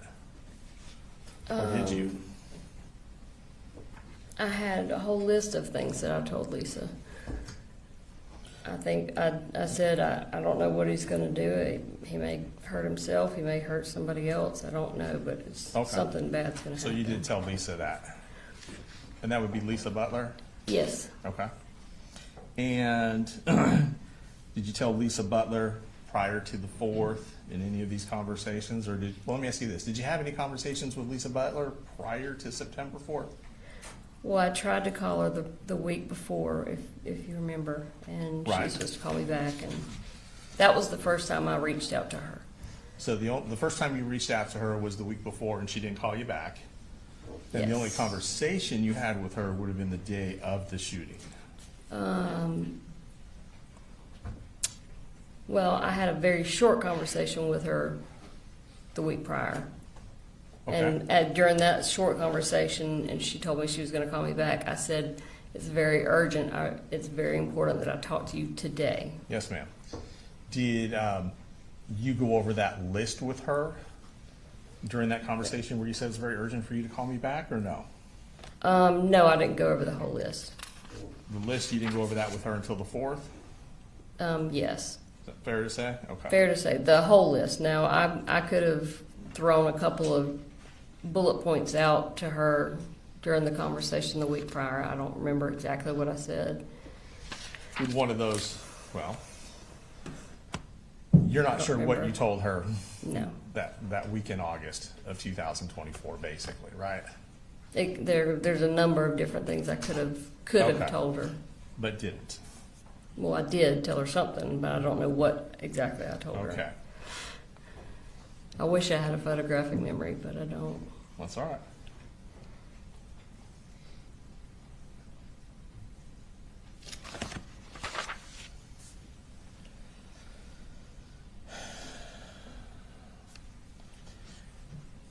So you're not here today telling the jury or anyone that you saw this coming? I did not see a mass school shooting coming. No Right. way. Okay. Maybe I was just not wanting to face it because I was his mother. I don't know, but it was the last thing that I would have guessed. Right. I mean, this is your child. Sure. I mean, I would have seen, if you'd asked me if I saw him hurting someone, I would have said maybe himself. But you can't picture him doing something like this to someone else, No, nor could you have in 2024, there's no prior way. to September 4th. Yeah, that's correct.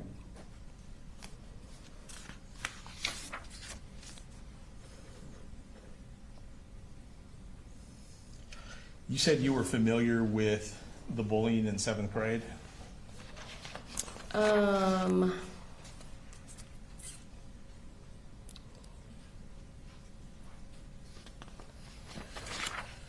Can you elaborate Sure, the bullying? sure. There was testimony earlier about Colt being bullied in the 7th grade, right? Do you recall being aware of any of that? Or is that something you learned later? Would you have known at the time it was going on? I'm just trying to remember what school he was at.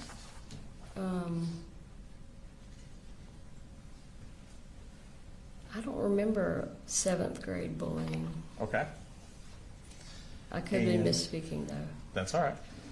Do you were shown a text message earlier where Colt was referencing his teachers out to get him, out to harm him. Yes, Is that correct? yes, All right, you remember that text yes, message? I do. And I think that's certainly an element of paranoia there, is there not? Yes,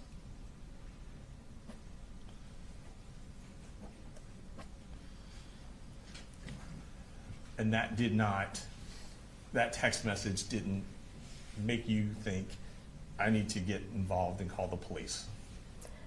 it did not make me think I needed to call the police. It made me think we've really got to get him into the crisis center. Mental health treatment. Yes.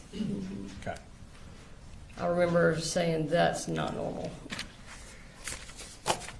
Do you remember telling one of the investigators that you and Colt had long conversations?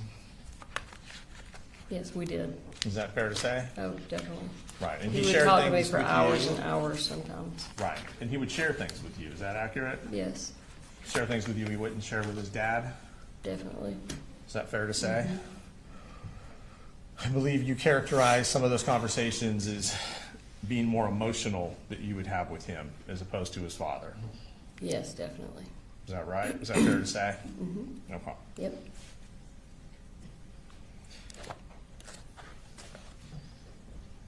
Your and Colin's relationship in July, August of '24. So you guys were still married. You're still married today, I want to say. You're not legally divorced. No. Okay. I have And- filed for divorce, but we have not served him yet. Okay. And so in July and August of 2024, you guys were still married. Yes. And when you moved into the house for that 30-day period, 5-week period, it was like you said, only temporary. Yes. You guys weren't looking to get back together or anything like that. He was looking to get back together. You think he was, Yes. in your opinion. Well, I mean, he said it. He said Many it. times, Okay. Okay. And you were, it sounds like, not of the same mind, correct? I knew that I had to make sure that I continued to have access to my children. Okay. I did not want him to think that all hope was lost of us getting back together. So you were deceiving him in order to maintain a relationship with your kids? I don't know if I was deceiving him Okay. because I never said, "Oh yeah, we're gonna Okay. ride off into the sunset together." Sure. I was very open about the fact that I wanted to get my own place or, Uh-huh. another living situation. Right. But as you said, you wanted to make sure there was an avenue available for you to still Yeah. be able to communicate with the kids. Is that right? Yes, and he had proven many times in the past that if that avenue was taken away, then he was going to And at make me that pay for point- it. Okay. And he usually uses our children. And at that point, he still was in charge of what type of visitation you would have with the children, Yes. right? Okay. Just kind of 1 second. Yes, sir.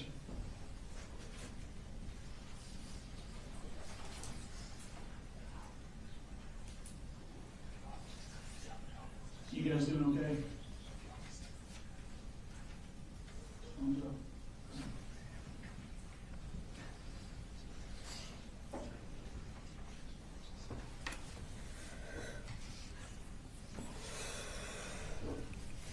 All right, and I'm almost finished, Judge, for timing purposes.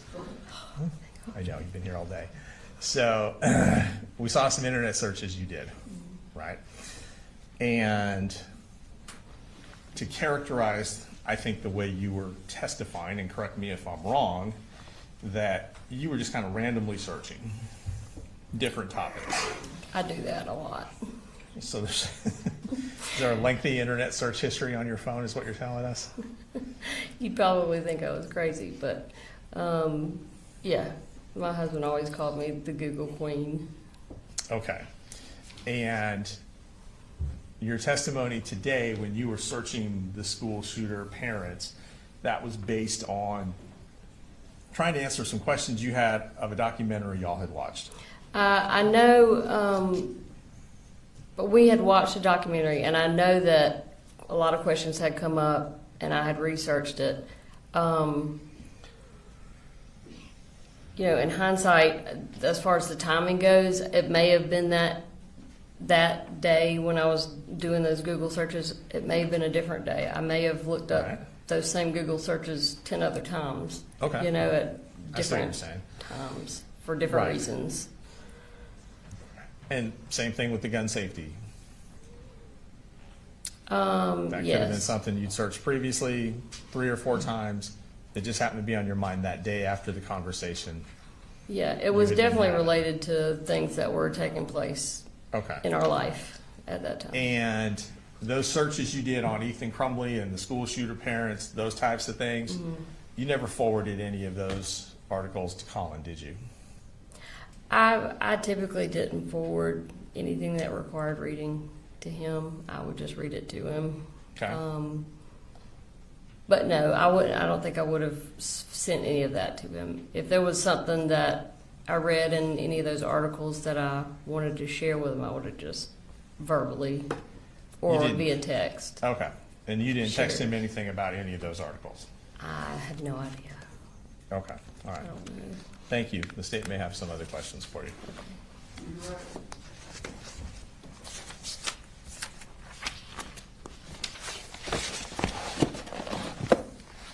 Just briefly, Your Honor.